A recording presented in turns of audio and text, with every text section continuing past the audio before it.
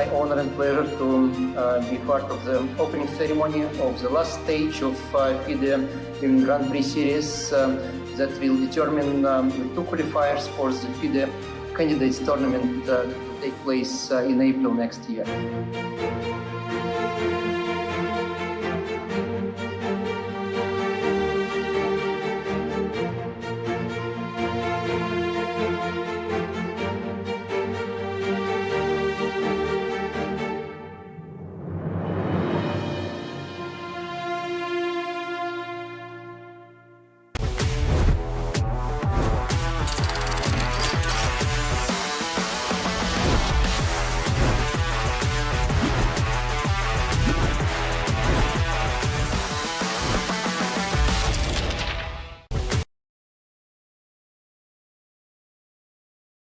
Grand Prix 2023 final leg. Here we are in Nicosia, the capital of the Cyprus. We're going to be your commentators of the event, Grandmaster Alik, Gershon, and myself, Woman Grandmaster Keti, Tsatsalashvili. Hi Keti, hi everybody. So today we have day 2 and the tournament is about to start. However, yesterday we had all the decisive results. We had 6 wins and 6 draws, 6 losses. I have to admit, yesterday I had hard time falling asleep and I woke up today at 3 a.m. because it was so exciting and I kept thinking about this day. Right. It's hard to expect better than that, but I think the first round told us a little bit what we are to expect from the rest of the tournament. Exactly. The first round has not disappointed us. The players are getting ready right now as the game will start any minute. Let's now take a look at the pairings for today and check out what we have on the board, and also meanwhile we can get into the playing venue and check out who are those first players who already arrived at the playing venue. And also like the players are going through some of the technical check-ins for anti-cheating, so yeah, we might see all of this, I think, soon. And we also have the first move. Is that? I believe it's the first move that Vishy is making. Okay. Oh, can we see that? We have here all the players. They already started. They have already started the games. Okay. That's right. So we also had today the ceremonial first move that happened. We will receive all the moves rather fast on the board, and we can go through the pairings for today, what we have, which of the matches are very exciting. All the matches are very exciting, but we have somehow connected dots here in this match. For instance, we can see here like Bibisara and Polina. Those 2 players, I think, are one of the youngest participants of the event. Absolutely, and they both lost yesterday, right? So it's sometimes it's very important. After you lose, you want to recoup the losses, and you want to regain your self-confidence. So it will be an important game. Will not end we see the exchange, the Queen's Gambit, the Carlsbad variation. We'll talk about it a bit later. And we have 2 of the leaders on the next board. Kateryna Lahno is playing black against Mamadzada Gunay. Both played very impressive games yesterday. Indeed. And it will be interesting. Okay, we see some Berlin. Maybe Kateryna wants to play it a little bit safe. Kateryna, we must say, she was the biggest winner yesterday, because not only did she win, but both her closest contestants, they both lost. So it's quite an important result for her yesterday. On the third board, we have Tan Zhongyi, who beat with black, who beat Alexandra Kostyniuk with black yesterday. She's playing Olivia Kiobasa. And Olivia, she got a little, yesterday she lost. As we remember, she got a little bit in time trouble in the opening. She mixed some things. It will be interesting how she holds with black pieces today. Also, we can see the Yeah. queen's gambit. That's right, this Alik. game. It's actually very interesting to me. Yesterday we saw Olivia being in a time scramble, and then on the other side of the board we have Tan Zhongyi, who is so fast player. I would really expect here another time pressure for Olivia in this game today. Could be, especially given that she is black. Absolutely. Yeah, I agree. I totally agree. Given that she's black, and Tan will probably try to put pressure because, as we know, in those closed round robin tournaments, those players, professional chess players, are like sharks. They smell blood and they try to hit you. They find the people who are in the worst form, and if you can have some indication, you know, the long thoughts and some inaccuracies. So maybe Tan will try to Get another push hard. point. Yes. Indeed. Yeah, that's right. And our viewers can see it's a second day in a row. Tan is represented in, I suppose, traditional dresses. It looks very beautiful, and it's also this kind of events are a very good chance to represent your country in a way. Absolutely. And this is indeed very nice. Another thing is that the players have dress code as well at this tournament. So even though it's very beautiful weather outside, 32 degrees Celsius, players still have to wear the dress code. This is the mandatory for this event. And yeah, besides fashion, fashion things, chess really has not disappointed us. Yesterday, let's see what's going to happen today.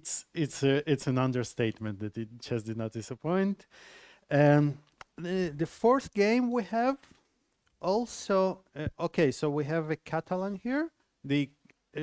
And the first game is Bella Khotenashvili against Alexandra. No, sorry, I jumped to Goryachkina against Zagnidze. Both Nana won yesterday, a beautiful game, which we should offer our apologies that we did not follow too closely, but she won a beautiful game yesterday. And Alexandra, she lost a painful game. That's right. She was indeed not happy, and it's not something that some blunder happened and you played some misses. Just plain outplayed, right? Yeah, that's right. She just got outplayed, which is such a big surprise for Alexandra. She is amazing chess player. We have seen how much she dominates on the board and how strong she is also in defense. And to be honest, I don't very often see Alexandra losing her games. Yeah. And I think it would be a safe bet to assume that she will try to strike back today.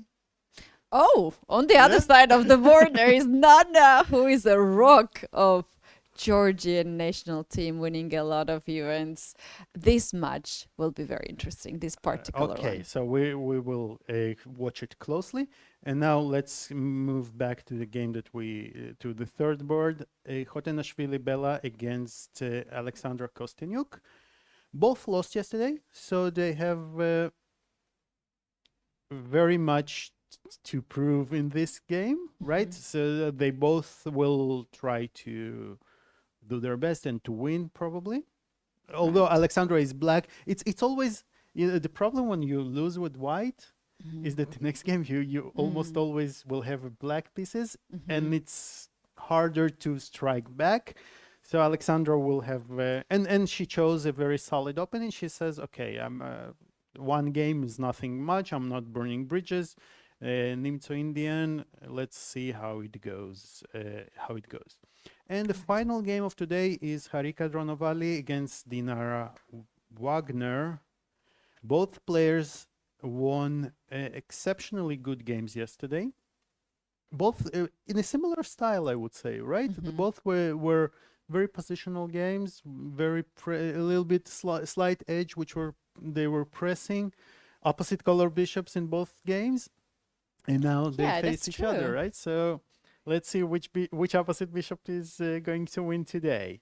That's right. They have made actually a little bit more moves. Maybe we can Let's show that on the board. So after d4, which we have on the board, black played e6. we're having some issues with the connection. Is this possible? Yeah. So e6 has been played after d4.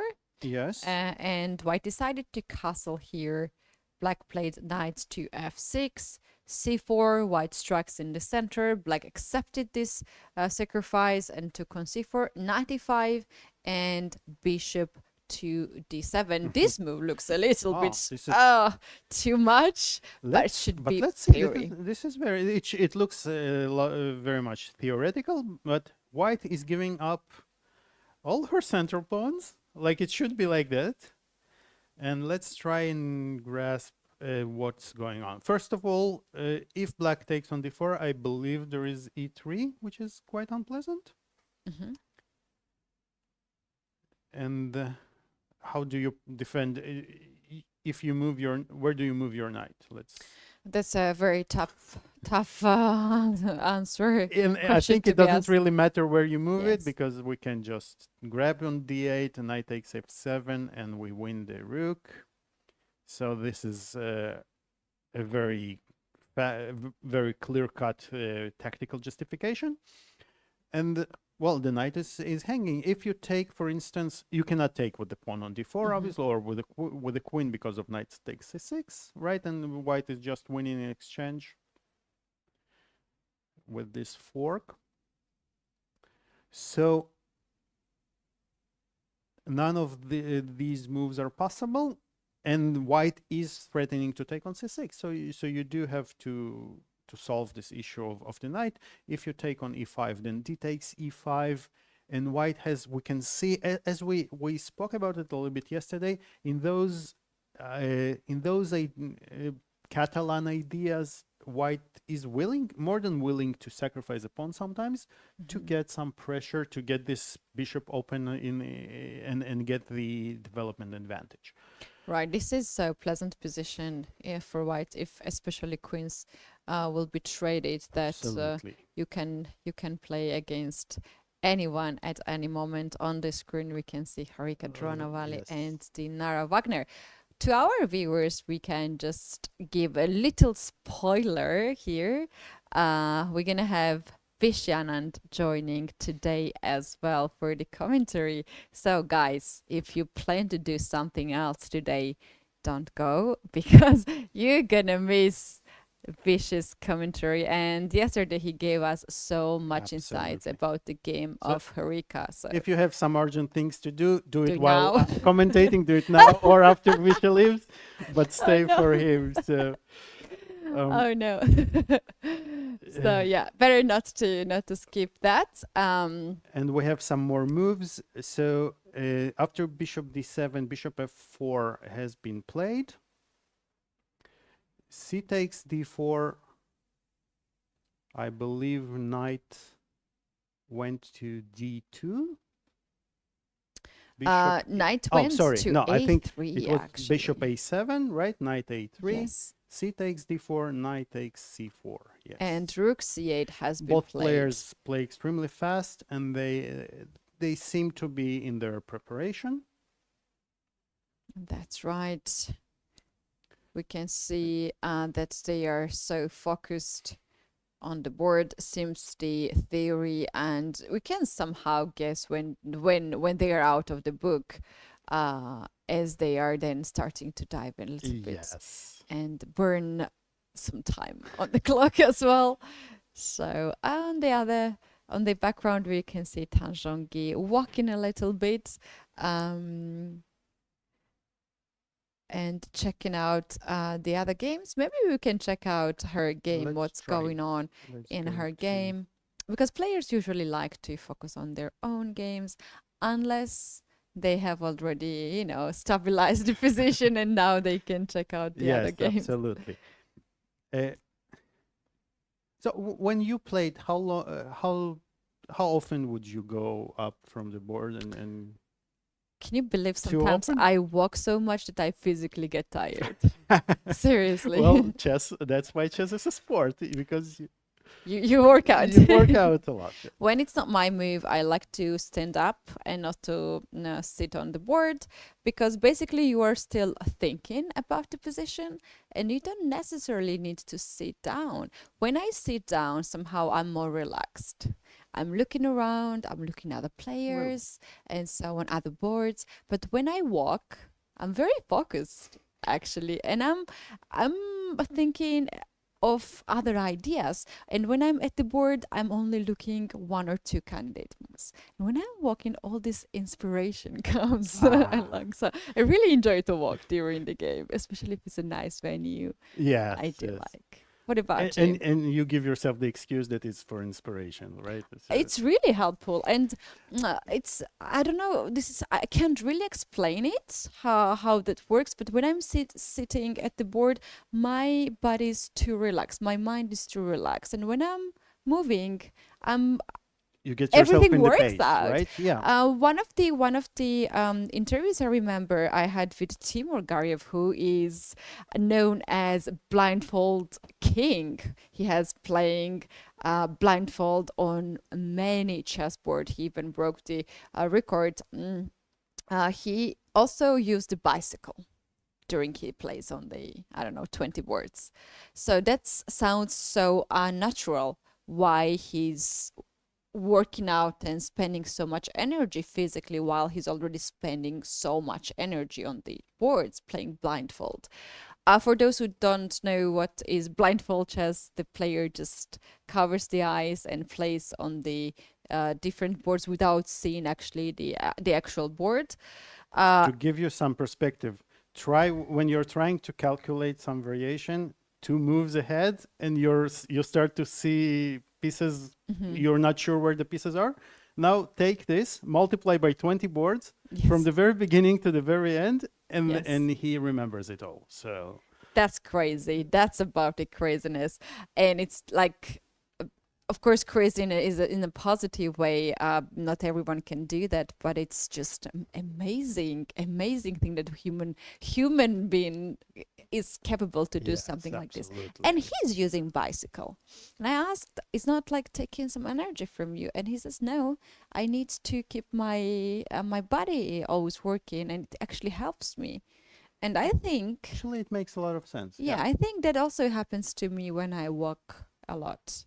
So, And we often, if you can see, often when people really tend to think better when they do some routine work that doesn't demand any brain power from them. So yeah, that's right. They have made couple more moves. I can see Tanjongi played bishop to d2. Today is something going yeah. on with the bishops. We apologize. We have some issues with the live transmission, so we will need to enter the moves manually. Yeah, I think knight d5 has been played by Knight Olivia takes here, d5, and Tanjongi bishop blitzed out d2 bishop was d2. played, yes. Okay, so this is the c5 is a very fashionable line nowadays for black to counter the queen's gambit defense, and honestly there is not much for white in the in this line.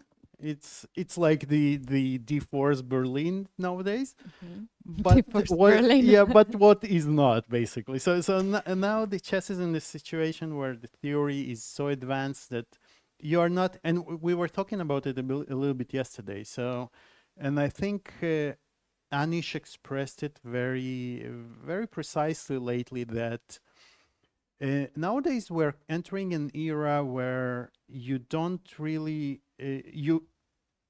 even the top players they don't expect to get like much better out of the opening. But they just want to get some game so they can and try to outplay the opponents a little bit later during the course of the game. So so we will have some long game ahead. White is planning this bishop d2 is not the most topical move. This whole line with knight f3 and bishop d2 allowing black to capture with the knight on d5. White is basically trying to get a little small edge, and in the meantime maybe to play g3, bishop g2 at some point, or play even e4. Depends on how black places her her pieces. So this will be interesting to see how Olivia can withhold this pressure. And we can see that she's probably a little bit out of her preparation. She got a little bit surprised by Tan, and she starts spending some time at Keti. So it might be an indication that. Yeah, that's true. Although when I'm looking to the previous games, it is Olivia who played c5 herself, and she was sort of ready to go there, and none of these moves. No, yes, but bishop d2. Bishop d2 is something. The knight takes. Yeah, the bishop d2. This line is not considered to be a topical line. So, and frankly, I think I even played one game recently like that myself. And not because I had something very special prepared, because I didn't know the theory well. Okay. So, and here, I think black has bishop c5 is the main move here. Asking some questions or where the bishop has where the knight goes, and then the bishop can go either to e7 or. So basically, black's only problem that she needs to solve is this bishop on c8. This is the problem of most of the openings. It's like you can name so many openings where this bishop on c8 is a big problem, and you cannot find any other piece on the chessboard that creates so much of the trouble. I don't know, guys. We call you guys for describe in one word this bishop c8. Of course, we are not asking for any vulgar words to be to be named, even though you might want to use it. But how would you describe this bishop on c8 that is always a huge problem for black to develop? It is. On the other hand, when you play e6, what do you expect? you single-handedly you close it. But this is why white is claiming to be a little bit better, because white has the luxury to develop her bishops, and black needs to solve some problems. Okay, shall we visit Alik, some other games? I would suggest you to go to Bella and Alexandra game, because this looks very, very tempting. I think another Catalan. Another Catalan. Yeah, we see many Catalans today, which well, it started from an Nimzo Indian, basically, actually, and it a little bit transposed into ideas of Catalan, but black is very fast to try to liquidate in the center. And look at this. Okay, so black sacrificed the pawn and played d4. So it's really a temporary sacrifice, because we want to recapture back what on c5. And the only way for white to keep the pawn, the extra pawn, so-called, would be to take on b4. But this is a serious improvement for black. If we take, because the rook on the a file is open for black, and this pawn is actually, it might look weak, because white can perhaps, but white doesn't have very good plans how she can attack the pawn, and black is the pawn is very easily protected by knight c6, following by queen a5, and then c5 pawn will be a problem, and black's position is very easily played, although, as you mentioned here as well, we have this issue with the bishop on c8, but the pawn will still, the way black played, the pawn can go to e5 at some point, and the bishop problem will be solved. So it looks like Alexandra and Bella is thinking. Well, actually, Bella spent so far less time than Alexandra, right? So That's we have actually true. so we have this on the board, right? So the bishop takes before really happened, right? A takes before, Right. And knight knight f2 knight d7. e5 and knight f2 d7. So knight e5 is a very natural move because we want to, if it was black move to play, for instance, we just make a careless castle, then black plays knight c6. It's a perfect place for the knight here, protecting both pawns, supporting e5, and this pawn on c5, although it's technically an extra pawn, but it will be very hard for white to keep it, because, for instance, if we tried, let's be greedy, right? Always. We're always greedy. So let's try to protect this pawn from b3, and black can develop some very natural moves like queen e7. And if we go and we are stubborn, we say, okay, so we managed to hold, to keep on to our pawn, and we even maybe attack on d4. But now after e5, black is, I think, black has full compensation, and again, pretty much we can win back this pawn whenever we want. So this is not the way for white to go, I think. And Bella thinks the same way. She played knight e5 and met almost immediately by knight fd7 by Alexandra. Looks like they are both pretty much in their book. That's right. Very often in Catalan system, black plays knight f2 d7, and for many of our viewers, that can be so unnatural to play with the knight backwards, with the knight which is already developed, the knight which is on the king side protecting the king, and the other knight on b8 has not played. Why black likes to play from f6 to d7? Well, I would say for two reasons. First of all, because often black cannot play with the other bishop for various reasons, because there are some pawns hanging on c6 sometimes, because there are some pressures, and but sometimes we want the knight to be able to go a different route, right? So in this position, as we said before, the most natural place for this knight would really be on c6. You right? called it. Alexandra played that. So she played knight f to d7, attacking the pawn on c5, challenging the knights, which is centralized on e5, and then she brings another knight on c6. Absolutely. So and another idea, as we see in the game, Bella played knight d3, which is also a very typical in all those positions. Knight e5, transferring the knight to d3 is a very common motif, because first we want to open the bishop, and second, the knight is very well placed here because it controls many important squares.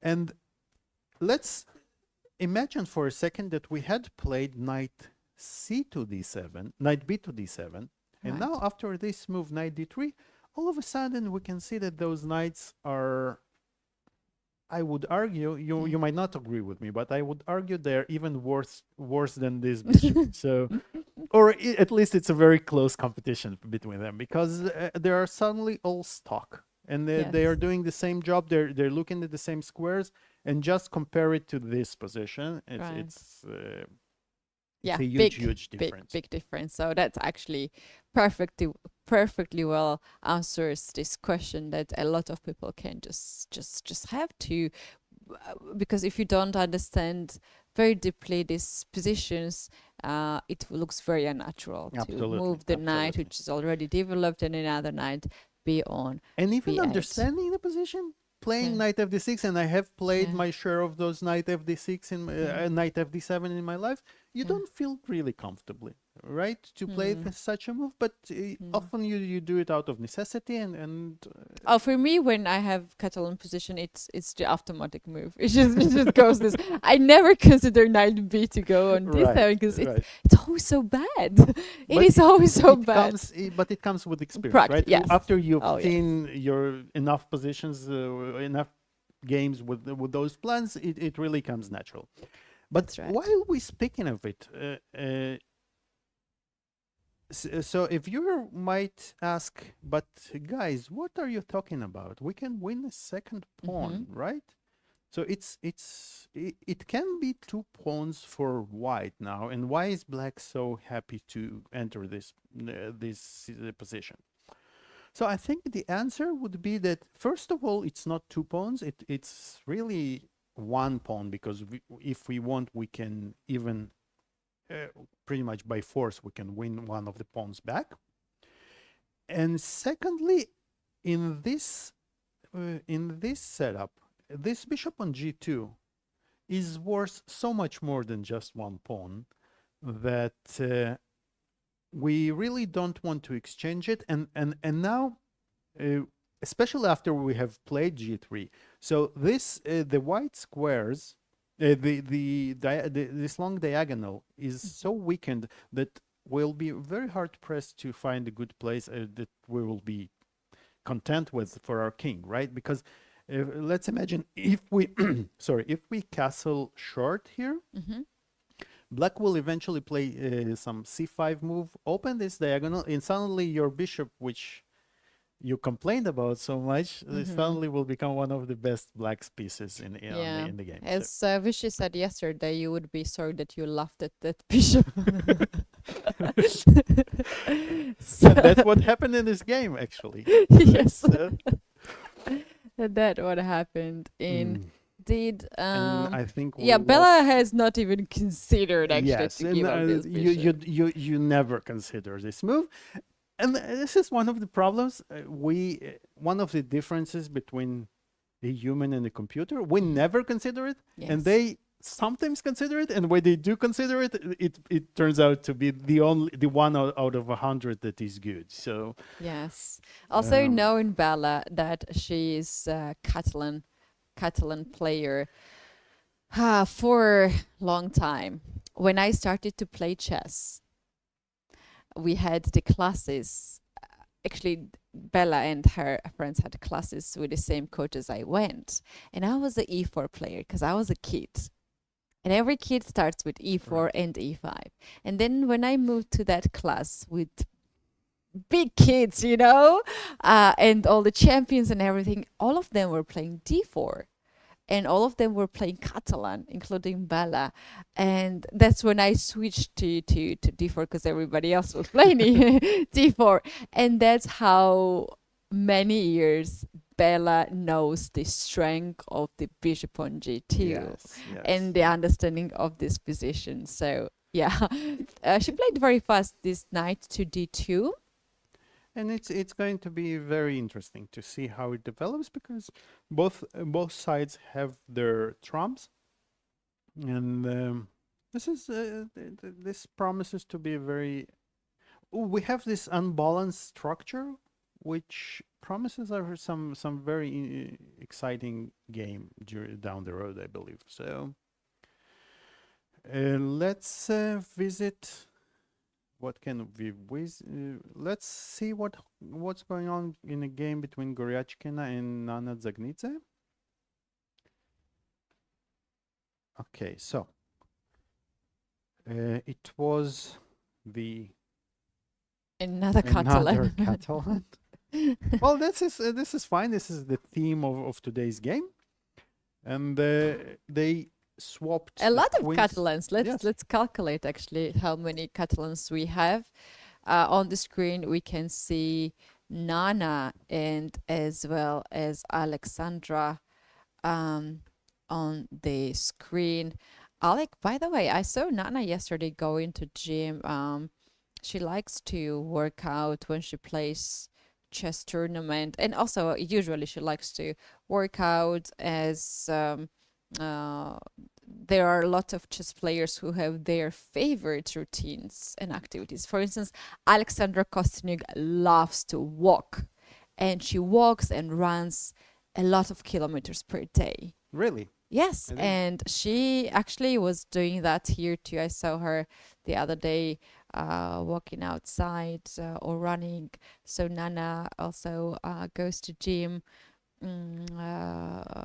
And at these tournaments, the players are having this possibility to use this gym or to use another facilities that the hotel has.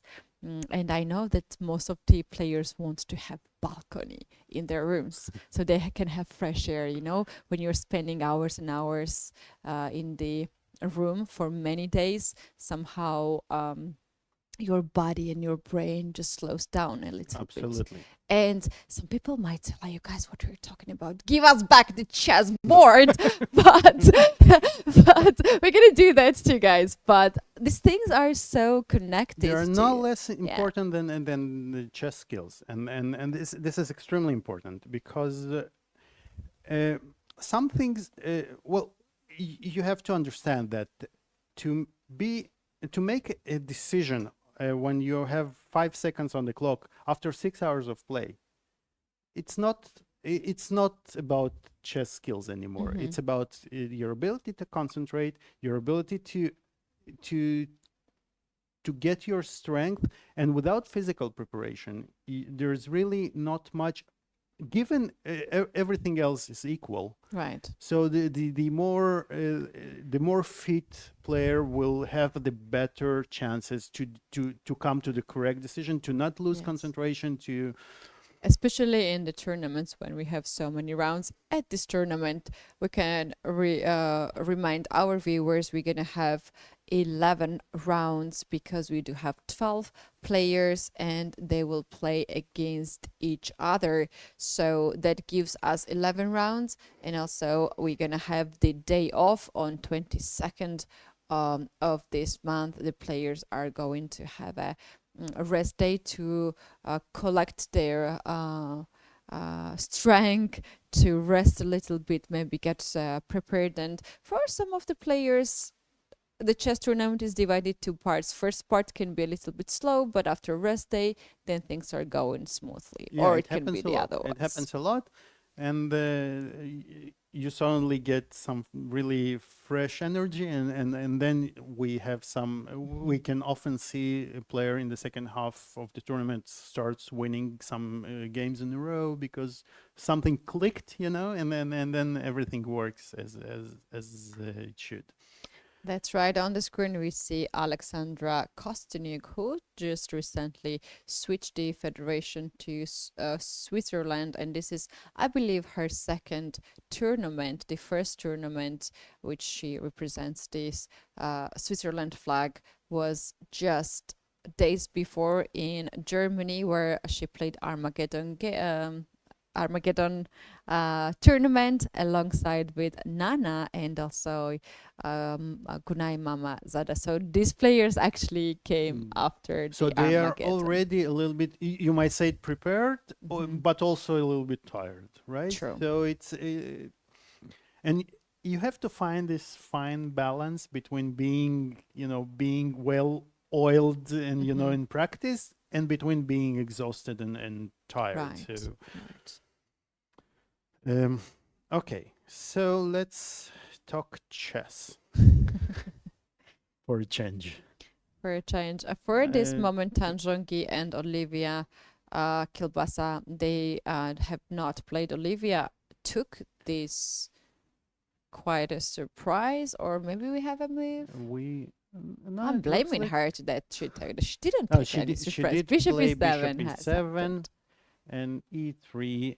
Tan is playing fast. She still knows what she's doing. E3, as we said, it's a normal move. She could have played G3 or put the bishop on G2, or she can develop the bishop to this diagonal. It will probably be to E2 or so, and then castle. Rook goes to C1. Some natural developing moves, and she wants to let.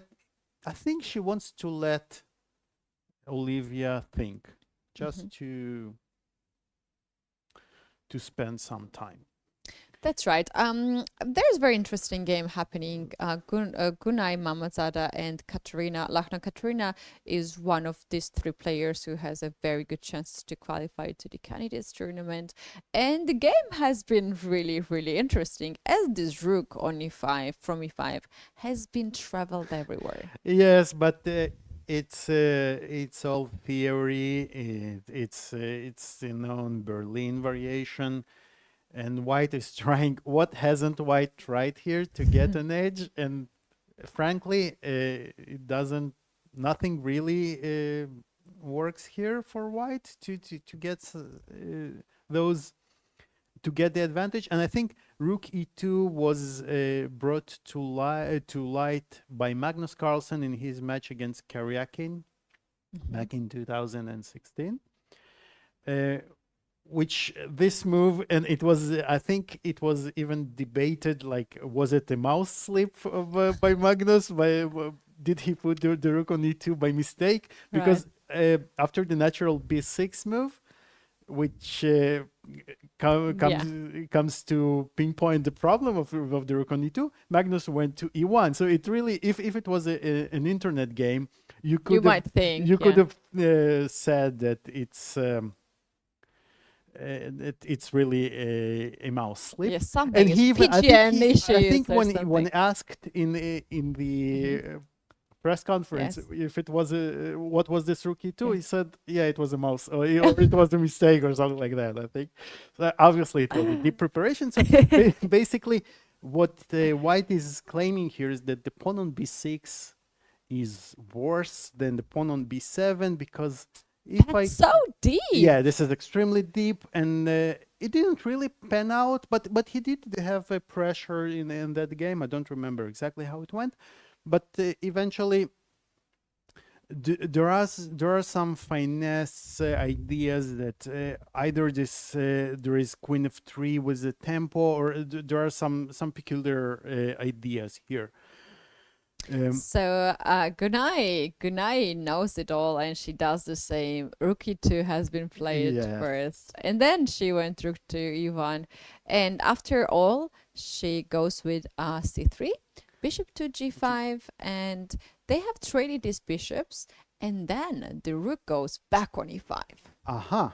Okay, so yeah, the rook, the traveler rook, and the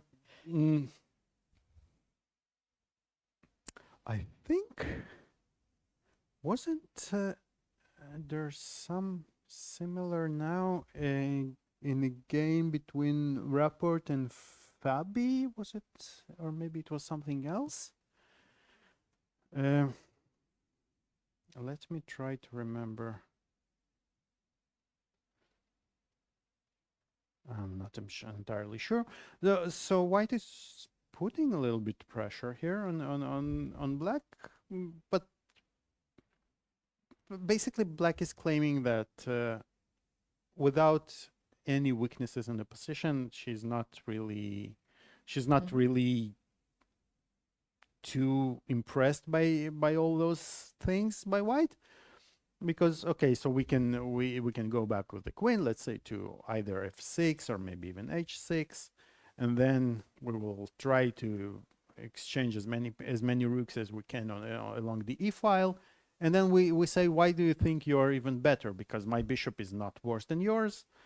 And so, yes, you do have some slight spatial advantage, but it's really negligible, unless of course white can really start pushing the pawns, and white will try to do that, to start either a4 or a5, or maybe c4 at some point, to block the bishop by playing d5. But these plans are very far away, and the black should normally have no problem to solve it. Right, I can see in database one game that has happened at Tata Steel, India, in the rapid game against Sergei Karyakin and Hikaru Nakamura. some years ago, where after bishop g5 here, Sergei Karjakin decided to play knight a3 and didn't trade the bishops right away. However, black took the bishop on c1, queen takes on c1, queen went on h4, and then we had knight to b5, and the game ended after knight trade, queen g4 attacking on g2, bishop went back on f1 and rook e8. The draw offer has happened here from Hikaru Nakamura, and the game ended quite peacefully. Yeah, and that's what we said. Nobody has weaknesses, and on the high levels, you don't. Well, sometimes Magnus likes to play even such positions. If he feels that he can squeeze out a game. Right. But it's that's the problem of those Berlin lines, because you have so little. You do have it, but first of all you have to know what to do with this slight advantage, and it doesn't really suit everybody's style. For instance, this Berlin became popular in Kramnik's Kramnik made it popular against Garry Kasparov, and even Kasparov, he couldn't really break through this Berlin because it simply doesn't fit his style too well. Right. So it's really not the best, not the happiest thing to see as a white player. And as you play e4, you're hoping to see a Sicilian. You're hoping to see some Rui Lopez, some interesting fights, and then you're getting hit on this wall, and there is a very interesting phenomenon that even some of the strongest players shared, that at some point you get tired of this Berlin and you say, okay, so I've played a few games and I managed to score some wins in it, but now I want to really, really study. And I analyze 1,000 hours of this game. Right. But after 1,000 hours of analysis, suddenly my results are even worse than they were before I started analyzing. So, right. And although I think I feel the position much better, but it's so tricky to get an advantage here. Right. We have players very close right now. Close up of the players. We know so much about Kateryna Lachno because she has been as a top women player for years and years. Her current rating is 2558 and is ranked 5 in the world. She earned the Women Grandmaster title at the age of 12. Which and I think she was the youngest, or maybe even still is the youngest, right, to achieve this title. That's right, and she has been considered as the chess prodigy, as she has won all those competitions rather in the early age. Also, she is the Women European Champion, Team Champion, and World Team Champion as well, alongside with her team. And one of those events that all of us remember her was from the World Rapid and Blitz, when she won this title of the World Champion. So quite title player. And on the other side of the board and now on the screen we have Gunay Mamazada, also quite known personality in the chess world. She's only 22 years old, but has been played in the top events for many years. She is from Baku, Azerbaijan, and she became the international master in 2018 and women grandmaster in 2014, as I believe she also has the grandmaster title that she earned several years ago. And also, of course, she has a lot of achievements at the youth tournaments, has won a lot of youth championships, for instance under 10 European champion. She is an under 14 European champion, and there are a lot of titles that she can be very, very proud of. Yes, and she's a rising star, right? So it's a little bit the clash of generations, you might say, right? True. So it will be interesting to see how it goes, and for her, I think this is a very important experience, such tournaments, to play against the world's top players and to see how you really do against them. And well, the first round she was quite confident. And by Yeah. the way, if you remember, I checked myself when we said that when she went into this endgame and she exchanged the pieces yesterday, the queens yesterday, Yes. and I was critical about it, so it's my time to apologize. This because there was very concrete line which if black played queen h5 in this position, white had a perpetual check almost by force. Wow. So she She did probably saw that. spot it and avoided it. So yes. Okay, that's good to know. And That's I good also to know. heard her in the interview saying that after she exchanged the queens, she was confident that she will bring Win. the victory home. Okay. So Okay. Yeah, we misread her impressions, I think, from that game. Shall we take a look what's going in the game of Bibi Sarasulbaeva and Polina yes, Shirvaleva? yes. Okay, so they started with a c4 transposed to the Carlsbad variation. And this is a very typical Carlsbad, although bishop g4 is not the main line here, but playable.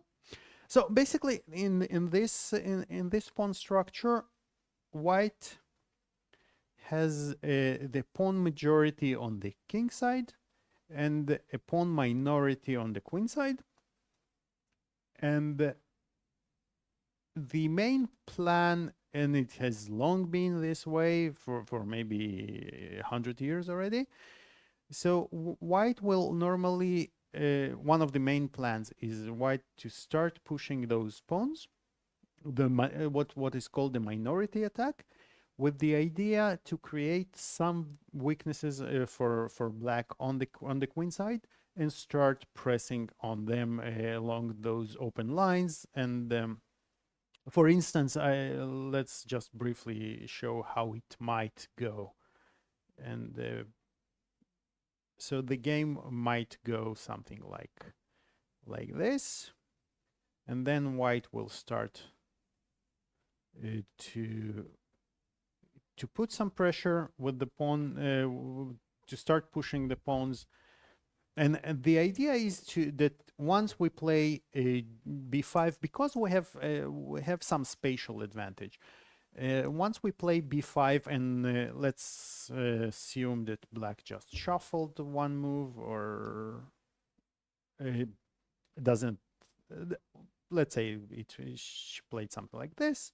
So white wants to eventually get something like to take on c6, to get some files open. The knight will go to c5. We will put our pieces on the c file, and although it's only one weakness, but we can really, it's a very safe small advantage for white, and which white hopes to push for many moves.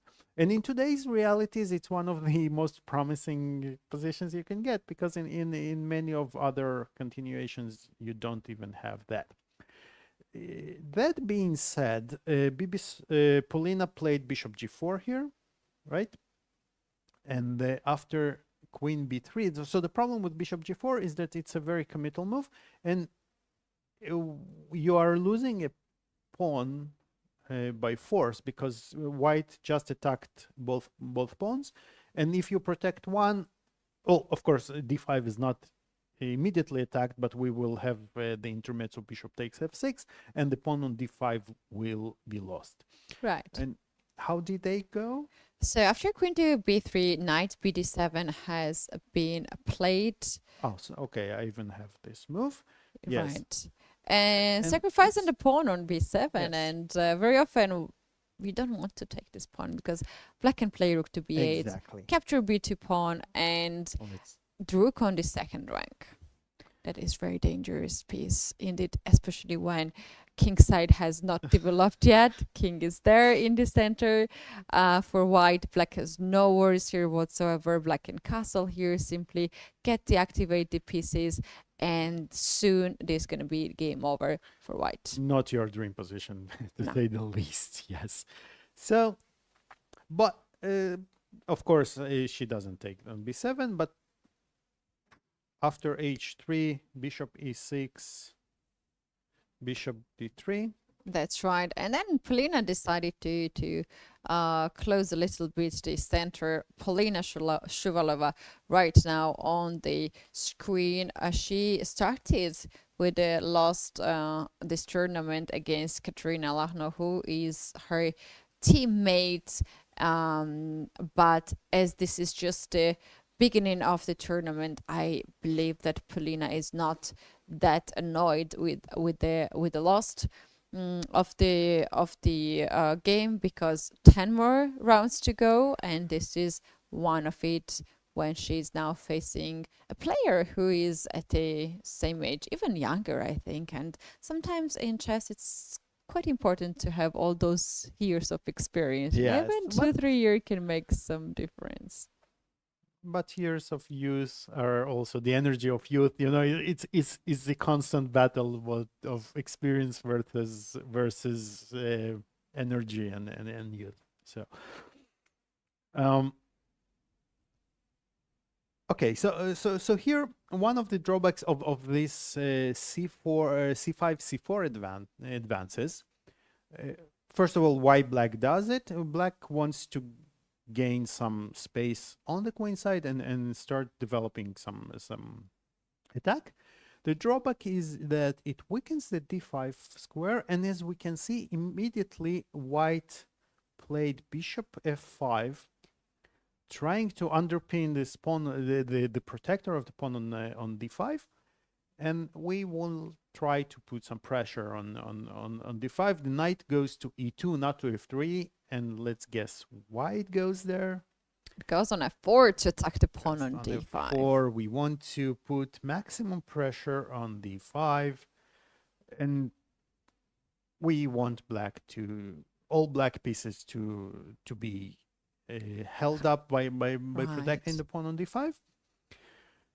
And then we will see what happens with white. We can either push maybe on the king side, or try to play at some point maybe b3 and or break in the center with e4, or a combination of all those variations. So it will be interesting to see how both players navigate this position.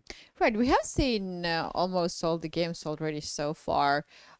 Should we expect something like yesterday, a lot of decisive results, or today we have a little bit more or less balanced position and more? Well, more I will say this: we will probably have less decisive games than yesterday, not more than yesterday for sure. Yes. And by the looks of it, it looks like we shouldn't expect too much. Right. Too much from That much of the decisive results. so many decisive games, but they you know, and as a chess player, there are some draws that you're even more happy with them than some of the wins, because if you played a fantastic, interesting game, it may be a positional game, it may be a sharp tactical game, but some of those games, even, you know what, I've had a few losses even in my career that I said, wow, I enjoyed this game, you know, because I played well. My opponent played better. It's okay. It happens. Now it happens more and more that my opponents play better. But I understand when that. you play a good game, you're happy with yourself. It's a good feeling sometimes. I understand So- that 100%. And there are some wins that, you know, you win because your opponent blundered and you were playing badly. But Always welcome that part too. true. parts point of view, obviously you're always happy to win, but sometimes you're not entirely satisfied with this. So.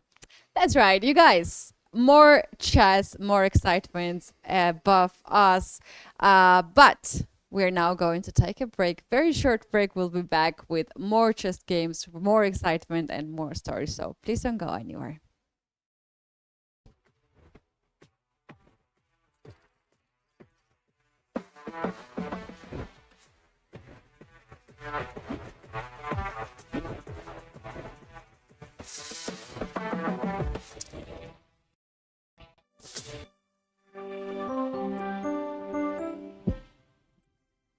So I'm joined by Harika here in the press center. Harika, first of all, congratulations on a very nice game against Bivisara Asaobayeva.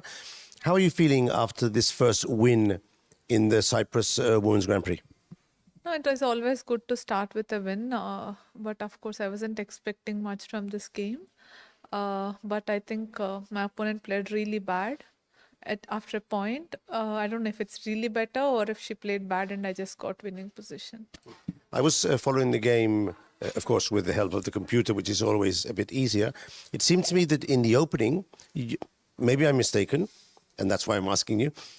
It seemed to me that you chose something a bit different to get out of theory as soon as possible. Would that be a correct assessment? Yeah, I just played some normal offbeat position and it's nothing special. So I was just playing move to move and I thought like it's just fine for black too, but I was just playing cautiously and at some point I think she just started playing really bad chess. You exchanged your bishop for the knight on c6 to sort of unbalance the position, trying to go into an ending. I think it was equal, but then she made a weird decision, exchanging her bishop for your... what did you think of that move? If I don't take bishop into c6, then it's easy play for black, let's say f5 and e4, like nothing special. So this is very typical in these kind of positions to take bishop into c6 and play on the double pawn and like see how it goes. But bishop into c3, I was taken aback. I thought maybe something I missed or I didn't know what it is. But then after that, it got easier for me to play. From there, I didn't have any trouble to make moves. It was just easy flow. Well, if I can say so, from then onwards, of course, you still had to play precise moves, but it seems to me like a sort of textbook example of how to take advantage of space, better pawn structure, and better piece placement. Would you agree on that assessment? Yeah, definitely. Because I know that there are double pawns, but it's all opposite color bishop. You never know. But okay, we have knights. And I was just playing some simple moves, trying to restrict the knight. And whenever possible to convert into bishop versus knight because her bishop was bad. But somehow I think it got easier for me. I think the moves also made it easier for me to make it. It didn't take much effort from there. Thanks for coming to the interview.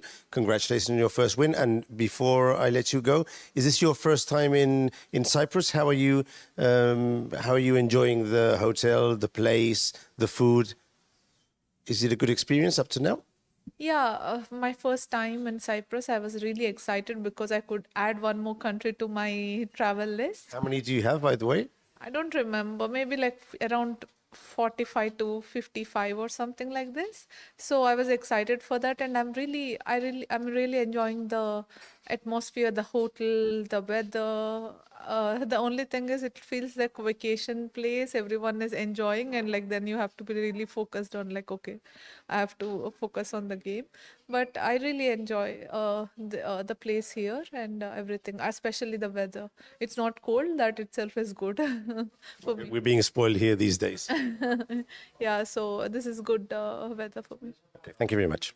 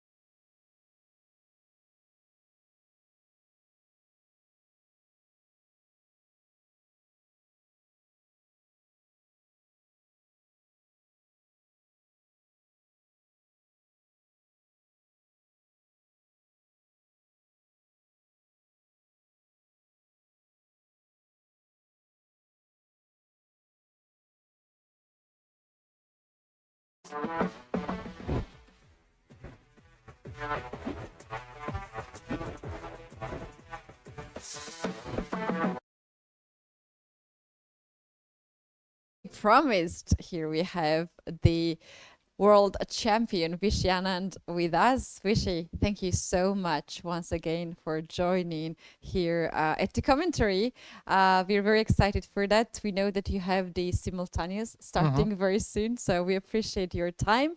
Let's go through very quickly to each of these games and choose some of our favorites, which will be more sharp game, and we can also see how many decisive results today can bring to us.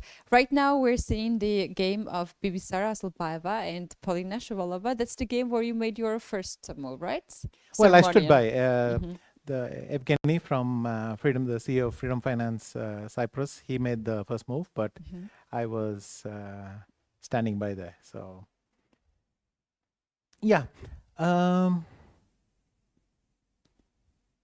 I would normally say that white has a big positional threat, which is to win on d5. So let's say I go queen f3. Sorry. Let's say I go queen f3. I'm not threatening to capture on d5 yet because there is still an X-ray between this. But black is under some pressure how to defend this pawn. For instance, if black does this, then I do this. And knight f4, and I'm just winning a pawn. So a little bit awkward for black there. She has gone g6. Yes. G6 is the move, attacking the queen, yes. Then I was actually thinking about queen f4. Then I realized that black can simply move the king. Because if you play g5, then I can do this. Go here, or go here with check, and then play g4, h4, g5. Let's say I do this and then I push these pawns. I might win one more pawn. Then it's a lot, but it's not a threat.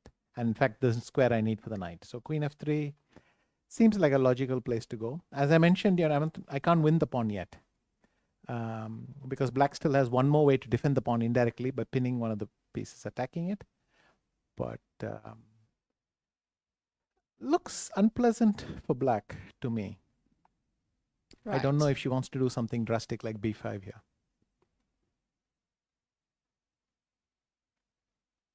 And this pawn is not hanging because? Well, if you do that, then the hope is some sort of rook b8 takes b2. Okay. And kick this pawn on b2, and then you have an active rook quite deep in white territory. So b5 could be interesting. Of course, I don't know what happens if I play a3. Right. Are you really going to play a5 as well?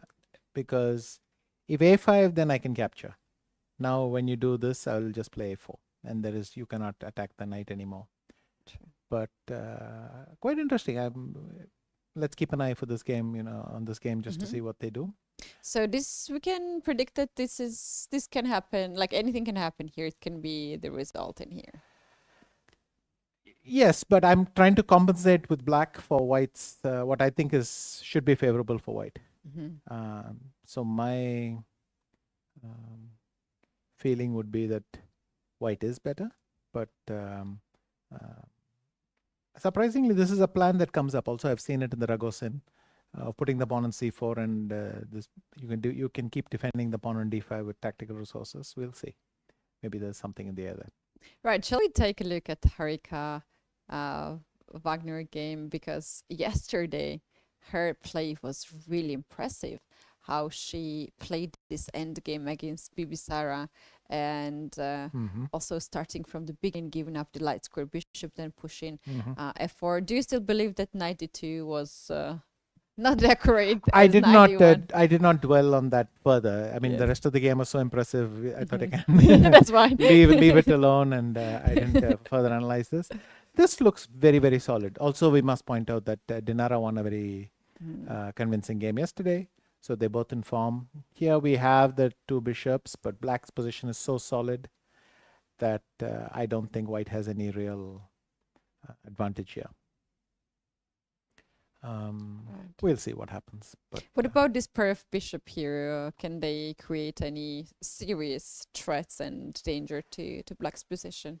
it's if you exchange a pair of bishops and a pair of rooks and the queens, and if the white rook gets in, and that's a lot of ifs, then it might be something. But these positions are very solid because white controls the diagonal, but these are just a lot of empty squares.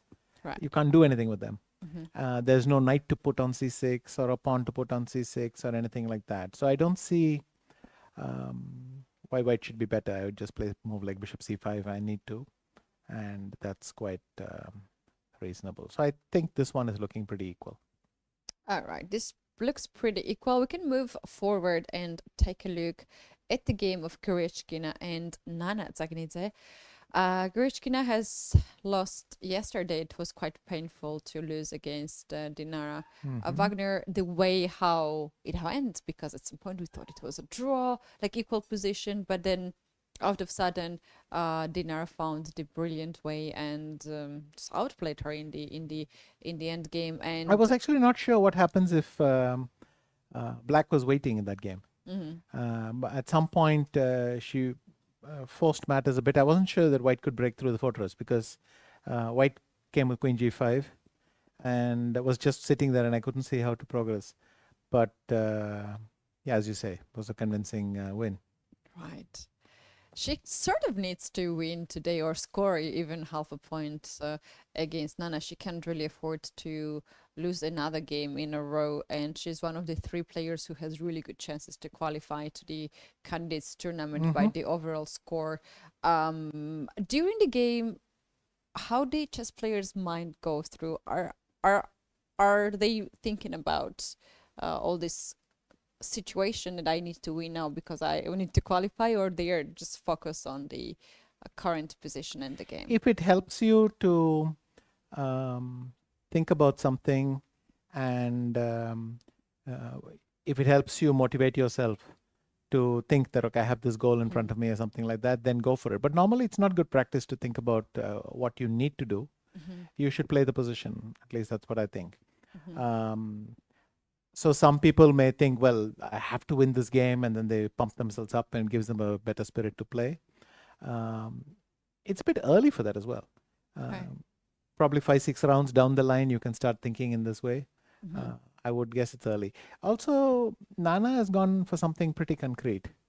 After knight c4, she's gone bishop d7, rook b1, bishop b5. It used to be that they would just play b6 and bishop a6, yeah? Right.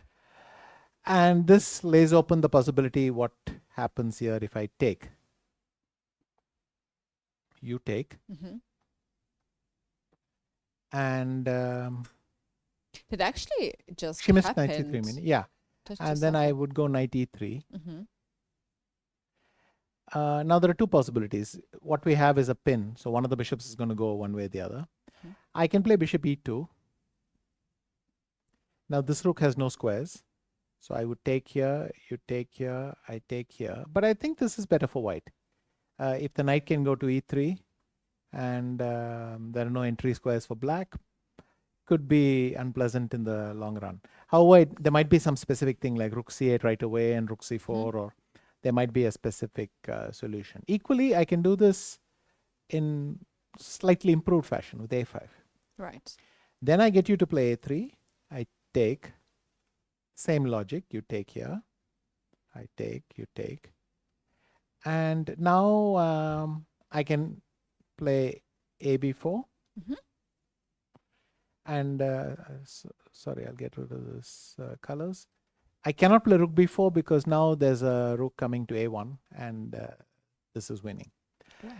But this pawn isn't going anywhere, so white can recover it 1 or 2 moves later. White can play, for instance, knight e3, and this pawn isn't going to be able to save itself. Equally, white could play bishop d2. Once again, the pawn isn't going to be able to save itself, so I can capture it. And then white has 2 weaknesses to play against, and the pair of things. I'm not completely convinced, but it could well be some sort of computer solution where there's a long forcing line. But I Vishy, don't in know. that position, after a3 and a5 being included, shall black consider to push the pawn forward and play a4 and to create this pass pawn? That is true. So let's have a look. You can play a4. But if I go knight e3, what I'm claiming is that your rook has no entry square. So let's say you play rook fc8. I go bishop d2. You've noticed that this square is gone, the square is gone. Sorry, I'll do the squares again. There are no entry squares. All these squares are covered. So you continue to push your pawn. Right. Now I come here. You push your pawn further, I go here. And now you bring your rook somewhere active. Here. Whereupon I can bring my king out. I don't know if this could be a plan. My feeling is black will be able to double and then bring this rook like this and activate it a bit here. But there might be a way to get this more precisely. Instead of knight e3, I might be able to play bishop a3. To stop this pawn here? Yes. But again, rook c8, I have difficulty controlling. There are too many squares now. I cannot control all of them with the knight. I can do this, whereupon you would do that. Right. And once again, I'm not controlling all the entry squares. Your rook has gotten in, it'll sit on b3. That's different. So maybe this is a very specific solution, like I said. And off the top of my head, it seems to me that black could be okay. Probably a4 is the right continuation, but... yeah, it's interesting that after e takes d5, that has Let's just see happened. that there is no other move. But the problem is there is no other way to... because you move your knight any other square other than e3, then when I capture on e2, your rook will not be defended. So that's the problem. You have to go to that one square. All right. In this move, rook to b4, it's just the draw offer, right? When you capture this. I would guess so. I take here. If you take on b7, I just take on a2 and then I push my a pawn. I can even take on e2 and it's symmetrical. And if you don't take, I play b5, a5. In fact, the only person who's better is black. So I think that is not an option. Interesting that after rook b1, she did not try knight c3. Maybe there was some tactic like bishop d2. Because now there is no way out for the knight. But still there is some rook fc8, rook a8. It's a little bit messy, but it could also be that rook takes b4 and rook takes b7. Somehow good, I don't know. But black also has counterplay. So I guess she knows what she's doing, is my assumption from that. Yeah. But, She usually likes, Nana usually likes to have specific solutions, yeah. Yeah, to have complicated positions because she's really strong in calculation and in tactics. But the moves she's making, she's certain about that moves. Sure. Let's have a look at Bella Kateryna against Alexandra Kostenyuk. That's right. Both of them lost yesterday the games, and today must be not so easy for them. They're both gone, I think, from the board. We don't see none of the players, and it is Alexandra's time that is running as her queen on c5 is hanging. I think black will have to play queen e7. And then white has a choice whether white is going to play c5 and try to keep some squares, queen c4 maybe, slowly play a3 or something like that. Or are you really going to take the pawn? You can take the pawn because afterwards even the remaining pawns are sort of weak. But on the other hand, you're giving the bishop, which is could be something. I feel that white is probably better here with this extra pawn. It's a pleasant position. Once again, I can do my favorite knight c1 d3 and play b3 and then bring the queen to e3. So something like this, let's say. But Vishy, I just realized that it is Bella's move, as the queen has moved already from c5 and but it's gone to b6. b6, yeah. Okay, that explains why she will not do this. She's gone to b6. And the next question is if after c5, what you're going to play. So I suppose queen can go on c7.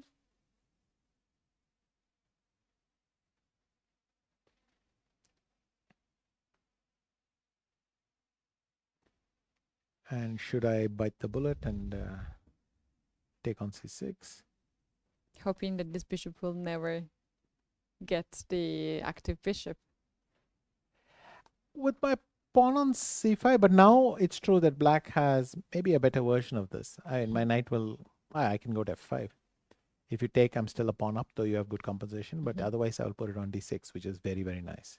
True. And otherwise here, it might be worth doing, but people don't make these bishop takes c6 moves lightly. Afterwards, if it turns out black has compensation, everybody will laugh at you. So, you know, you're a little bit embarrassed to play this move, but it is possible, I think. Yeah, that's interesting. What decision will she make? But for now, she has to push the pawn c5. If not c5, is there any alternative for white after queen b6? What else can you do?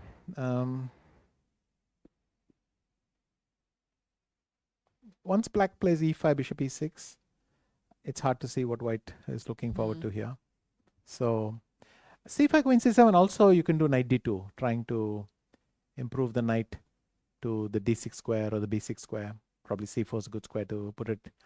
And but you know, it goes to d6 but doesn't attack anything in particular. It might well be that again black is okay. That's right. Shall we take a look at the other game? And that can be Tanjongi against Kielbasa Olivia. Here, this game is going a little bit slow. I was wondering because I thought it came from a Nimzo, and instead of playing e takes d4 in the Nimzo, that she had captured with the knight. So I was wondering if that's a new idea, but in fact, here that you cannot capture with a pawn. So I think the rule is out. The next question was queen take d4, e d5, but those lines these days work quite well. And we know the modern tendency to just play something slightly newish and then try to get a game. And that's what they're doing. Knight b4. It looks like black is equalized fairly comfortably. True. But if you go bishop e2, I can develop, or I can even do capture. Knight c6. You play a3, I go knight d5, and how are you going to defend this pawn? It might well be that I'm just equal here. Right. When there are no pawns in the center, it's like quite hard to. It's very symmetrical, any, isn't it? I mean, also you could do a move like this. And if I capture, you capture. And again, why is white better? You'll have to play knight e4, bishop f3, and hopefully get something out. The only thing you can say is white's bishop is slightly better developed, but is it much better on d2 than on c1? It's hard to say that it's so far. So that looks fairly solidish. And then the last game was... Okay, so here we have the legendary Berlin defense, and white is playing queen a4. Looks too symmetrical to bother, but I think if you go bishop c6, I could take, and if you capture, what are you going to do? If you capture here, I will counterattack like this, and I'll clean up all these pawns. So that's too messy. And after bishop c6, I don't know what she's planning to do. Just come back, queen b3 maybe. These positions aren't zero, but I don't believe that they should present any undue problems. Right. So what we have seen so far, we can maybe predict that 50% of the games can Today, be decisive. I would be very surprised if we got 6 decisive games. I'd be pretty amazed if we got 4 decisive games, but today looks like a more solid day in general. True. Okay, I have to go for my simul, unfortunately, but yes, thank you so much for coming here and Thank you. joining. Good luck at the simultaneous. Remember at the interview in Astana when I interviewed you at the opening ceremony and told you good luck at the commentary, and you said, do I need luck at the commentary? And Yes, I said like, yeah, for interesting games. Well, good luck today, you need to have interesting opponents and the games indeed, as it's going to be 10 boards, I suppose. No, 15 and 15. some more if depending on how it goes, but 15 at least. So, and yeah. Yeah, and have fun, of course. Sure. Thanks. Thank you very much. Vishy Anand with us. You guys, we're going to take a very short break and we'll be back with more chess.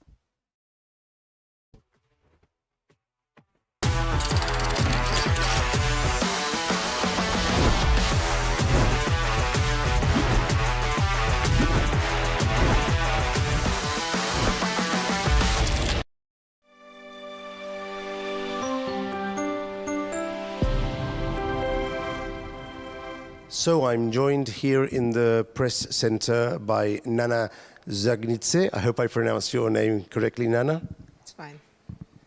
You won your game today. You had to play against your teammate, Bela Kotinashvili, and you won a very powerful game. First of all, how do you feel generally when you have to play these high-level games against your teammates and friends from the Olympic team? Yeah, generally I really don't like to play against my teammates, against Georgian girls. It's really not that much comfortable to play against them for me. Yeah. Do you think your opponents have the same impression, or do you think it's easier for them? I don't think for them it's easier too. So, yeah, but what to do? Yeah, we're chess players, so time to time we have to play against each other. It's part of the job, so we have to deal with it. So today she went for the King's Indian. It seemed to me, maybe I'm mistaken, but it seemed to me that in the opening she might have caught you off balance, and her position was interesting after the opening. Yeah, absolutely. Position was quite interesting with the double-edged, I would say. And it wasn't easy for me to find a plan how to proceed, because it was kind of both of us had some chances, you know, and especially in time trouble, it was, I think, very difficult to play such kind of positions when you are low on time, because these 4 bishops on the board and the position is open. So yeah. I was looking at the position in the press room, and it seemed to me very, very complicated. But there was one moment I wanted to ask you about, just in case you had spotted. There was a suggestion by the computer, of course, instead of playing 20 knight c4, to go knight c6, with the idea that if the knight is captured, there is some rook takes c5. A very strange idea. I wonder if you noticed it. Instead of which move? C4? Instead of knight to c4, to go knight to c6. I didn't notice it. It was a very weird move. I was wondering if you noticed it. No, I didn't. But it was a very tactical position. At what point did you think, okay, this game is coming my way? Maybe when you captured the pawn on d3? Yeah, I mean, there was this pin on c-file, and when she played d3, I think this was decisive mistake, because after that I have knight e3, I'm threatening bishop, and already I think white has a big advantage there. Your pieces started to coordinate very well. A very good performance. I enjoyed the game quite a lot. And as in Munich, you also had quite a strong start, if I remember rightly. Good luck for your next tournament. Thank you.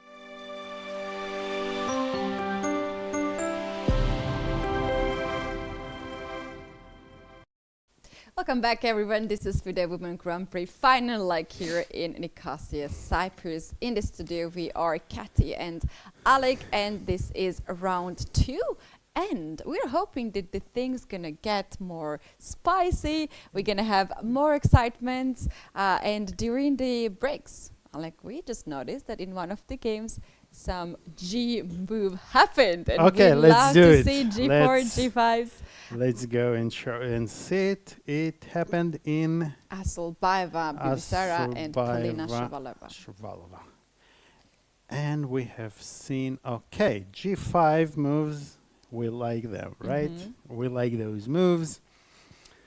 By the way, while you were doing serious stuff with with Vishy here, I tried to get a guess from ChatGPT on how many decisive games we'll have today. Okay. It would not give me any estimate. Okay. It kept telling me that I'm I'm AI, I'm not good, I cannot predict stuff. But eventually I got from him that he thinks, or it thinks, I don't know, that we should have between 2.4 to 2.7 decisive games based on statistical analysis. So let's see if that's 2 or 3. 2 or 3 games decisive. So, and after G5, well, again, G5 from pure aesthetical point of view, I would really be worried to make such a move, because you know, I've once heard, I'm not sure if it's true, but somebody once said that pawns cannot go back. And I'm not entirely sure it's true, but I think it still holds. And once you play a move like g5, Okay. this don't go back. this f5 square can never be unweakened. And on top of that, it's not only the pawn of which can control, but black doesn't have light square bishop, and that makes it Absolutely. look even weaker. Exactly. So if there was a bishop on, for instance, if it was on e6 or g6, I would feel much more comfortable. But again, maybe there is something concrete, and I'm sure Baby Sarah and Polina Shuvalova knows very well that you don't just play such moves. And on the other hand, she might have been solving some concrete ideas, because, for instance, had she played queen e6, what she did in the game, without g5, then she's simply losing a pawn, and you know, a pawn is a pawn. Yeah, in this position, it is very surprising that this pawn on d5 is such a big weakness for black, that you have to play moves like g5 to avoid Yes. knight f4 to have more and more pressure. Because from this perspective, if we don't know the pieces here, like where the knights are, the queen, you can't really point it out that d5 is the weakness, because it's blocked by white's pawn, and it's not attacked by the rook. So some of our viewers might not even understand why this pawn is such a big deal. Yes. There's no rook which can access. You're absolutely right, and yet it is a big deal, and it is a weak pawn because of two factors. First of all, it cannot be protected by a pawn, and again, we come back to this concept that once a pawn went to c4, it cannot come back to c6. And if you remember, we were talking about the ideas of white's pawn minority attack. And one of the ideas is basically when we played, if you remember, the black pawn was here on c6. No, it was not in this game, but it's very similar also in this game. So had the pawn been on c6, and once we push b4 and b5, we actually encourage black to take on b5 with exactly the same idea. We want to weaken this pawn on d5, although it's not on an open rank, as you mentioned. It's not on and the d file is closed. But we have very convenient ways to put a lot of pressure on this pawn. And since you have no bishop, no light square bishop, and no pawn to protect it, you will have to make some awkward adjustments in order to protect the pawn. So you either have to move the queen and the knights here, but then what do you do with this other knight? Or you need to tie a rook, a whole rook to protecting this pawn. So Polina decides to solve this problem of g5, the concrete problem of g5, but she creates herself some really long-term headache in the face of this f5 weakness. And also this pawn always will give, not now, but it might give down the road some ideas to push h4 and weaken the king even further. You know what I'm thinking, it's a Alik? committal. Maybe if you play already g5, you can't take this pawn back. We already agreed on that. That we established, yes.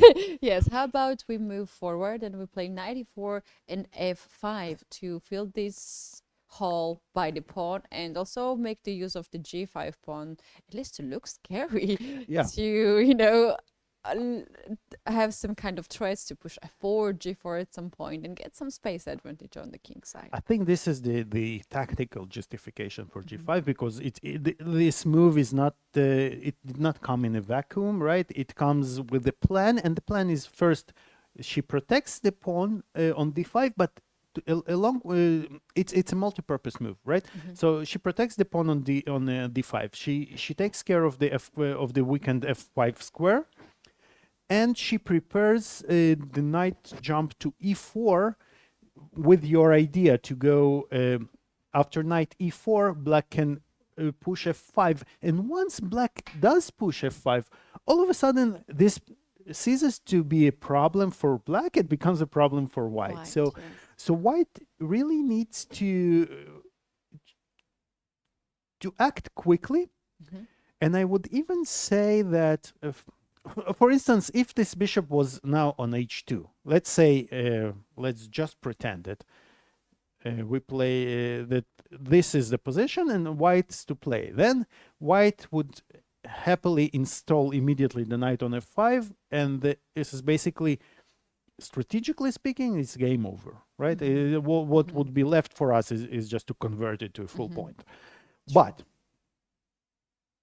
as they say, there's always a but, and you have to, if you play bishop h2 here, then a knight e4 Stops knight g3 first of all, and then also yes, sort of it does looking for start, f5. and even if first of all, as you're correct, we can always take on g3, or we can even now play f5, and we ask, are you sure you're happy with those pieces, you know, and then f4 might be coming soon. So there is perhaps a very, very concrete justification, but I would really try to find a good move with white. And I will tell you this. I would even consider a move like bishop e5. All right. So to even sacrifice a pawn just to get my knight quickly to f5. And I like think, this idea. and I think Looks it's really worth the pawn to have this knight on f5, because then I can put immense pressure on the whole black's position on the king side and in the center, and those pawns, they are really blocked, and then there's nothing really going on for them except for being very nice targets for white pieces. Unfortunately, or fortunately, we should say, chess is not checkers. You're not obliged to take everything you're giving. So, but the idea of bishop e5 is actually that we stop queen knight e4, because now the e4, we block the queen from protecting the e4 square. So this is now an option for white, because after f6 we have this very important check. That's very important to have this check, right? Which, and again, thanks to the weakening of the king. By the way, coming back to those g4 moves, you remember we said yesterday in Alexandra Kostyniuk's game, she played g4, and we said that when you win, you can justify any move. Perfect move. That's why you win this. But then game. when you lose, and she lost in big part because of this weakened king side. So oh yeah, and then somehow Black's king got so active and started to terrorize those pawns on the king Absolutely, side. That was yes. amazing games. You guys, if you missed yesterday's game, Alexandra Kostyniuk, Tanjongi played an amazing game. It is a true masterpiece of how you can use the king in the end game, where still the queen is on the board. So we really recommend you to watch the game. You guys can see the commentaries on FIDE YouTube channel and as well as Twitch channel. We do have a 50 minutes delay due to the safety reasons of the tournament, as these days it is quite challenging to have some proper measurements to keep chess game fair game, and here we have a lot of new measurements at this tournament. We're talking about the backs as well, and one of those things help players actually to feel very safe. Right now, Bella Hotenashvili on the screen. Actually, Alec, we do have fires on the board, on both Georgian players' board. We're going to take a close look at that. Tsatsalashvili is playing against Alexandra Kostyuk, and we were talking here with Vishy, should take the knight on c6 or not, and she decided to take at this position. Earlier we were also talking about this, and we were not sure Yes. if it was correct move or not, but now she made this decision. She's going now for a pawn, and her knight is already on f5. That's exactly where we stopped with Vishy here. And he said that if you take on f5, yeah, you will have some Extra. black will have compensation for the pawn.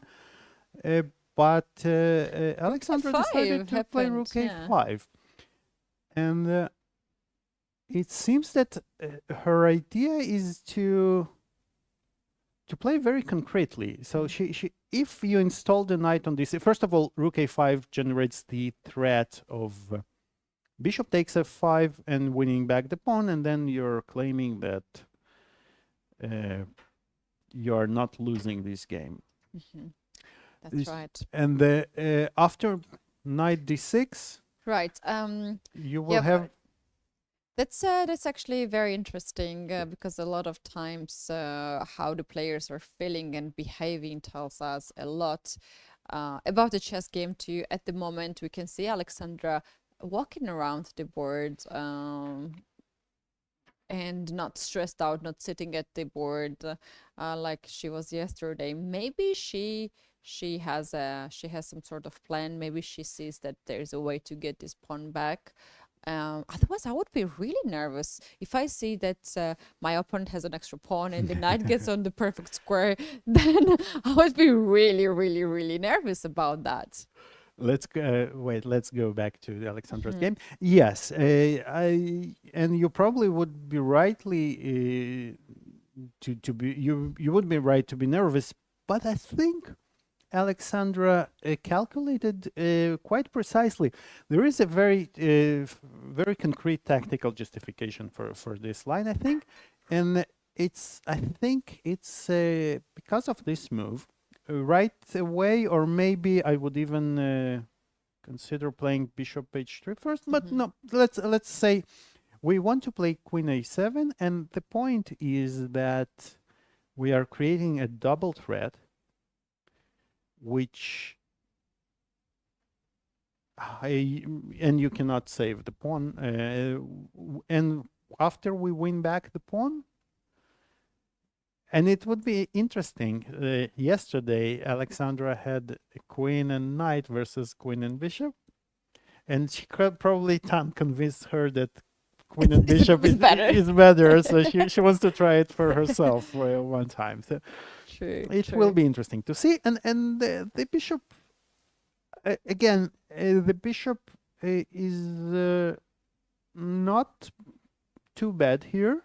I would probably prefer for the bishop it would be better without those c pawns, of course, because the bishops like space. They like pawns on both sides. They like the freedom to go along the board, whereas the knights are much better in a closed position where you can really jump your way through on this quest.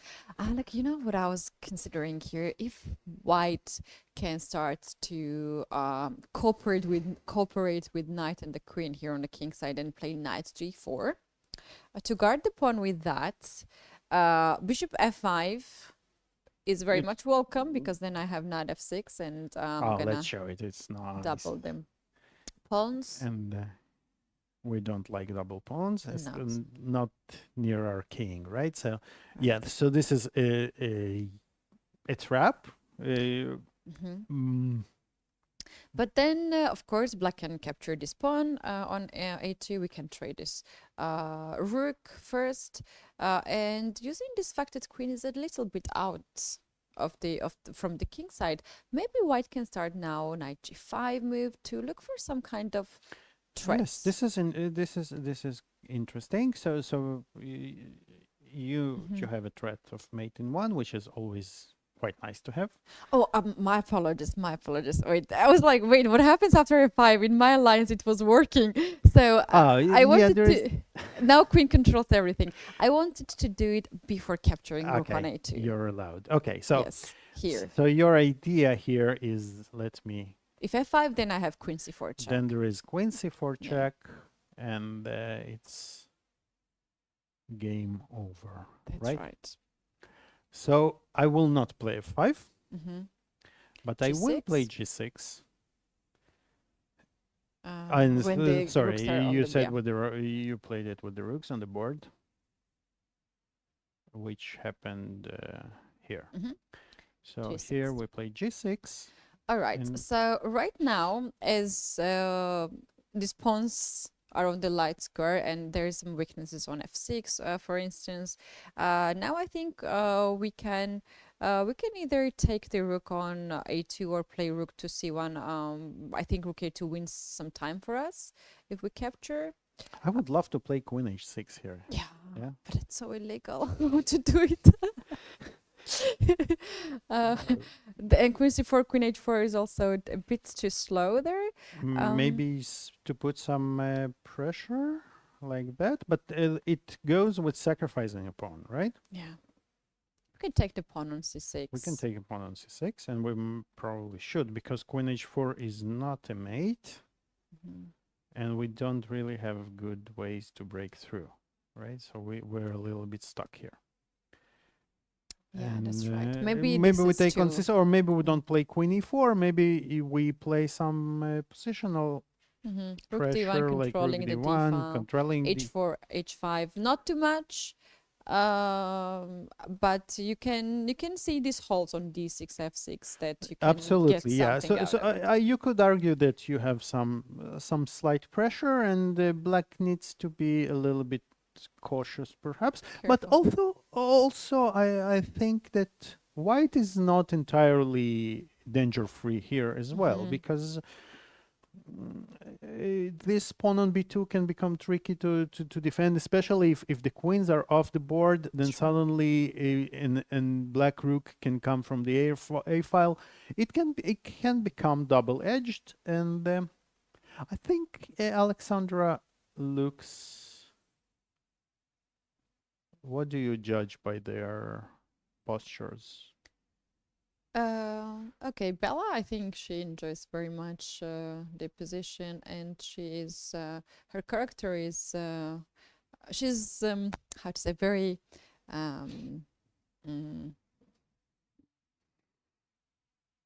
okay, I don't know. For some reason, all the Georgian words are coming in my head. That never happens. When I need to find Georgian words, it never comes to my head.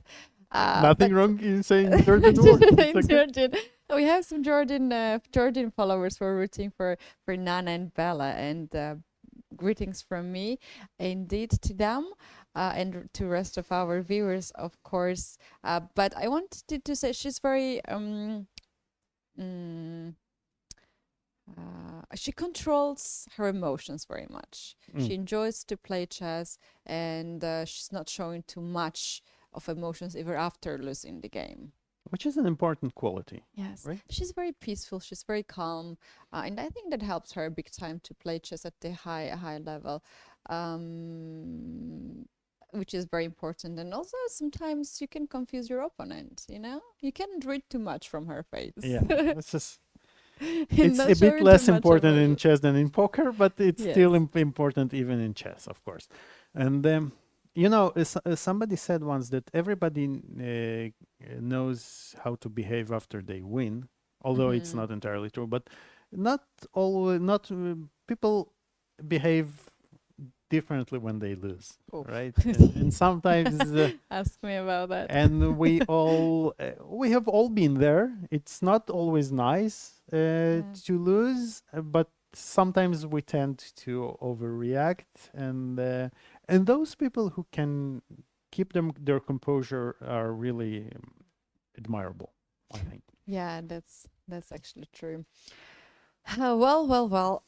We Let's look at the other Georgian game. yeah, Nana's game actually it just went exactly as we have predicted. So after bishop takes d5, pawn takes d5, a lot of tension was on b file, and they decided to trade the 2 pieces for a rook. Yes.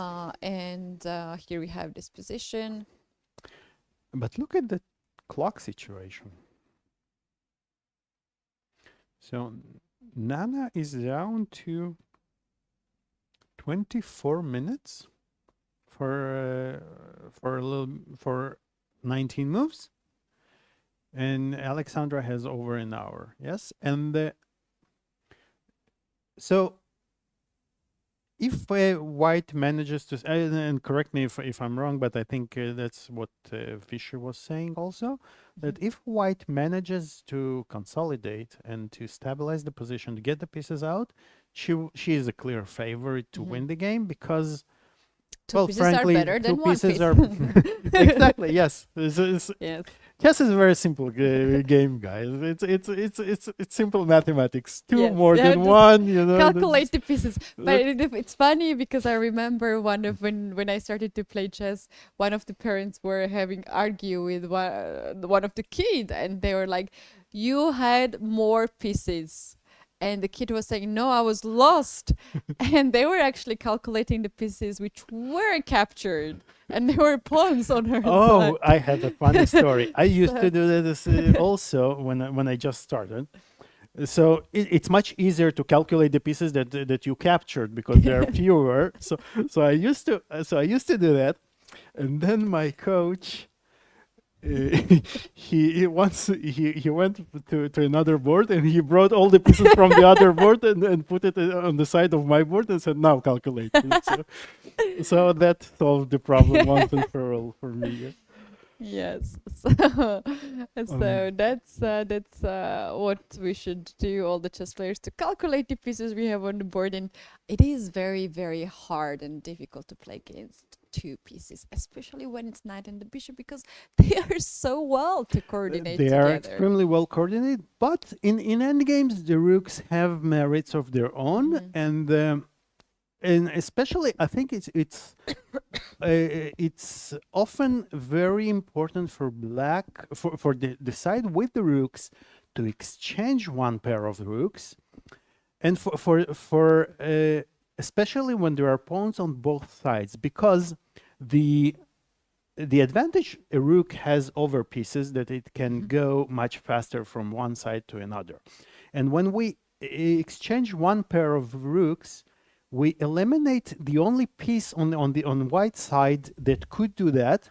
So white will, after we exchange those one pair of rooks, white will not have a piece that goes along the lines. And the remaining rook will have an option, will have much more space to play. But these are all general considerations. So basically, we need to calculate, and I think you did calculate with Vishy, right? So you were checking this Yes. line. It's actually very interesting. Either this pawn goes all the way it can go all the way a2, but now the question is how black is going to double the rooks, or enter with the rook, because mainly the point is that this knight on e3 is so strong. It controls c4, c2 squares, and the bishop from c1 controls c3 square. So basically black's rooks cannot access to white side of the board. It looks like black's immediate plan would be something along this idea, right? But I have a strange suggestion. What happens if we bring your favorite piece, the king, to the game, the king, and but I just blundered, right? Okay, guys. What did I blunder? I blunder so much that you will have many options to. Really? But I think here we blundered. Okay. This one, and black has just won. So okay, we will not blunder so blatantly. No, the bishop is B2. better on d2. Yeah, yes, because then we need it's better to on support d2. b4 pawn. Exactly. And you really don't enter so fast. Yeah, rook a3, rook b3, and rook b1 can be done, but then you need But then these rook rooks to be c8 on a1. Yes. Yeah. So If you don't play rook c8, then bishop will be on c1. exactly. So we little needed details. to play rook c8, and now we can play rook a3, king f2, king e2. Let's say rook goes here, and now you have a very concrete threat. Although we can argue maybe that it's not the end of the world also, because we will have bishop c3 to defend. But I wanted to say that I can even maybe prevent you from even getting to b1. So as you said, another piece is, and king is extremely powerful in the endgame, right? True. So if we manage to bring the king, and I think I would definitely take white here. Yeah, look at this Because- position. Black has two rooks, which are now dominating as the king on g8 is just too far So from the action. And white has four very strong pieces. exactly, and including now king. we will just start to collect the pawns, and eventually what we will have to do with this pawn on a2, we either, because we have more pieces, we can attack more times than black can defend, so we can create more threats with our pieces to the pawn on a2, and eventually capture it, and then the white will be just winning. So black needs to find a way very concretely how to go on with her plan, because if black does nothing, then strategically she's lost. Just like that. And I think this explains why Nana is thinking for so long, because she senses that this is a very critical moment to, it's now or never, basically. Yeah, Right. I'm If the not things dramatizing, but it is. If in this. white stabilize this one, then things can go wrong for Nana indeed. And she's actually spending quite some time. This is move 22 that they have, and she has, I think, 23 minutes. Yes. 25 minutes that is on the screen. And we can see how much she's trying to focus right now. Yes. And And I don't know rightly if so, there is rightly so. any hidden ideas here for black. Well, That a3 does seem almost forced, and now I the would pawn is think- already on a2 actually. Oh, really? Yes. Okay, so I'm falling behind on the live transmission. Mhm. So she pushed the pawn all the way to And a2 is already there. And what did white play? White is, I believe, thinking. Oh, so uh, it's Alexandra thinking, actually, look at right? the time Yes, difference. yes, Alexandra is thinking. Like, look at the time difference. Alexandra has 1 hour and 2 minutes, and Nana has 23 minutes.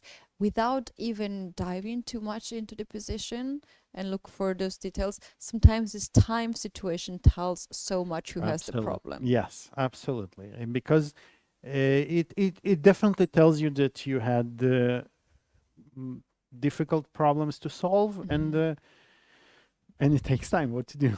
It really takes time.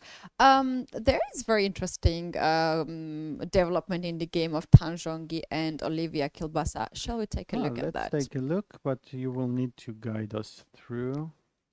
Right. So, So 15 moves 94. 94, yes. After 94 here, the bishop is hanging and decided to went on g7, and then we have rook to d1. The queen has to move away and decided to go on e7, bishop c3, e5 has been played here, and after e5, bishop went to a2. I can see right now that the engine is a little bit critical about e5 move. And I can understand why. And I think this bishop a2 pinpoints why, because it weakens the diagonal, and suddenly bishop, which didn't really have too much work going on for it on b1, suddenly it comes to life on a2. And instead of e5, the engine says that we were better off to just let white exchange the bishop, right? And develop the light take square care bishop. of our ever Mm-hmm. problematic bishop on c7, on c8 by playing b6 and bringing the bishop to b7, which would be a roughly equal position. And, Right. E5, actually, I understand this move. that it's a black very played. human move because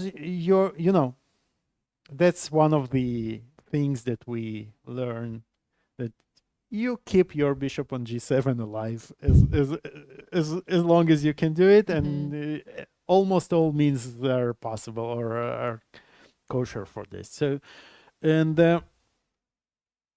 so e5 really comes very natural, and also because we want to make room for the bishop, square for bishop. the light square bishop. So, but the problem is that after bishop a2, Is bishop e6 still possible here? well, that's exactly what I was trying to understand. So bishop e6, I think the problem might be of taking on e6, and the knight lands on c5. And you might find yourself in under a little bit of pressure. Oof, this is not so nice for black, because where the queen goes, if queen goes on 7th rank, let's say e7, then rook comes on d7, rook on the 7th rank. It's That's- always a headache, right? And if it takes a pawn on b7, it's a big headache. I wanted to say that I have heard a lot of versions of the rook on the 7th rank. Some people say it's like extra half pawn or something, but never heard about the headache. I like that. I really like that. So many ways to describe how strong it can be rook on the 7th rank. And why is that so? Because mostly our opponents' pawns are located on the 7th and the 2nd, Right, and right. that's the weaknesses, where all the weaknesses are. So rook is a good troublemaker. Absolutely, absolutely. And in Russian, they have they even call it the munches row. When you start eating everything that you can, and so yeah, it's not nice to face rook on d7, and but I think, of course, for this reason, Yeah. queen e7 is not. And gonna also be there played. is no other perfect square for the queen. Queen goes b6, then you drop Queen for b6. fork, knight d7. If you go queen to c6, that's more or less That's fine the looking only move. probably But place. still, a lot of things can happen here for black or for white. Knight d7 is possible. Queen e4 is possible. Queen a4 is possible. All those moves are just. I love those moves that you're suggesting, because oftentimes you know, when you spot a very strong piece in your sorry, my bad, in your opponent's position, and here it's clearly the queen on c6, right? So, and you immediately said, okay, so I want to play queen a4 to exchange this queen, because that's the only defender that is doing something, that's the glue that holds the whole position for black. I also And- don't like queens. Oh, that's the other reason. There's scary pieces. I'll explain why. If we somehow regroup the pieces wrong, then knight h4 is something that can start to annoy white's position. It's not working right here, because you have still e4, you can still knight e4 or queen e4 ideas, but this queen on c6 is only strong piece right now black has. Exactly. And without it, black will really be in a tough spot, protecting b7 and protecting after b6, protecting the a7 pawn, and so it's quite unpleasant for black. And, True. Another thing is that here Olivia played b6 right now, so that can help only B6. white, because she could do it b6 earlier if she wanted to develop the bishop on that diagonal, which makes a lot of sense to bring the bishop on b7 and somehow control and target g2 pawn.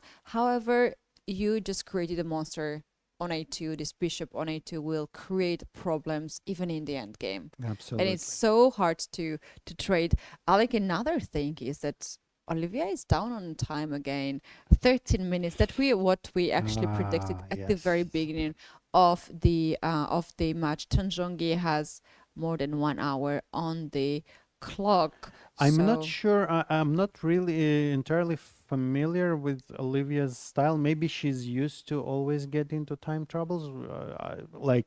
For instance, if you say that Grishuk is in time trouble, you haven't said anything because he's always in time troubles, and he plays brilliantly there. So maybe that's her style, but maybe it's an indication. Oftentimes, when a player is not regularly in time troubles and suddenly you can see that she gets into time troubles, it might be an indication of bad form, because when you get into time trouble, because when you're not certain in when your when you decisions. cannot make a decision or when you make mistakes in your calculations and you have to revisit your lines and again, and then you waste times and then you get into that's how you get into time trouble. Right. I And- think it's time to ask my Polish friends about Olivia, because this is the first time when she plays at the Grand Prix. She has played earlier high level chess tournaments like Olympiad. We mentioned that she scored 9.5 out of 11, which is amazing, incredible performance. And also she is quite successful at European individual women chess championship, which is incredibly strong tournament. But this is the her first FIDE event where we can see her play a bit close. And so far what we have seen, she likes to spend her time. Well, either likes or has to, because she cannot come to conclusion. And I wanted to suggest, this move. Queen. Oh, I like that. Stopping bishop.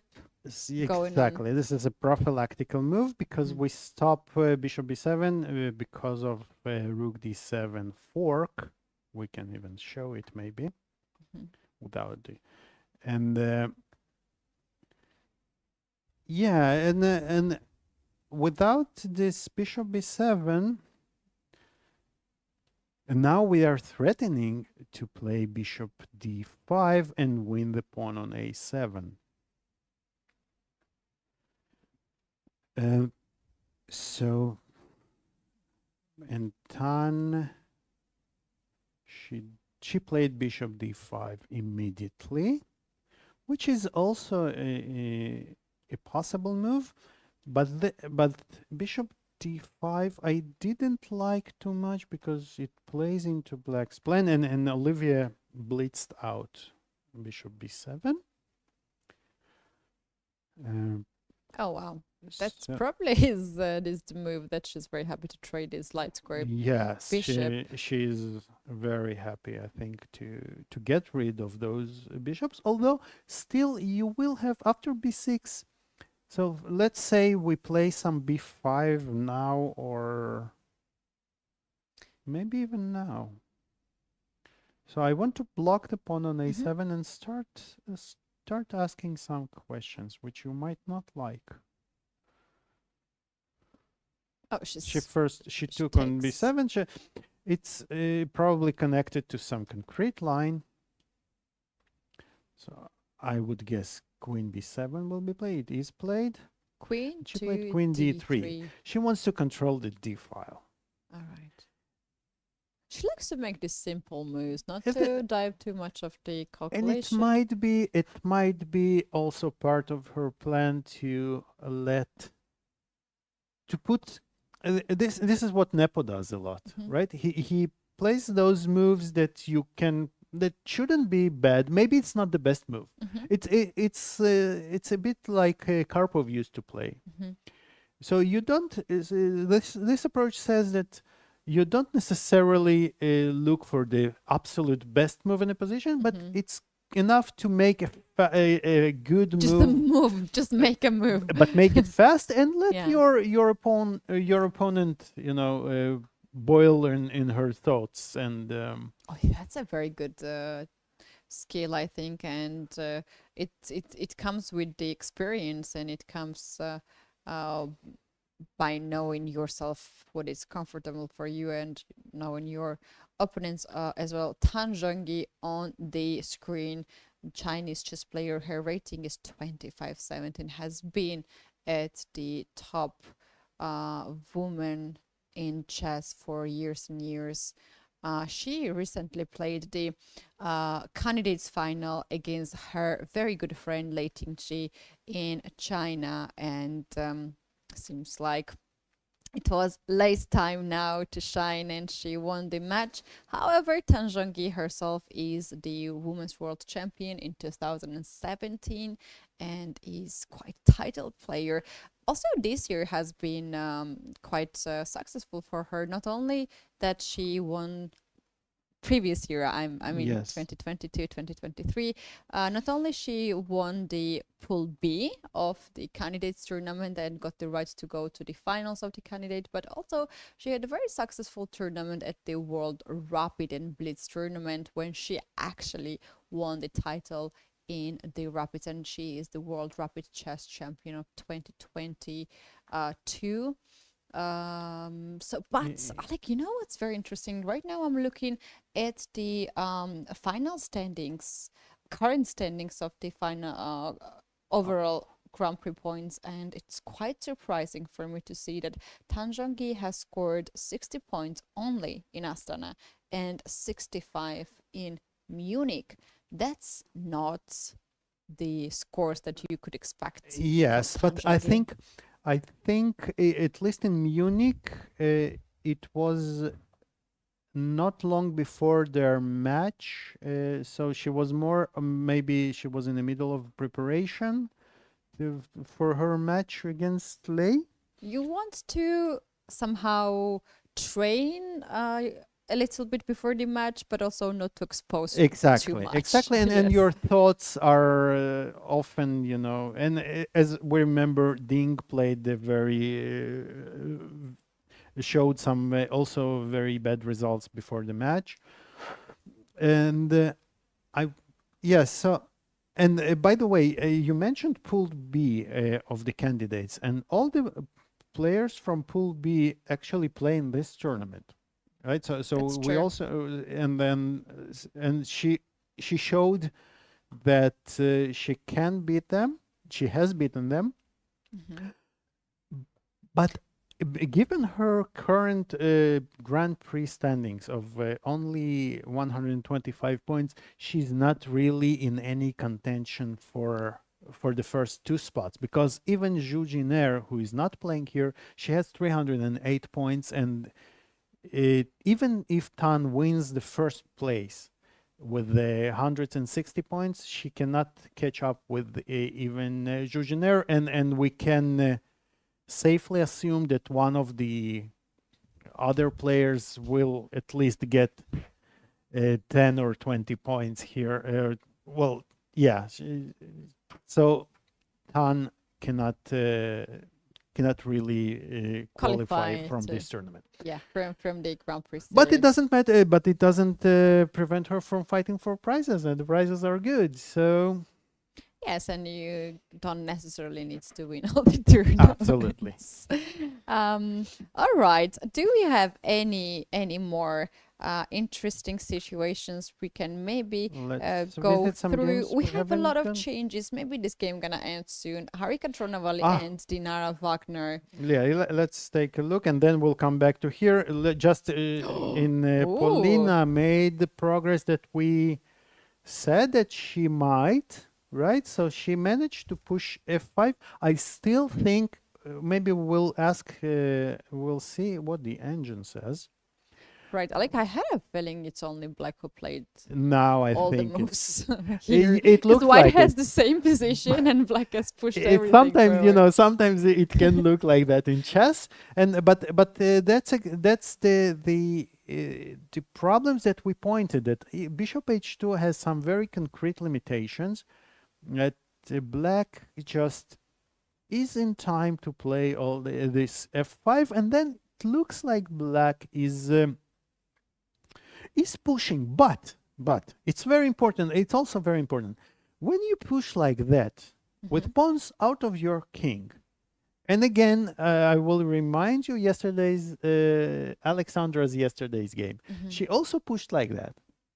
But eventually, when the game opens up, your king will be extremely vulnerable.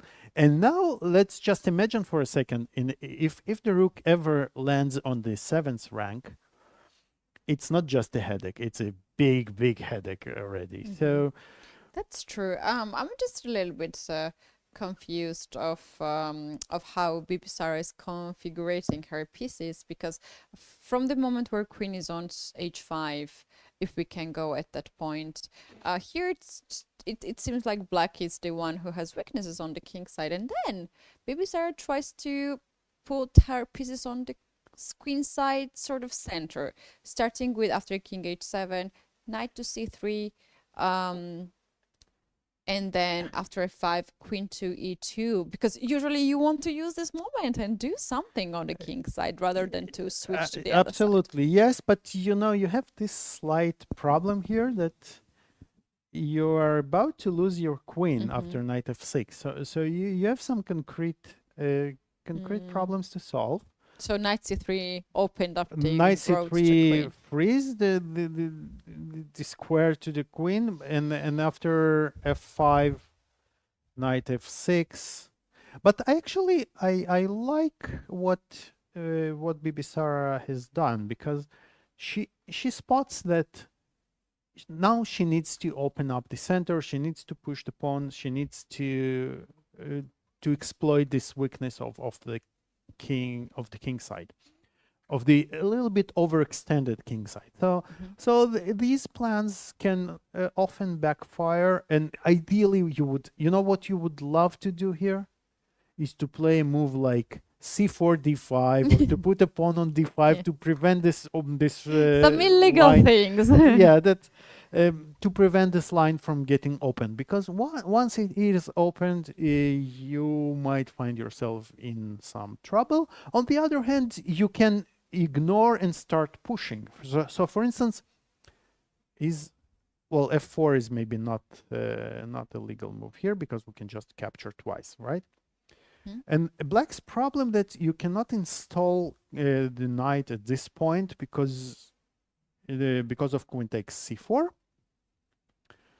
but you still want to prevent d5. And let's take a look. I would even consider, you know, if for instance, if black plays the natural rook d8, I would still consider d5. You probably have to take. And now I take on c4, I'm pinning your queen. And I ask you, how do you feel here? I'm not feeling good, I think, because of the pin and also those weaknesses that this pawn push created. It looks like it if it not can pawn on backfire, f5, right? the queen on e6 will not be pinned. And right now, this knight on d5 don't really have any square. Like knight f4, Yeah, well, the knight f4 is probably forced. But even after that, like we trade the queens, we get this knight on d5 and activate this piece even more. It's, I think, slightly better for white. Yeah, I would also take But white, also and queen white trade is also not has like- White has some other options. For instance, here I'm not sure we even want to trade the queens, although you don't like them, but you might. There's only one queen on the board. So yeah, and actually maybe I have personal issues with the queens. No, that's a joke. Actually, that's very interesting. I really don't like queens. Really? I really don't like queens, and it comes from my early childhood. When I learned Oh, those are the Sicilian, best stories. Yes. but I have I've got traumatized.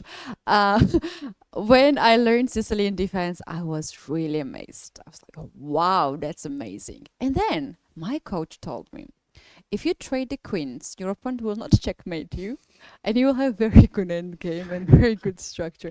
So one of my first tournaments, Georgian Championship under 10, I'm 8 years old.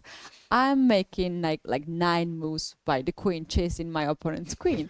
And then I ended up on e5, and she just captured. I trapped my queen in the middle of the center. Ah. And from that moment, I understood that something was wrong with that. And I played, I don't know, maybe 80 more moves after that and lost the game. And it was only one loss. Because of that loss, I didn't become Georgian champion under 10. So got a little bit of, tough luck. moments, this thing. So you're totally excused to Yeah, have to this, not to like yeah. queens. But I don't know, for whatever reason, I really feel that it's too much power that piece can have. With power comes responsibility. You don't want this But responsibility. sometimes for the players, so like me, the style I have, I like to control the whole center. Sometimes my opponent's queen is not so easy to control and Yeah. can create a lot of threats and counterplay, and it's really powerful piece. And I felt more comfortable to trade it off and then play play for positional for Yes, understanding. Yes, yes, this yes, is yes. this is very this is a very valid approach, obviously. Mhm. Right. Okay, so now we know that with Keti you do not trade queens. You run away with your queen and try to Blunder it somewhere. That's right. Actually, Harika Dronavali and Dinara Let- Wagner got the queen end game, which is that's- so seldom. We don't very often have this kind of queen end games. Yes, and I think it's well. Last time I said something is a draw, it was almost lost for black. So I will be a little bit cautious here because white does have some plans with the connected with the pushing the H pawn and trying to promote, but I think black should be quite safe by, for instance, if we go to H5 with queen G2, when queen C2 playing on both flanks, I believe black should be just fine here, and I don't see a lot of room for any player to really get, unless some in chess you can always blunder, you can always get get mad at some point. We've always all done that, but barring that, I think the game should end peacefully quite soon. Right, and also white has really nice pawn structure in here, better than black's, but it's not a big deal. I think black can afford to guard this weakness on H7, and queen can also become really, opponent's queen can become really tricky and start to pick up the pawns. We had Dinara here yesterday after the game. In the end, and you guys can check out the interview and the analysis of the game, she shared her opinion about the Sorry, I think they're repeating. Yeah, they're right. repeating, and this game will resume. I think we can just stay here. Yeah. And yeah, Sorry. the draw offer has happened. So she said that the Grand Prix that she played in Munich was very stressful for her, and had this experience. She was thinking that maybe it's better to not to start with 2 losses at the beginning, and that's her goal. And I think she achieved the goal. She should be happy with it. Small steps, then she can plan for more. But her goal, what she said here in our studio, was not to start with 2 zeros. And now she has 2, 1.5 out of 2. She's the leader. She is the current leader, along with together with Harika, who also won yesterday and drew today, obviously. So they are both on 1.5 out of 2, and they might get through this check routine now, right? Yeah, that we they will have look at Nana on the other side. She's looking it's the it just bored already. You're probably thinking, I wish I have draw in my game. Shall we check what's Let's going on in Nana's revisit game? her game. Yeah, so I'm a little bit behind on the moves. No, this is the current position. So she just, as we said, Alexandra brought her king to the center, and Nana also decided to bring her king to the center. The idea is probably to protect the pawn on d5, using the fact that now it's still too early for white to capture, because it allows rook c2, b2, and b1, or even if not b1, as we said, the rook on c2 is extremely strong, and it will be very difficult to make progress for white. So we don't really want to allow rook c2 unless of course there is. No, for instance, you know, having said that, what happens if we play king to d1 here? Rook is hanging. If rook goes on b2, And then king we c1. start chasing it, and we will chase it even more. Shall we play rook b1 and trade this rook, and then rook to d8? to And attack the knight? Alexandra did take on d5, in fact. So, and rook d8 is played immediately by Nana. So, okay, so this is all. So instead of going into this line that which we said she will get kicked out, the rook will get kicked out, Nana plays rook d8. So she wants to exchange those pawns. And ideally, I think she wants to exchange.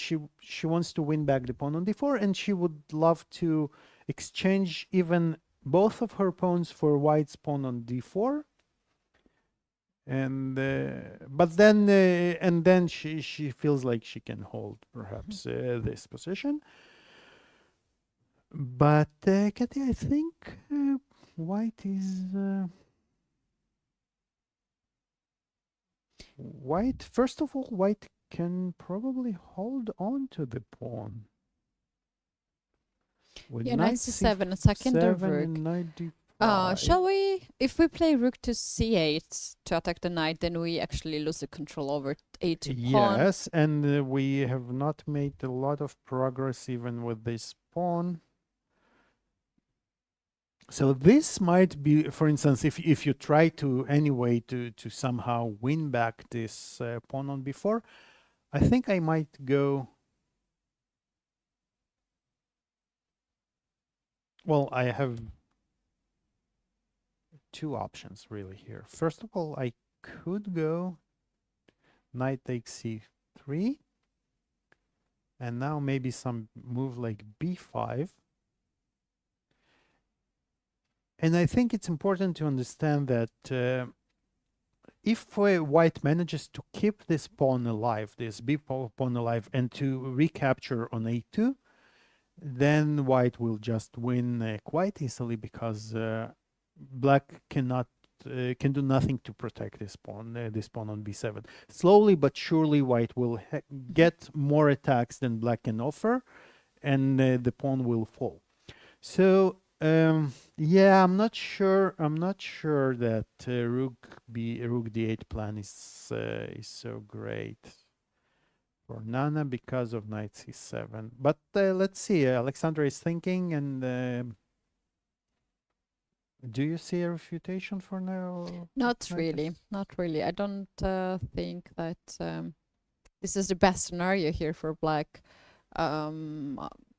It's just very difficult to get this rook busy, to find the targets for the rooks. One rook is guarding the pawn on a2. If you lose this pawn, then it will be even more difficult to hold the position. And another rook is now trying to get the pawn back. Yeah.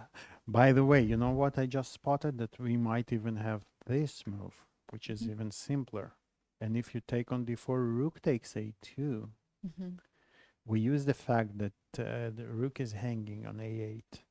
And if you take, this is game over basically. Mhm. The rook can do nothing against two pieces here. And yeah, and if your rook moves, then again, as we said, this is But I think very, rook very can go on difficult position. e8 here with a check. This might be a problem for white. On e8 with the check. Yeah. Yes, of course. Obviously, I blundered it. I somehow imagined that I will have a knight landing on d6 with a tempo, but it's not happening. So It's good for white to keep the one so pawn on we the must, on the yeah, queen yeah. side. So if this doesn't work, then we need to go to c7, and perhaps this is what Alexandra is thinking about. So, yeah, I would go here with the. I would, if I had to bet, I would bet for a white win here. Yeah, I would also join with that, as two pieces are indeed controlling more squares. And in this game of Tanjangi and Olivia Kilbosa, we have a bit of development here. After move queen to d3, we have here queen e7 has been played. White decided to trade the queens with queen d7. Queen escaped on h4, and after knight to g. Reminds me of your game, the one that you told us about. Yeah, Yes? 9 moves. I played 9 moves with the queen. And then I protested with my coach. I told him, you told me to trade the queens, and I lost it. I'm 8 years old, and my coach told me, I didn't ask you to play 9 moves. If we calculated how many we had. So pawn takes on g3 from h, and now this is currently the position. I really wonder what is Olivia's time situation. This is move 24. 16 more moves to play. Not too much, but given that she also has the increment of of 30 seconds per move, so it shouldn't be too difficult for her to make. Especially the position is not calculation heavy. You can make some moves, but the problem, I think her biggest problem here is not the clock, but the position, because we are equal material, but you are about to lose one of the pawns. You're about to lose probably on a7.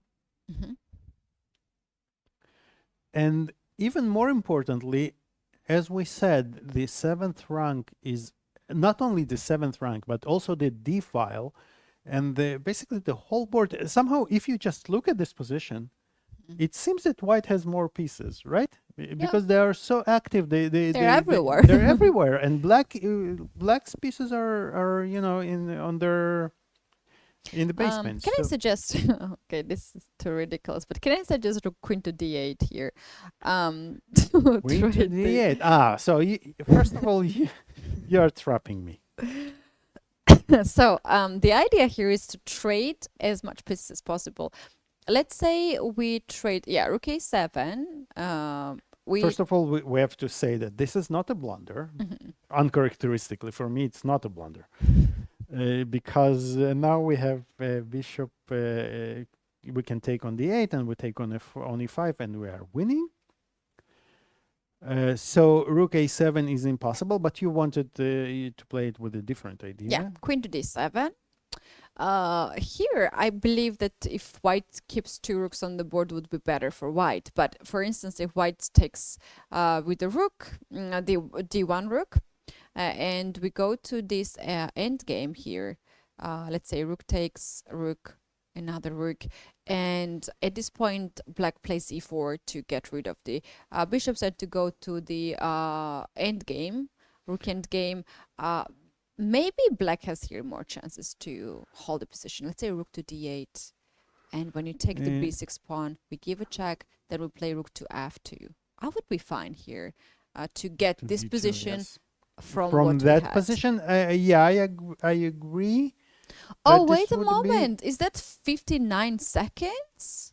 Oh, So this time we're a bit behind, I think. On the We're a digital board, lot it says 9 behind. minutes, but Yes. on live game, has even worse situation on the clock. Oh, I just erased the moves that we made. Let's revisit them. This 93 takes. Queen to G5 G- has been played here. We have some moves. Queen G5. G5 Tanjongi took the pawn on A7.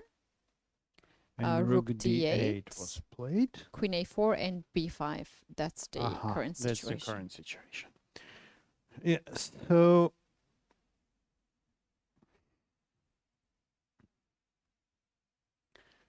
the pawn is of less importance here than I think than the activity of the pieces, and because of the active pieces that White has, she can put a lot of pressure, and I will be surprised if she doesn't win another pawn very soon. If the B5 pawn doesn't fall by force. Mhm.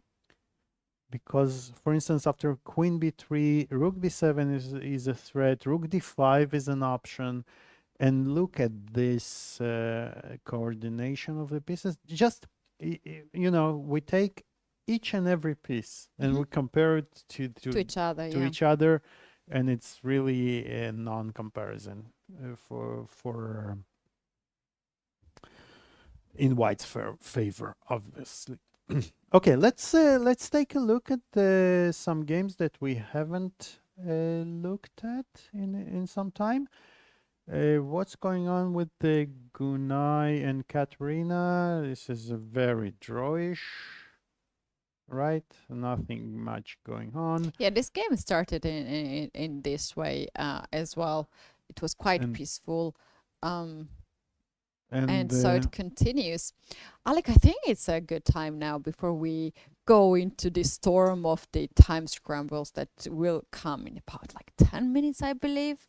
Not more than that. I think it's a good time to take a break right now to refill our full with coffee or water, and then go with the final part before the time increment. The drama. Yeah, the drama that everybody is waiting for today. You guys don't go anywhere because we will be back in a few minutes.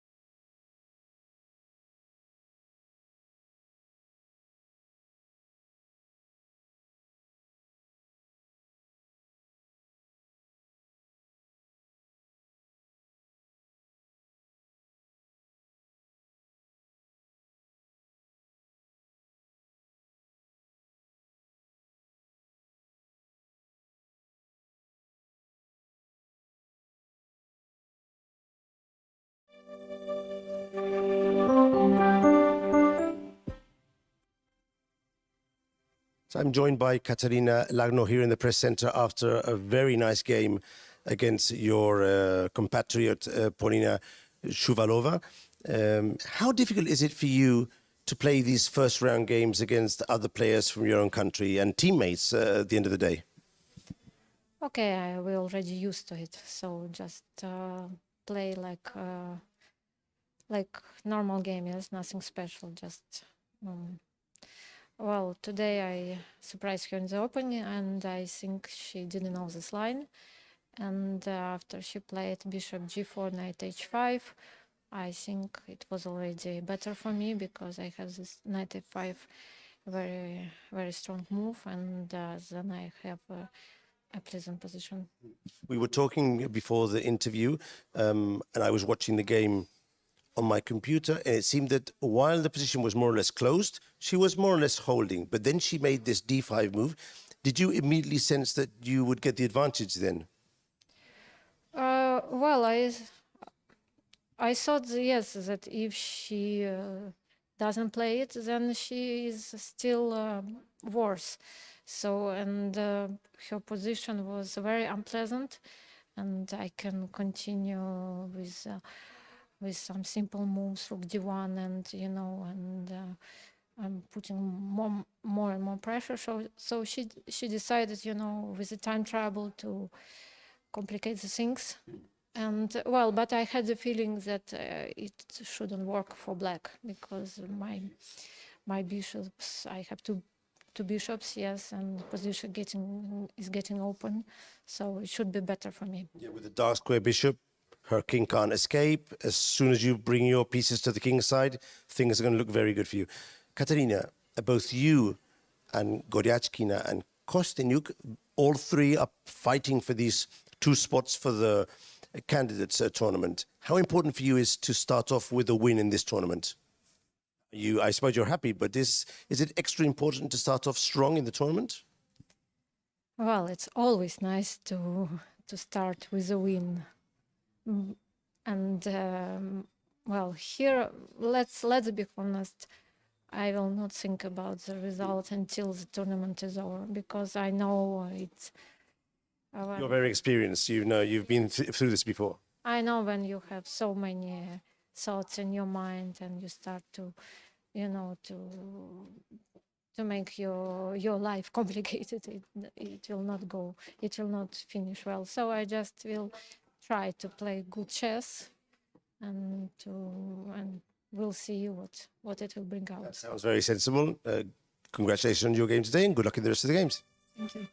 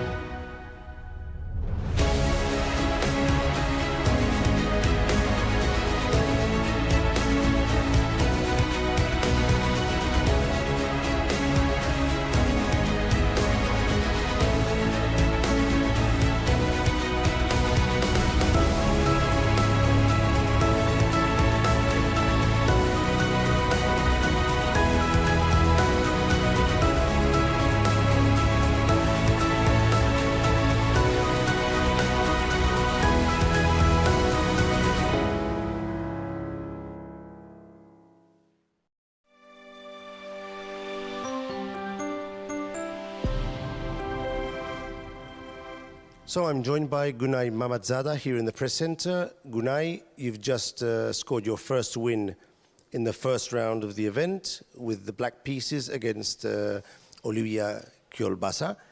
How are you feeling after this first game? What are your sensations at this moment? I'm satisfied with my play today, and I played, I think, good game. Maybe I misplayed at some points, I don't know. but overall everything was good for me, and I think did good plans. But d5, the move I am just suspicious about that. She maybe had to take e takes d5, but she went for e5, which led to good strategical position for me, I think. And after I got the e5 pawn and just recovered. We'll talk about the game now. I have a couple of questions about the game. But before we talk about the game, this is not your first Women Grand Prix, because in 2021 you already replaced a player. But how long ago did you get the notification to come to play here? It was just months ago. Okay. And I got this is over, and I was like, okay, I can go and play good games. Of course, but you weren't expecting to come in principle until a month ago. How did you decide on your preparation? Did you have to cancel any other events to come here? Honestly, I didn't have any preparation because I had tournaments in a row. I have to play in Rapid Championship in Salamanca, and I came here from Berlin in Armageddon's area, so I didn't have any time to get proper preparation for here. But like I'm working like 24/7 in chess, so I don't need any. At least you got a good practice in Salamanca, in Berlin. Regarding today's game, so it's always hard to know from the outside what happened, but it did seem to me that maybe Kiolbasa mixed up some different ideas in the opening line. Was that the sensation you had? Because the h3 is g4, then a3, then h4. It seemed a bit, I don't know, a bit strange to me. But of course, I'm not an expert in line. What were your thoughts in the opening? Well, she constantly plays h3 and to e6, g4. She hadn't really much games, but this is a3 she played. This was a new idea, and I was aware of it. But I guess she didn't know how to react to b5 in a good way.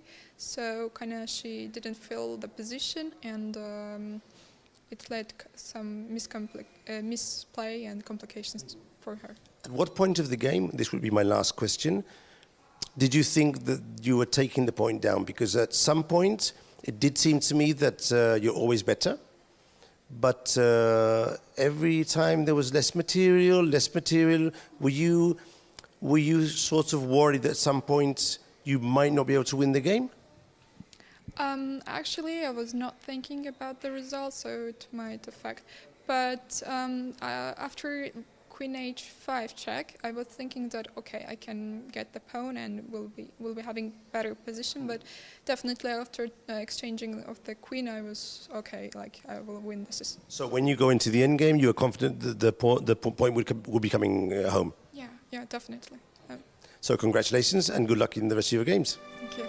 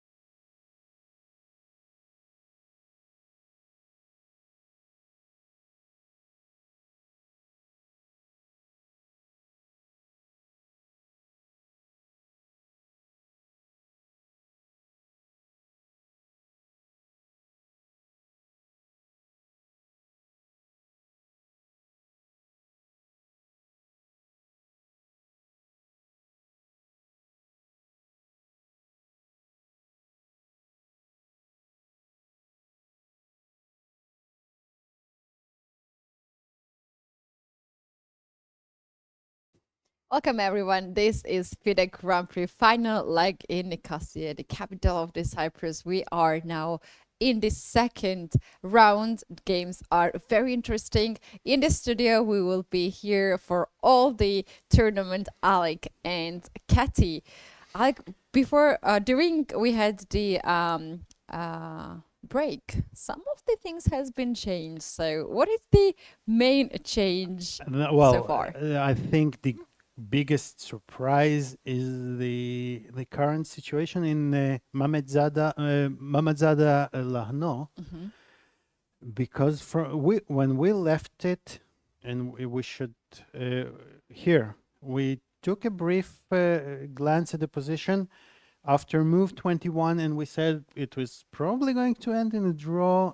Very uneventful Berlin defense, as Vishy said it. Well, there will not be 6 decisive games because one of them is Berlin, so you can not expect any more decisive 6 decisive games.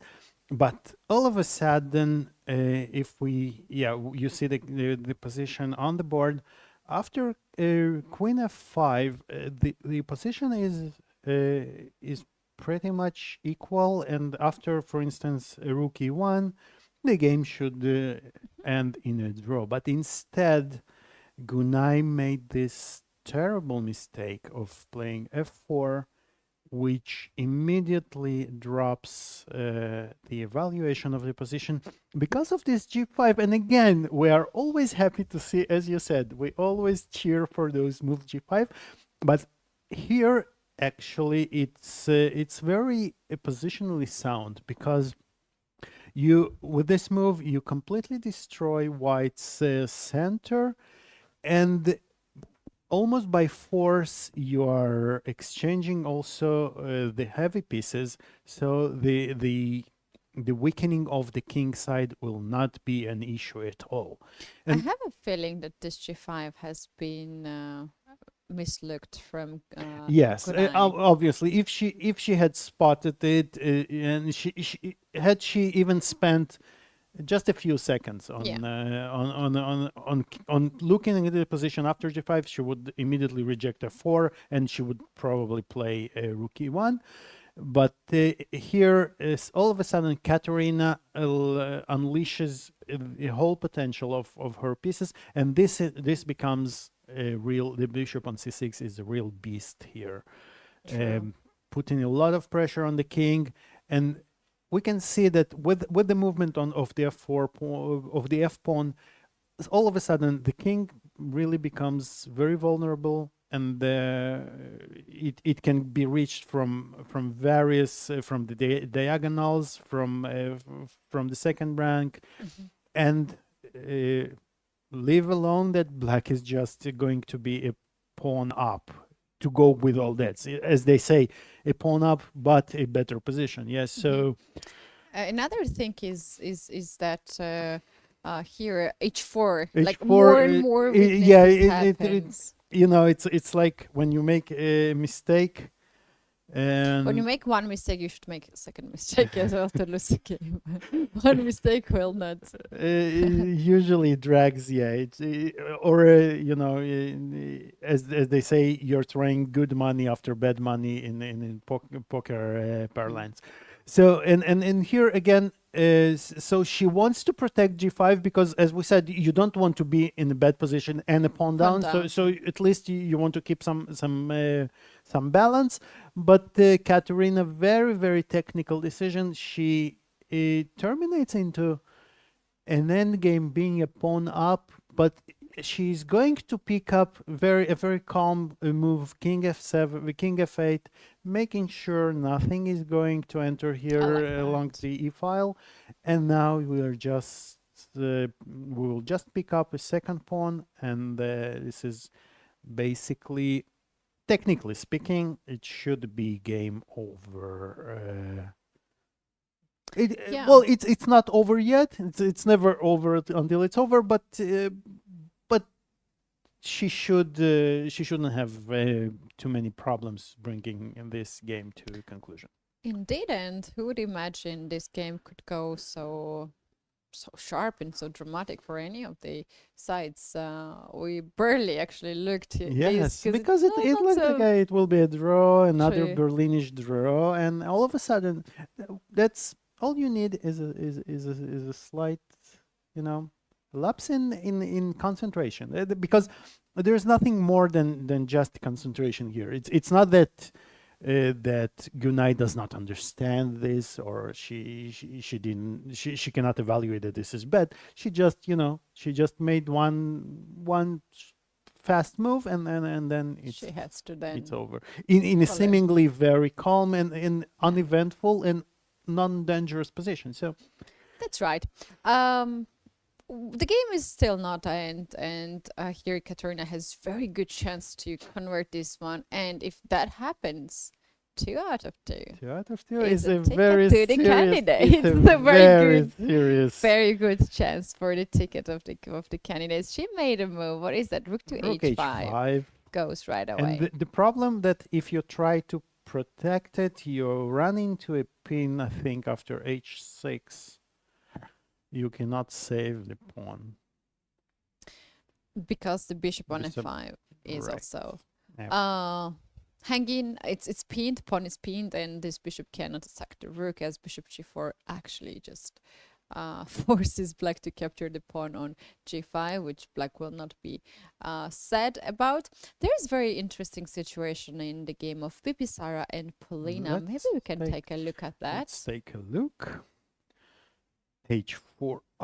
So a lot has happened here, and it went along the lines of what we expected to go, right? So we said this attack on the king side by Polina, it might look beautiful, but it is very, very double-edged. As we said, when I see such pawns, the first thing I want to do is to open up the position, to either play d5 and open the d file, and start, even at the cost of maybe sacrificing a pawn or something. Sometimes, you know, with this opposition of queen and king, we might consider at times even a move like f3, which is very counterintuitive, but sometimes this can also be an issue. And I really like the plan that at first sight that Bibisara chose.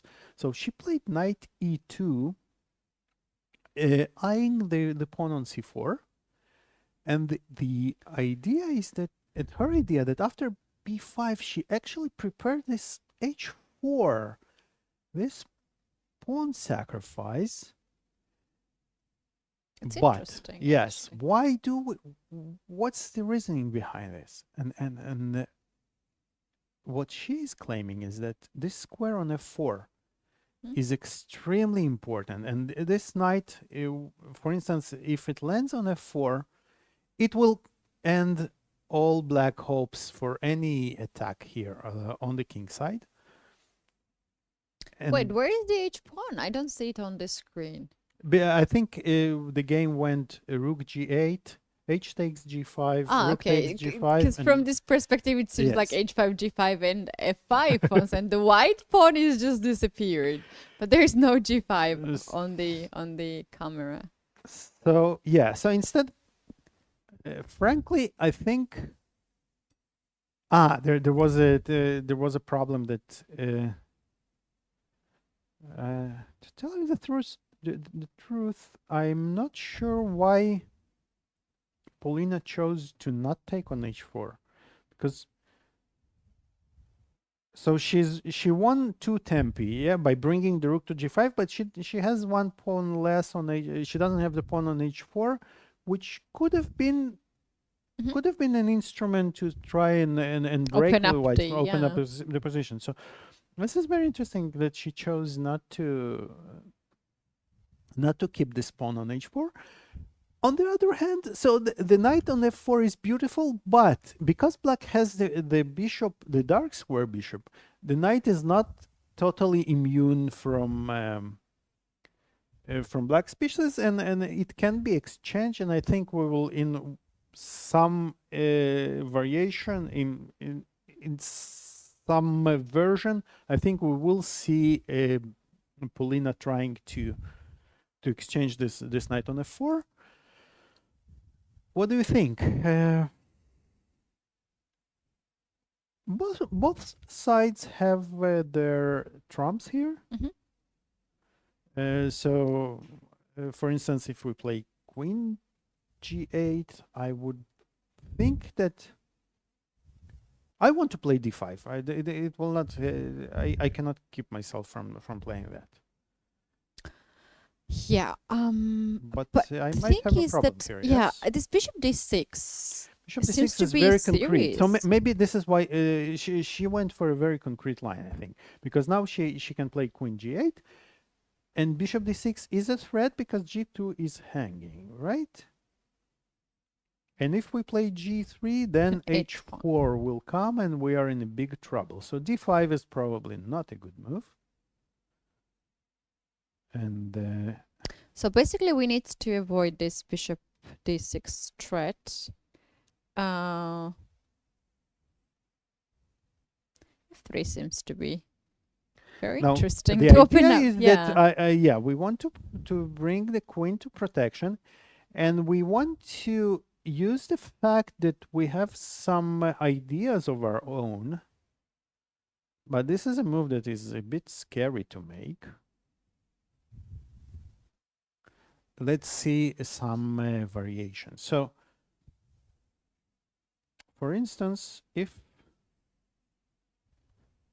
we want to take on e4, so black does not have time for some bishop d6 because we just take, and then we can always recapture either with the rook. I think she just oh, she kept the queen on c6. And I think f3 is exactly the why she did it, because from c6 the queen is eyeing. We do not allow f3 because then rook takes f3 runs into a blunder. Not so pleasant queen takes f3. But now I have my dream with the tempo. Maybe it is only to discover that it was not really my dream.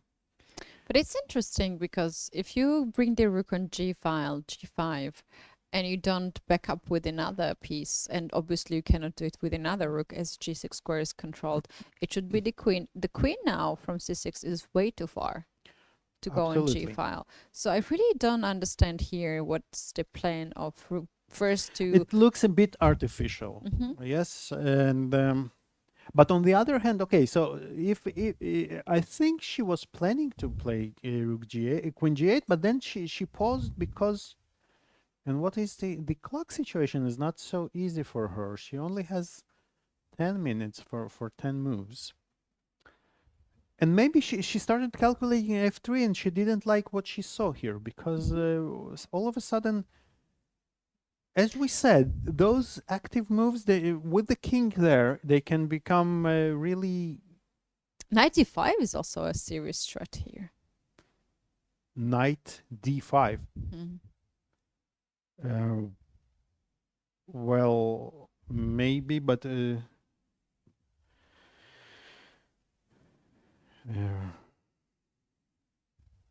well, it's black to move, for instance, to begin with. But yeah, white. If the position opens up, or for instance, at some point e4, and then the knight starts jumping in all around, and it might be very unpleasant for black. So she probably didn't want to check it in her own time trouble, and she played queen c6. But what's going on after what is her plan after d5? Like, I'm afraid we're gonna have more decisive results that we... You're afraid? earlier predicted today in this round, because if we take a very, very fast look right now, the game of Kateryna and Nana is going in a way for Alexandra, as now one pair of rook is off the board, and there are less and less danger for white. If we then move to the game of Olivia and 10, we here have this position where Tanjongi is dominating the game and has an extra pawn. So very likely we can predict here that Tanjongi will Another finalize win, this yes. game in her favor. And then we have Mamazata and Lakhno, where Lakhno already has extra pawn and she's trying to get another pawn. And then we have Bibisara and Polina Shuvalova.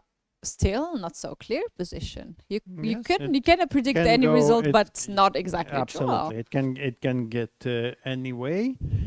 So we are probably looking at 3 or 4 decisive games. That's right. We can take a look actually the game of Bella Khatanashvili and Alexandra Kostyuk as the things has just happened as you described.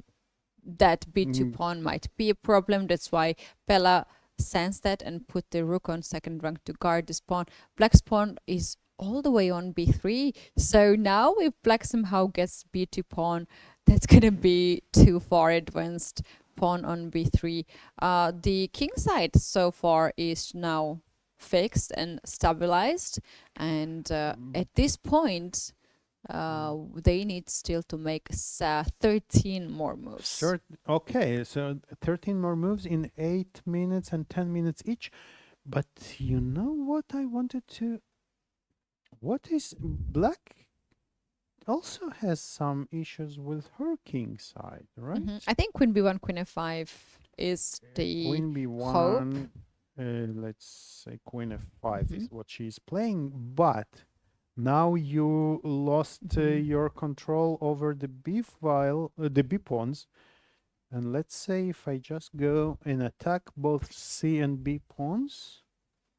Right, it's not the best scenario, as for sure Black is not capable to guard those 2 pawns, and also counterplay like rook a1 and queen b1 is just too slow as Bit white too is slow. d1. It feels a bit too slow because you know, you will mate me, but I mate first. So this is always a problem.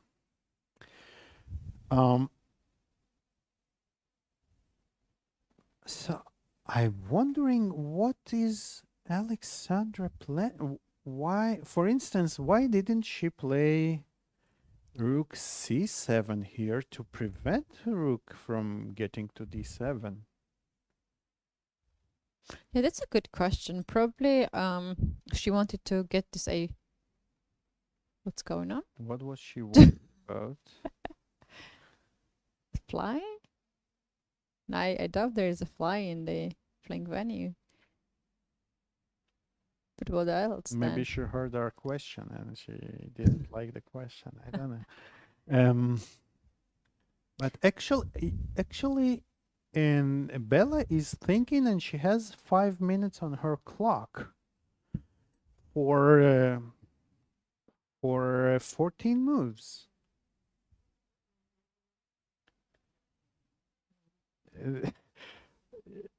Something strange is going on here from the X-Files, I think. After Alexandra's expression, we have some strange movements of electrical stuff here in the commentary room. So,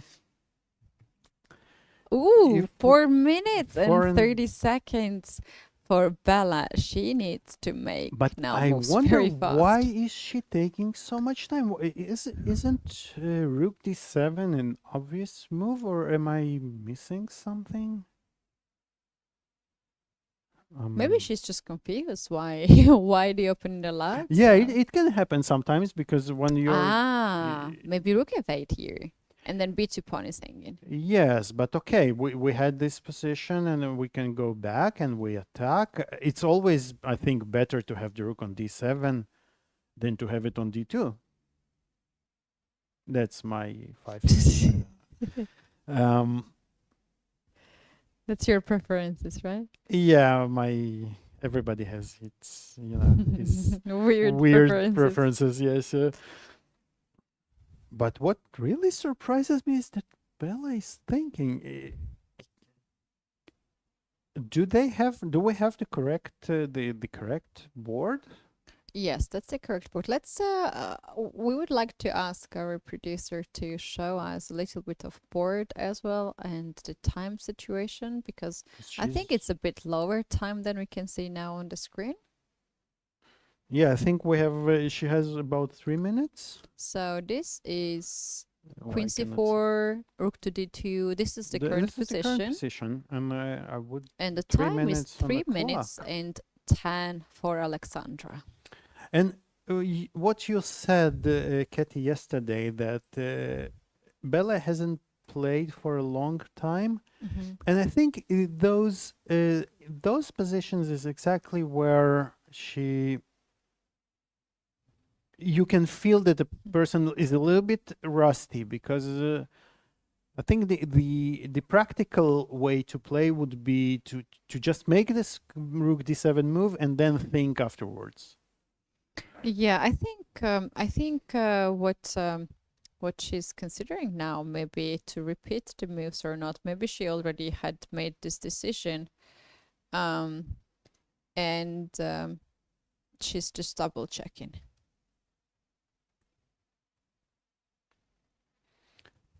So as you pointed out, Maybe she's just double checking it, and she wants to we repeat the position. get to check. Or first, no, First sorry, Rook F8, first Rook yes. F8. Sorry, okay, so this is what you're saying. So there is Rook F8, and after Queen C3, there is check on B1. And if we go to G2, there is a check on E4, which might lead to a perpetual if we try to get greedy and protect the pawn on E2, we get mate as Beautifully. we like. Right. By the way, she played the move Rook to D7. She did play, and you know, if you play the Rook to D7, then you feel a bit Rook bad. F8, Rook F8. Alexandra So this plays, has no other choice. No, not really many choices, and now she can either go to D2. And you say they already repeated it once? No, they didn't repeat it, right? They didn't repeat it, but after Rook to D2. So she can repeat it. Here's the situation. If Alexandra wants to continue to play, then she should be aware of the fact, and she is aware of the fact, that she might lose it, because the position is not so promising, actually. The computer says that white has about 1 pawn of advantage. Yes.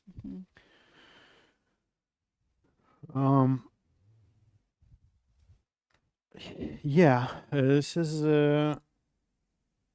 but you know. All right. So the engine here suggests that you play Rook to Rook D7, Rook F8, and now Rook to D2. So we go back to D2. We go back to it. And if black repeats it, and if you don't want, that's what she's doing. If you don't want here with white to repeat, you can go King to G2 to avoid the check. G2. I like this move. Yeah, this is a very human move. The prophylactics. You use the fact that black cannot play Queen B1 because you just take, right? And now you want to go back to D7 again, and it's gonna be different story as. Oh, there's a fly there. That's a fly there. I just saw in camera. Wow.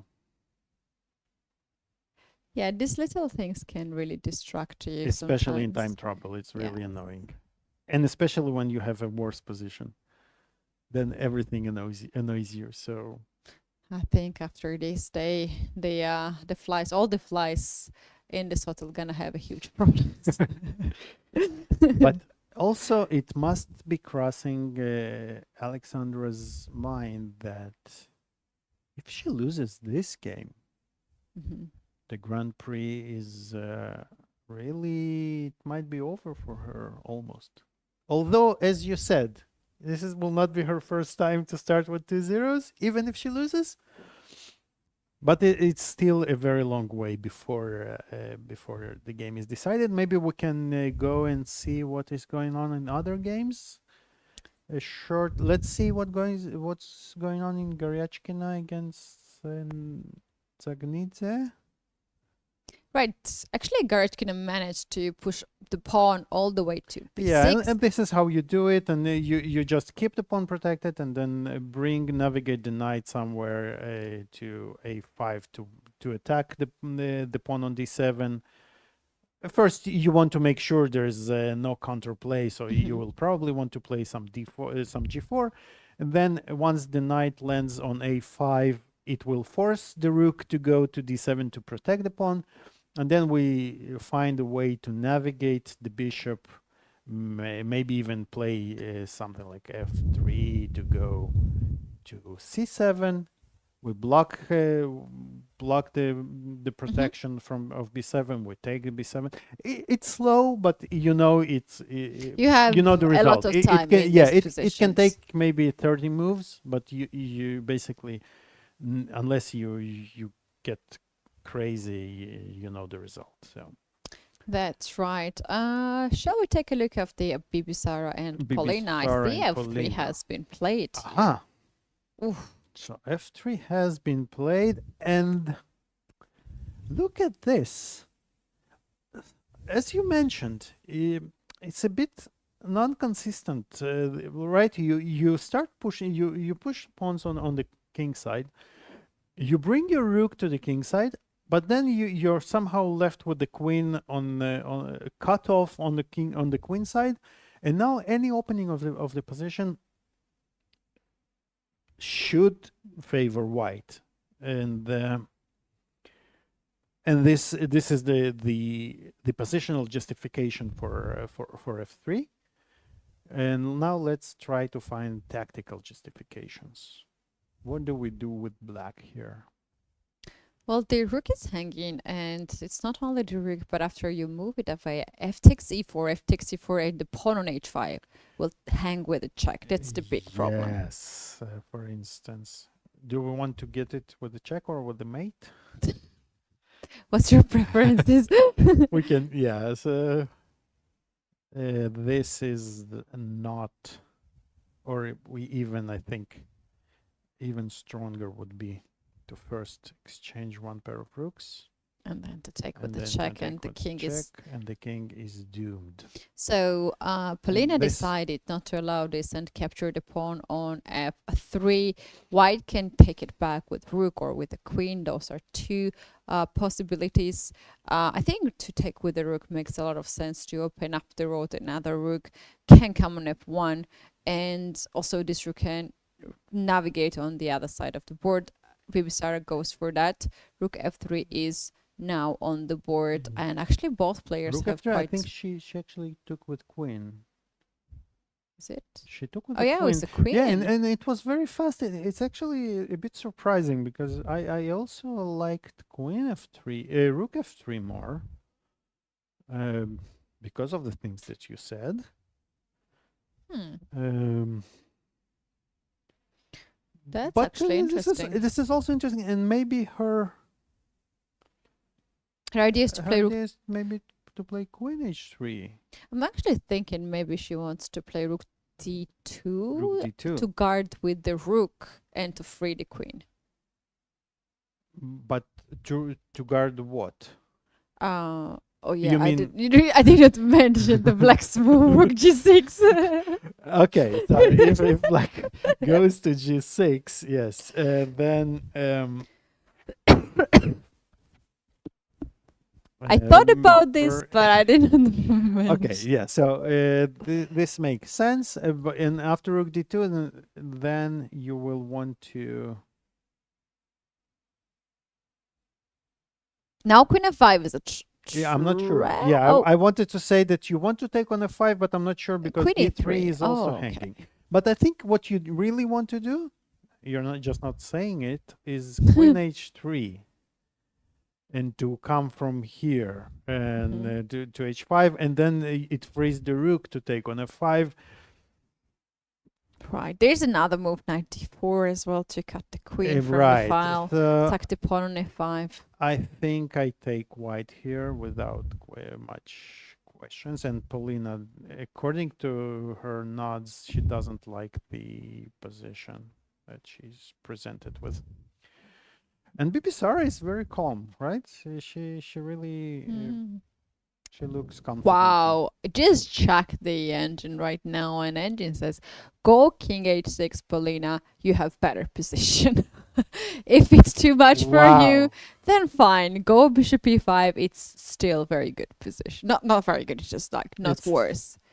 It's about equal. So the computer is the engine is, as always, House nations? Not really, but absolutely not impressed by any of our general considerations, our positional thoughts, because, but still, I think especially in time trouble, but in general, as a human, you really want to play this with white. You have all the pieces near both kings. This is true. Both kings are. ooh. Let's see the are line very what the vulnerable. engine suggests, which is ridiculous. So knight d4 now. I have so many questions. Bishop I've- d4, rook d4, rook d4, queen h5 check, and then king g7, And just perpetual. and there is not too much here, it says, because when king goes on f7, at some point you have to capture this rook because it's extra rook here for Right. black, and when you capture the rook, then queen comes on d4, and that's not too much for white actually, and why white is better here. White is not better. Yeah. I would argue that white is much worse. Wow. But about king why, h6. Why should we play knight d4? Oh, so you're basically Bishop e5 is on She the board. played it. Wow. Wow. Actually, she just want to take the pawn on b2. Is that, and then c3, c2? That seems to be the situation, and probably if we after queen h3 she calculated that she can play king h6. King is a piece. Is a very strong As piece. you keep stressing it throughout Yes. our broadcast, and you are absolutely right. Okay, but what happens? And if we go, for instance, rook d2 now, then there is queen rook g3. And it's That's dangerous. And suddenly you lose the pawn on game e3. over. So actually, queen h3 is a blunder, perhaps, because after king h6 you don't have much progress. Wow, And obviously you don't want to check your opponent to if me she this can is play king extremely h6. surprising. Yeah. I must confess. So what if we play rook d2 here? Look at Polina calculating all the moves. She's, I think, very confident in this position. If rook d2 happens, I was actually thinking at some point we can even push f4 because it's pinned. Yes, but on f4 I have a check. Mhm. And when I have a check, I'm afraid of nobody. Yeah, because you And just I take think the I just bishop. take the Yeah. bishop, so you don't have this. Okay, so f4 is not working there. mm, We have move. Rook f2 has been played. rook f2. That also makes a lot of sense because at least the pawn on e3 will not hang with a check, With the check, and you guard the maybe pawn. you will want to play even e4 at Mhm. some strange ideas, and she wants maybe to keep the rook available for the deep pawn push. So this is interesting. Can black go here? King h6 I think prepare. it's very decent prophylactic move to go king h6. Now the threat is rook g3, right? Yeah, I'm actually thinking, how about b4? King goes. King g6. Whoa, that's But crazy. g6 is a bit counterintuitive because it gets into the check of the knight. Although maybe she's not afraid of it at all. And rightly so. Wow, this game King is g6. This is game getting is crazy. extremely interesting.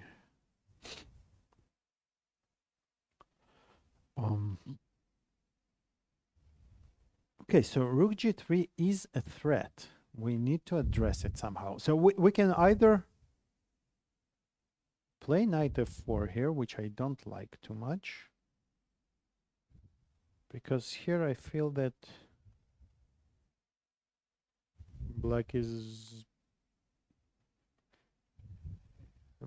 black's position is very, very solid, and actually white pieces are a little bit tangled and non-coordinated, and black will has a lot of game.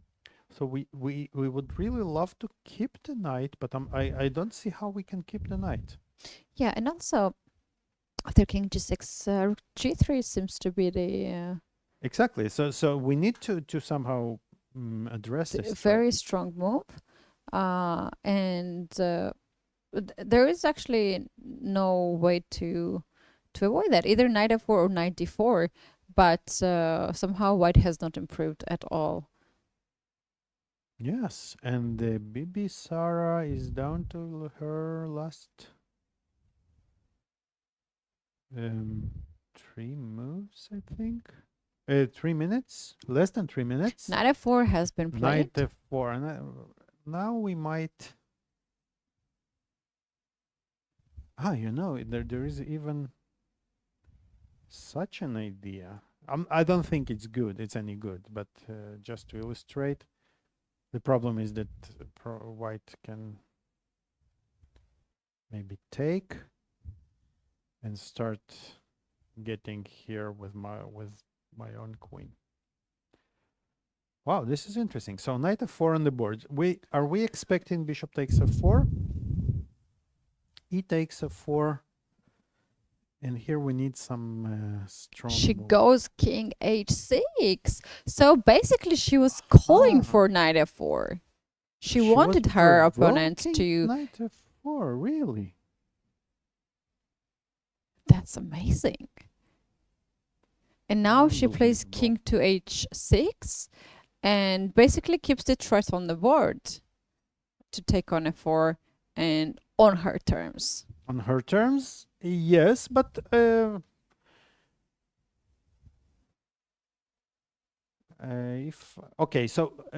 I cannot move this rook because of the pin. Mm-hmm.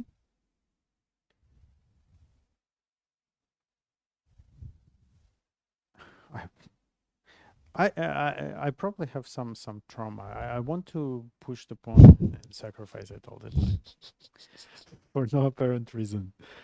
I think we have here this we've got psychologist issues, yes. session to go back in the childhood and discover Yes, what we will have to went do it. wrong. King f1. I wanted to suggest this move because I want to unpin this. I want to unpin this rook. Mm-hmm. And king f1 is a very natural move to do here. Polina now and the move, and they still have to make some moves right before the increment, as this is They move have 38. So Polina 2 has more moves. 3 moves to make, and the Bibi Sara 2 more moves to make. So not a time pressure really. They have a lot of time. Although the position is extremely sharp, so they might want to have the time to calculate. What is black's next move here? I'm actually voting for b4 c3. Just create a pass pawn here, as there is a tension in the center. Why don't we use this pass pawn? Let's see why.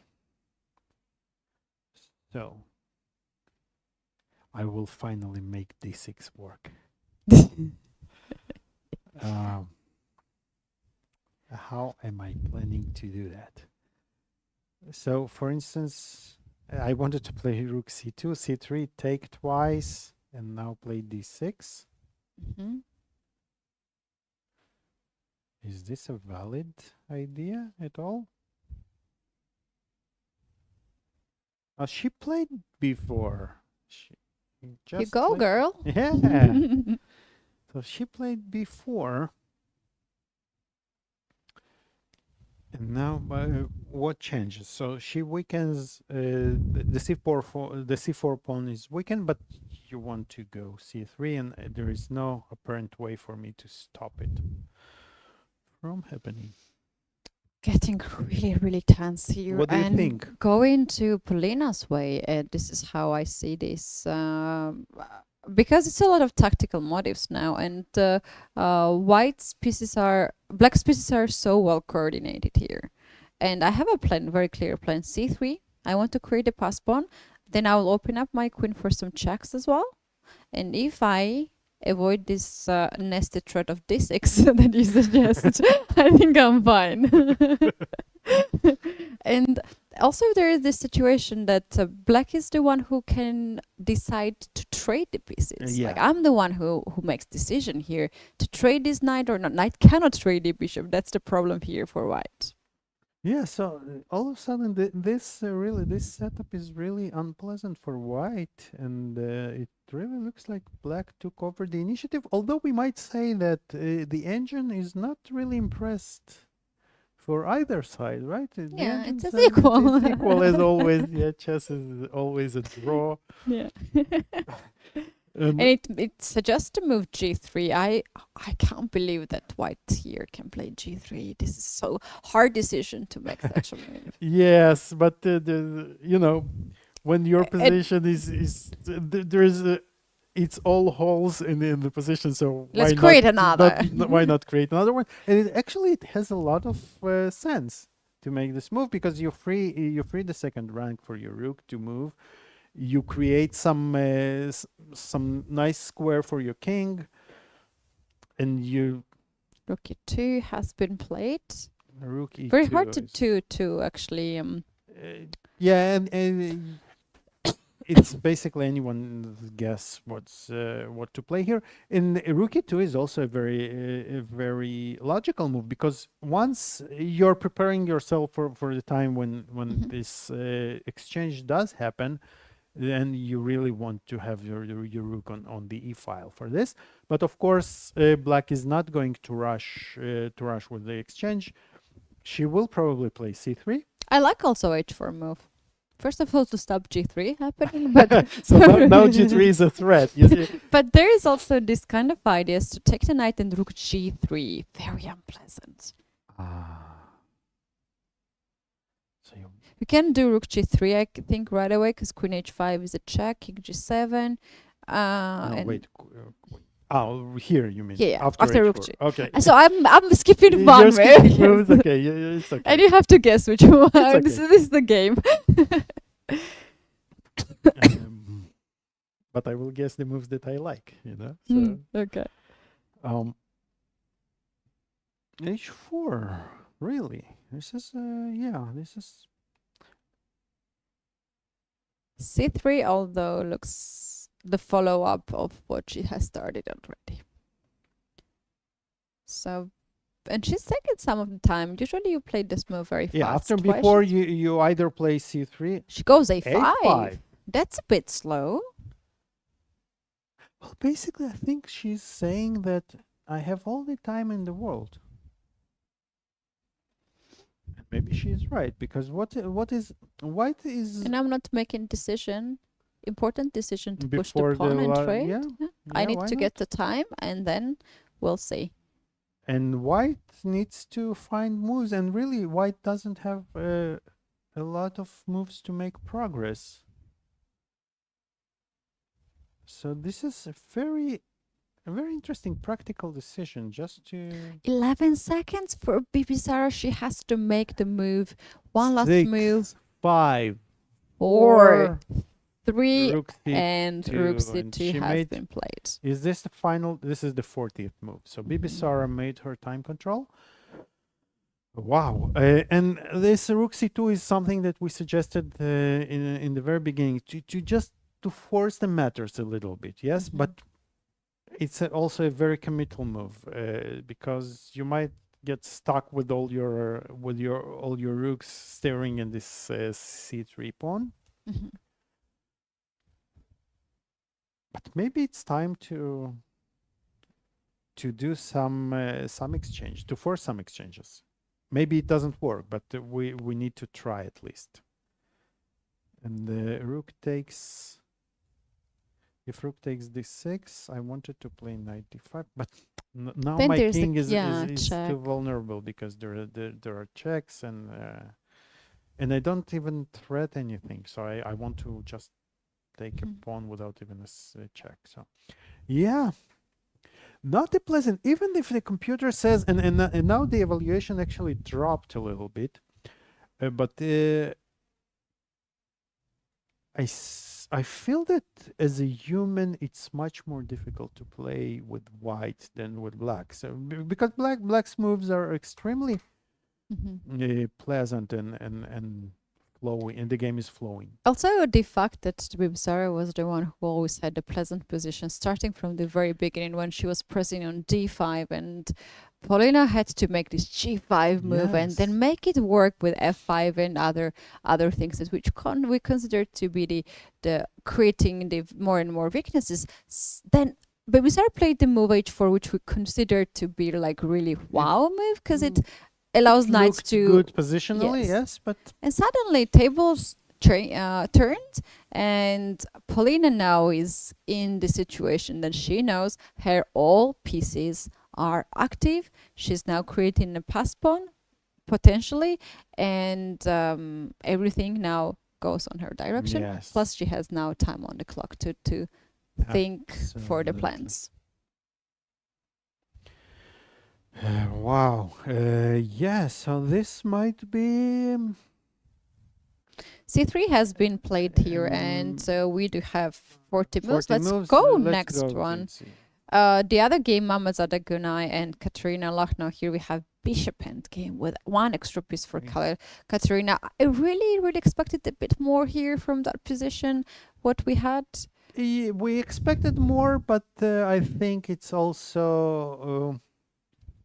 there are great practical chances for a win here for black, because she will push the pawns, and eventually she wants to play d5, c5, d4, create an extra pawn, and then because if there were no pawns on the king side, it would be pretty easy draw for white, because eventually you will exchange all the pawns and sacrifice the bishop for the last pawn.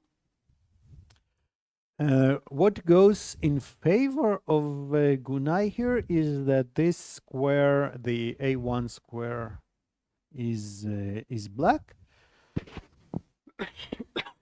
It goes a very long way before it will play any role, if at all, but it's nice to know that at least this you have, so in case this goes.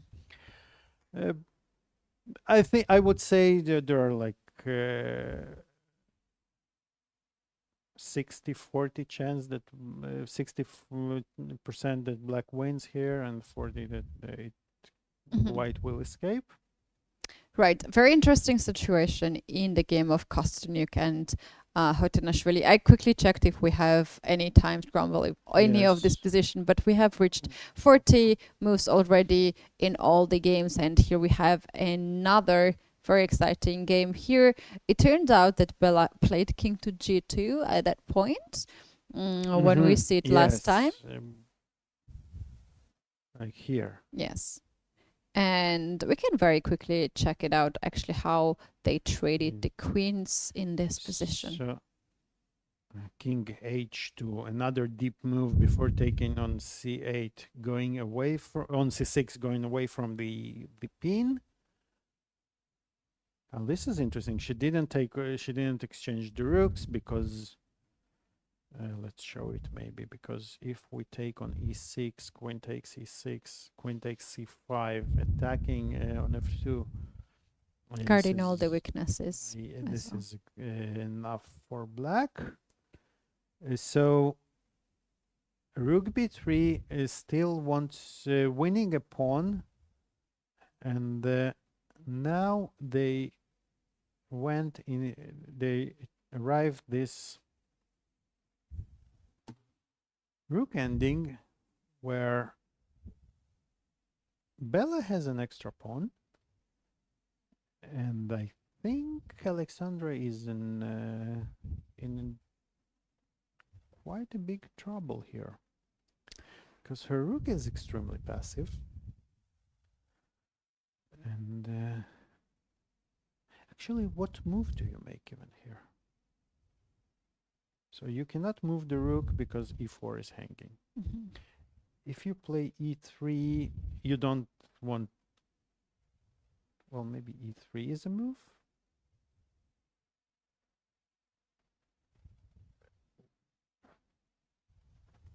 E3 here for black? I'm thinking. How do we hold it with black? How do we try to hold it with black? We could try maybe to create some counterplay, but it feels like we're too slow, and I think we have this this unpleasant f5, I think, which ends our hopes for any counterplay here. And the rook will go to e4, and it's not good. On the other hand, we cannot just sit here and wait to be slaughtered. So we don't have many legal moves here with black. You right? can't even do f5. Five, to yes. stalemate your king. Because we'll just get mated. So f5 is E3 is on the E3, board. She's looking for Alexandra some. played. She wants desperately to have some counterplay, I think. And e3 is at least an attempt, because we want to prevent white from getting the king to e3, and at least we are cutting back a little bit the king. But maybe the plan, white's plan might be extremely straightforward here. How about we play b5? Yes. She takes so either b5 or rook d6, I was thinking, and rook b4. Yes, Yes, this is what you wanted to do. And here is very interesting. We can make next moves, like let's say rook to b7 to guard this, or rook Actually, d7. I wanted to play this. No, this ruins my plans. That's my plan, to ruin your plan. So the thing what I wanted to point out was when you get rook to b5. Sorry. You're not only getting the pawn back, c6 here, rook c7, and after rook b5, you're actually threatening checkmate on g5. Ah, yes, this is very This is the plan you ruined. Now I feel sorry that you ruined such a beautiful plan. Yes. And but maybe I can make up for it. If you play f6, there is f5. Oh, nice. And g takes, and then you'd give it check. And the mate from here. Beautiful. So, did I make up for Yes. it? Okay. You found even better checkmate. Now you shadowed me. But after b5, I was thinking that rook d7, and maybe I think this is the whole point of playing e3, because now after rook b5, suddenly black has a very good compensation. That's right. If you lose the pawn on e2, black is not worse. Black is maybe winning here even. this king from g4 can then, because you cannot protect the pawn anymore, and then all of a sudden the rook will take on e2, and the king comes to f3, and this is really game over. So b5, of course white will not take on b5 here, and on after rook e7 I think the move would be something like rook d5, but now what is this? This is, can we do rook e5 here? yeah, I think not.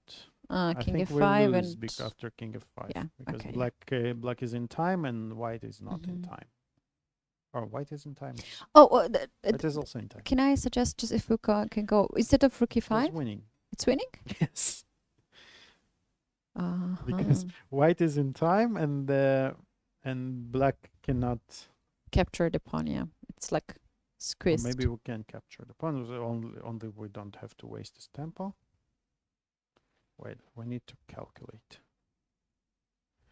So can I suggest one one move? let's- Maybe it will when we played rook to e5 here, yes. At this point, instead of rook e5, can we first push c6, and after rook c5, now rook e5? yeah, this is much better, because now we don't. We Yeah. just checkmate. Yeah, this is beautiful.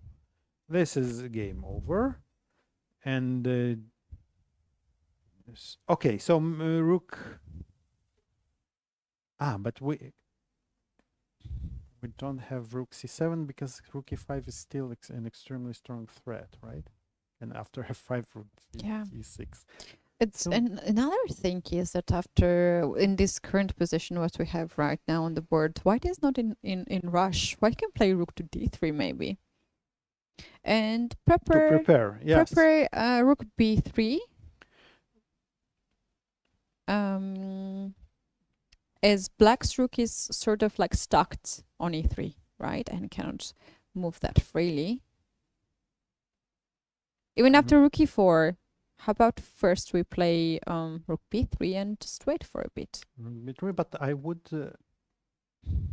And you're claiming that if I move the rook, you will take and come Rook e5. from here, yes? But here maybe we have time for f6. And after rook e6? Something like this. King Or f2. no, or even better, rook. This is important.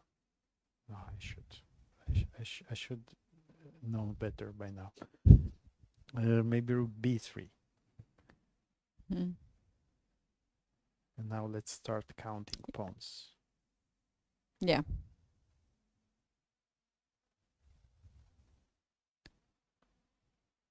This might be a bit challenging indeed. Take. King f2. We will probably take here. Or maybe even this.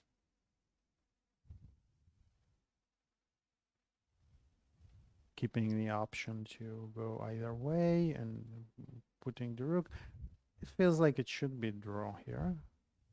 All the Maybe rook g6, Looks rook c6, straightforward. and then we just push the both ones. yeah, but for instance, we take. If we take here, you can keep my king cut off. Yeah, and f5. Just push Mhm. f5 or e4. Yes.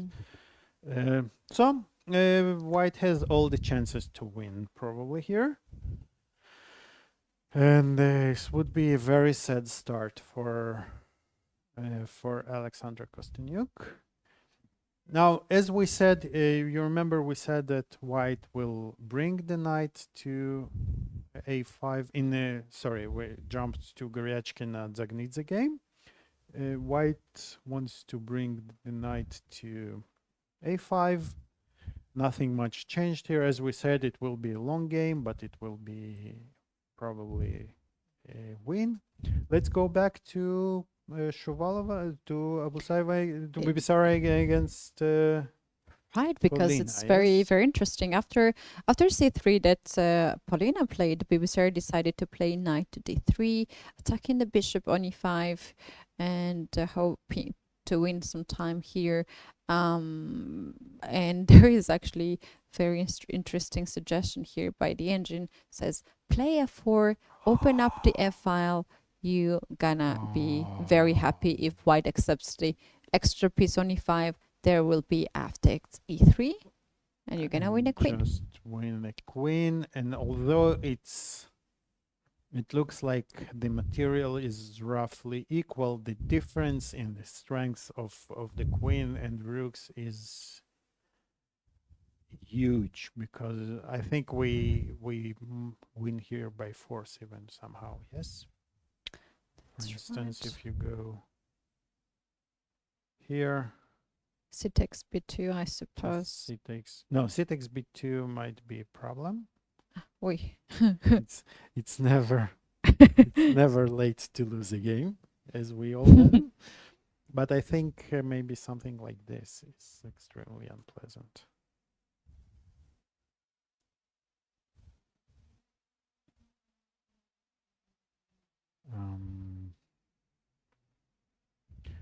let's think. Here, it feels like it should be very. It should be quite simple. Maybe even, you know what? Maybe even something. Oh, she goes rook straightforward. g3.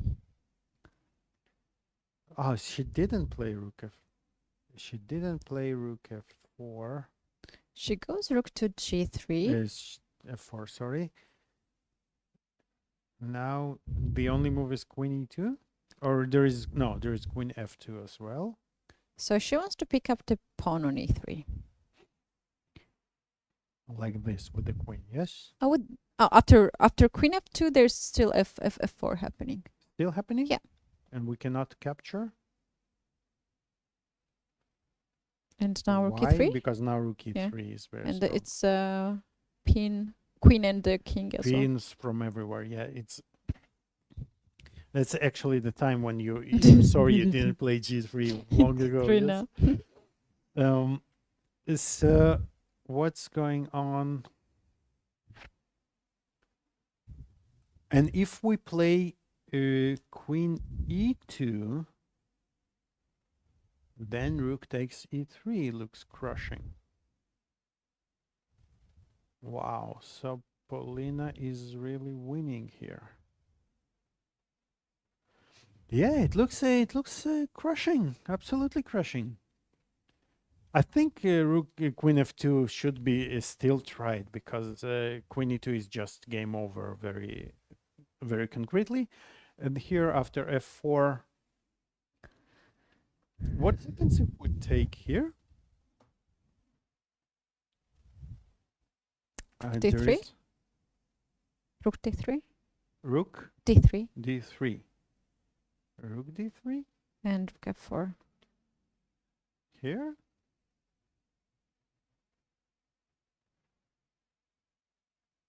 Ah, takes yes, b you somewhere? just I didn't say queen f2 again. You Oh just my take- god.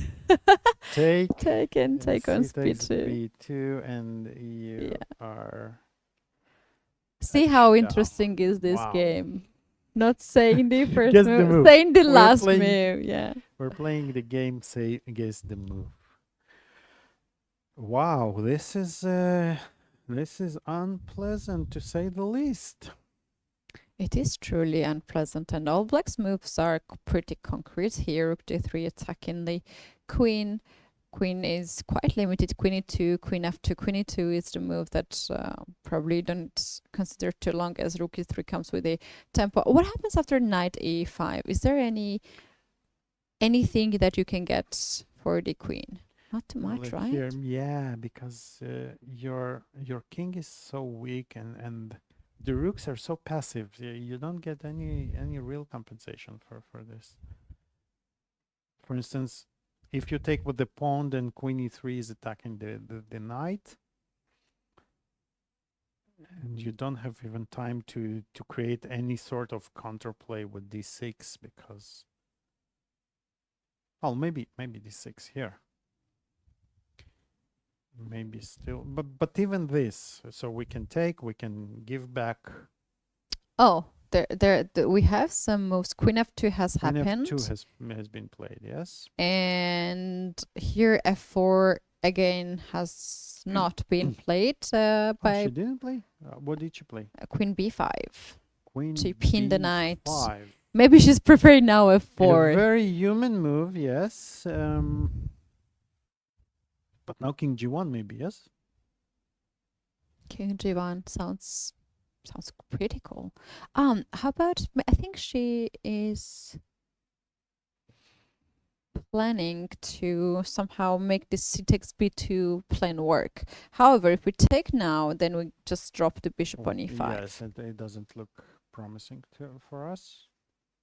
All right. So after king g1,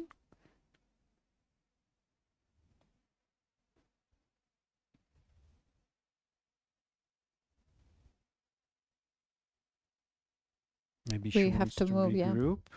Bishop b8, bishop a7, maybe. Yeah, but Something. the rook it will be hanging. Yeah.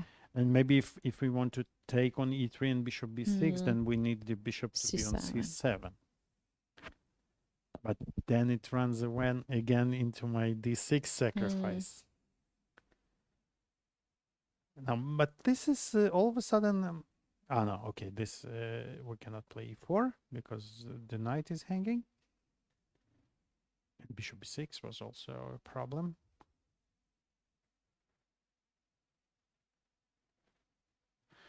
Well, what a sharp position.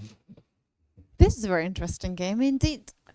Of the but round. bishop c7 just drops the pawn on b3 on c3. Okay, rook e3, queen e3 is a check. That's the First of all, it's a problem. check, and second Yeah. of all, we don't have to take. Yeah. So, but I like the check. Yeah. Yes.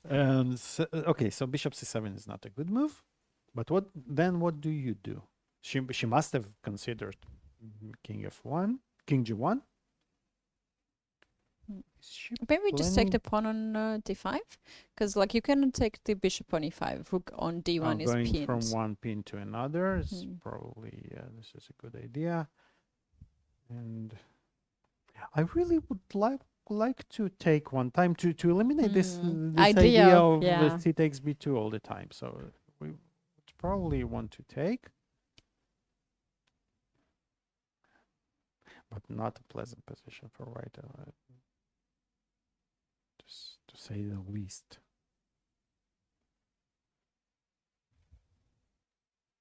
Maybe some nasty sacrifice to try and give a check maybe in this game. And if we move the rook away, for instance, on g7 or g5 to cover the check, cover the king. G5. Okay, let's say you play g5. At least I eliminated some of your pawns, but yeah, but it spins from all over the board. White is not happy here. And what do we have in the game? Do we have something interesting? In the other games, Tanjungi and Olivia Kelbasa, we do have the Rukent game where Tanjungi is having one extra pawn, but the position is quite promising for her. After g5, here black played king to g7. We had rook to b7, then rook b1, king g3, rook b2, b5, rook b4, and rook to b8. This is current position. Yeah, so white will put the pawn on b6 and then start not to b7 and then start marching with the king towards c7 to support the pawn, with the idea when we get to c7, black will start giving checks along on c4, and we will have a spot on b7 to get ourselves covered from the checks and promote the pawn. Black, on the other hand, should try to keep a white king as attached to the pawns, and to create. So black's plan would be to grab as many pawns as she can, then sacrifice the rook for the pawn on for the passed pawn b, and try to create a passed pawn as fast as possible, which often gives black the chances, the draw that she can. That's how you basically draw those positions with white, with black. However, specifically in this game, in this position, I think this overextended pawn on e4 plays it in white's favor, because let's see. So we keep the rook on b2 to prevent the king from marching. b6 should be played here. Yeah, I would. There is no point on holding back on d6 on b6 because it's a move we need to make anyways. The thing is that I think here, let's just pass the point is that king side for black is paralyzed.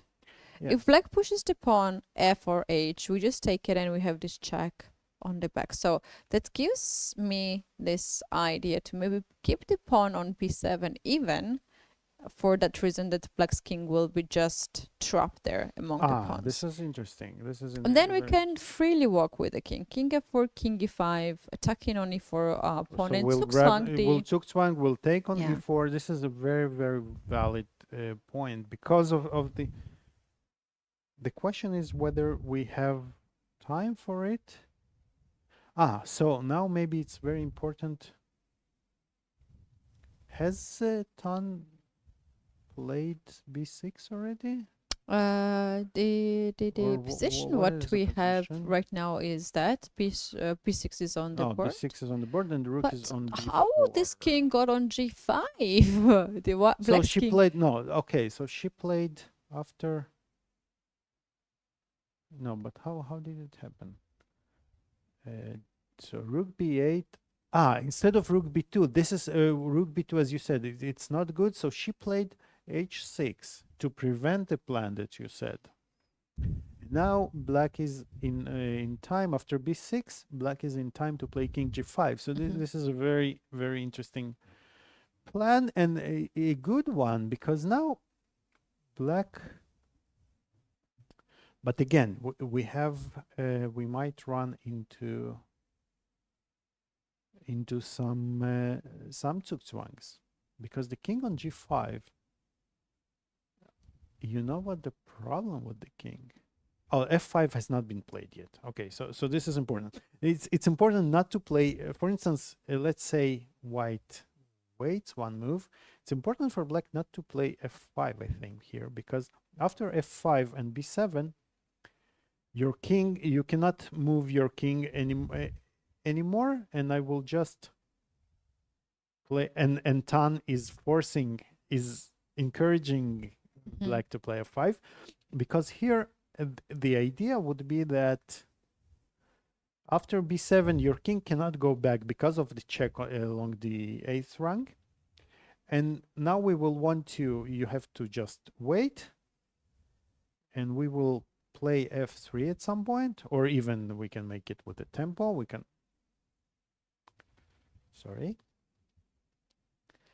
we can play f4, takes. You cannot move the rook from the b file, because then it's just promotion. So you have to keep waiting,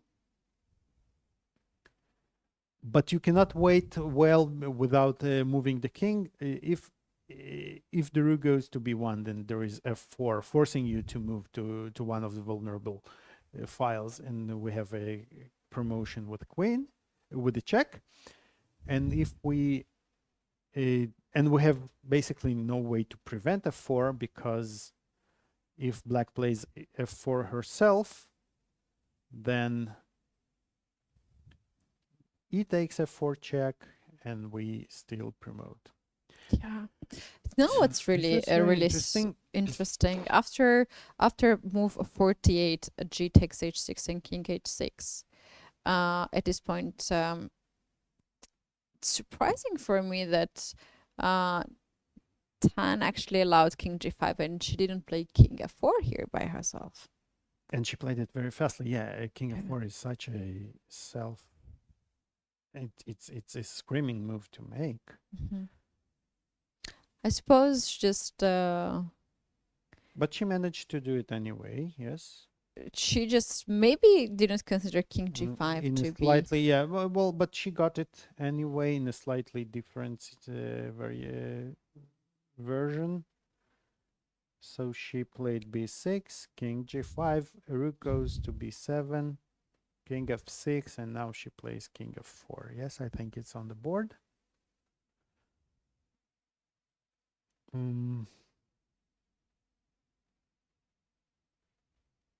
Yeah, this is winning for white, and there's not much that can be done here by black.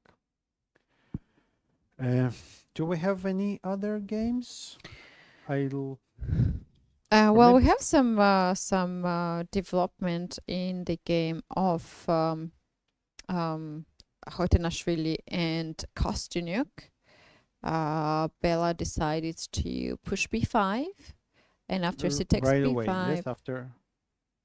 rook to d. Yes, b5. So we had f3. b5, she takes b5, rook d5, threatening checkmate. Alexandra played f6. And at this point, Bella decided to play rook to d6, attacking the pawn, king f5, and king to f3. And this is currently the position. It feels a little bit that the worst is behind black.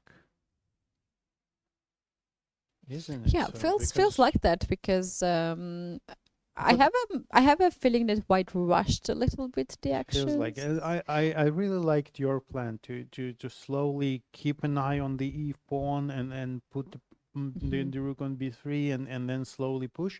And also, in many of these variations, we have analyzed so many times these checkmate threats could be very important tempo. Absolutely, So, absolutely. and now black's king is out of this threat, and it's kind of close to c pawn as well. And I think that usually when there are two passers like that, they get exchanged in rook games, and we might see 4 against 3, but those 4 are so weakened because the structure is they're so committed. So black will have a lot of counterplay, and I believe this game should end in a draw. And I think Alexandra played before already. Is it on the? Yeah, the before pawn is on the board. And wow, this will be a missed chance by Bella if she doesn't. Right, and in the other Find a way. game of Alexandra Gershon and Nana Zagnidze, the position which you actually, the idea which you suggested earlier just has happened. They have played pretty, a lot of moves actually. The last move, knight c4, we have seen here. After that, black played rook to e6, h takes g4, h takes g4, knight a5, and rook e7 is only moved to guard the pawn, and bishop f4. King to d3 and bishop to c7, and now white is threatening to take the pawn on b7, and after this pawn is gone, I think that's gonna be game over. And maybe already now it will be game over, and because there's really nothing black can do, and we saw it 20 moves ago. We knew this will be the final position. Future tellers, huh? We have this power. And that's a position that really plays itself, and very sad to play it with black because you know it just like white knows. You go through those motions, but there's nothing you can really do to stop it. Right. We can actually maybe take a moment to get a bit closer to the game. We can see right now Alexandra seems to be a little bit more relaxed than she was yesterday. Nana is fully focused. Unfortunately for Nana, she has not too much to carry on, and she still has to keep it going, but there is no any single weakness in the position. Alexandra is just glancing around as her plan is pretty much the clear. She just wants to capture the pawn and then free the road for the pawn and promote it. So we can see her like she's a bit bored as well. I don't know why she looks a bit sad, but probably she might be relaxed. I think she expects resignation, and then there is really not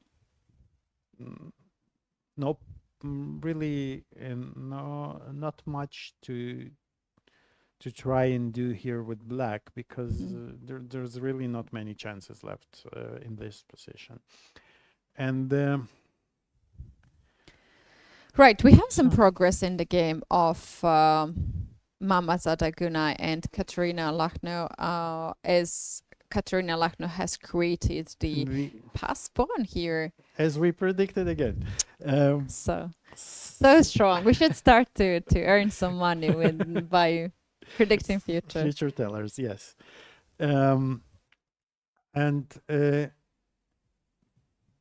So basically here I think black will want to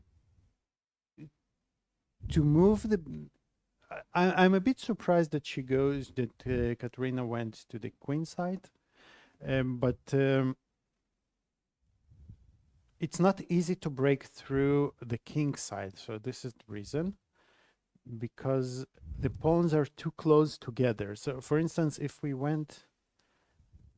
tried to go this way, white has this check on b7 preventing us from entering, and if we go to f5, then we keep the king from because of the formation of the pawn structure.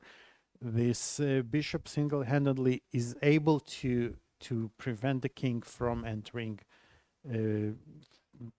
from going to the king side.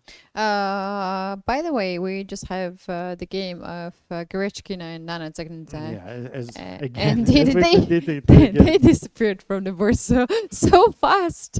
We cannot even recognize that they played several seconds ago here in the game. So the games are ending slowly, and we might expect more and more games to be end, or even to have the more time pressure on the clock. So you guys, we're gonna take a very short break right now, and we'll be back in a few minutes, and you don't want to miss the final part of the round 2 at FIDE Women Grand Prix.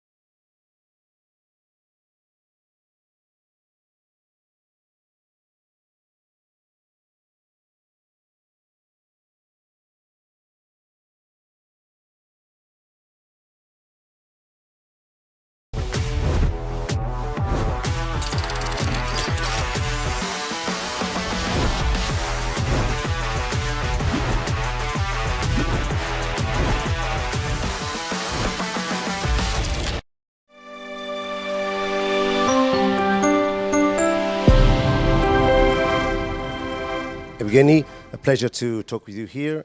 You've just done the first move of the second round of the event of the Women's Grand Prix Cyprus. What are your sensations? How are you feeling after doing this first move in front of so many excellent chess players? Well, actually it was quite impressive. It's very unusual. I feel the tension, but I wish good luck, very good luck, and a good game for our players. You were also joined on the board by 5 times world champion Vishy Anand. When I'm standing next to him, it's an incredible sensation. What were your sensations being in the same next to him in this chess tournament? I don't have any words actually even, so it was really very impressive for me personally.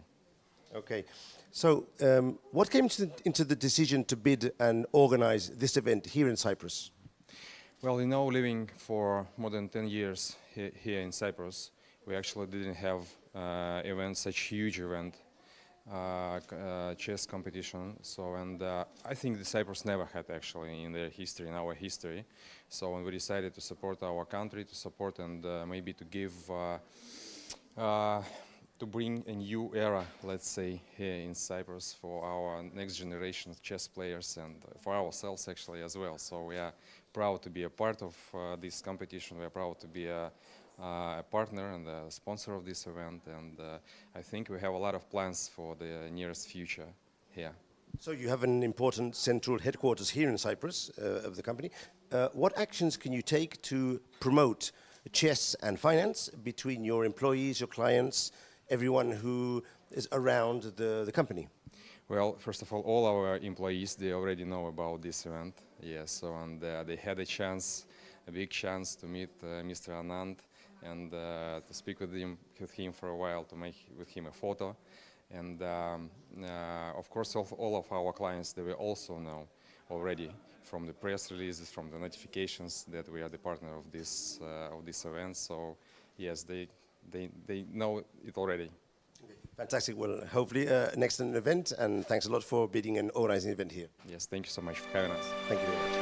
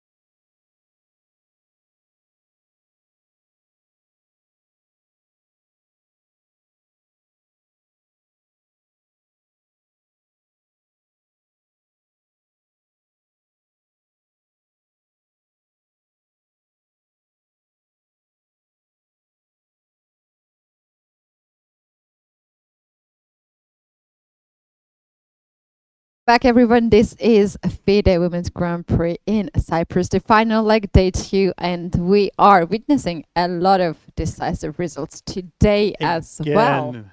And some are not yet finalized, some are shocking. Tan brought this this victory home after what we said. Her technique was really very convincing.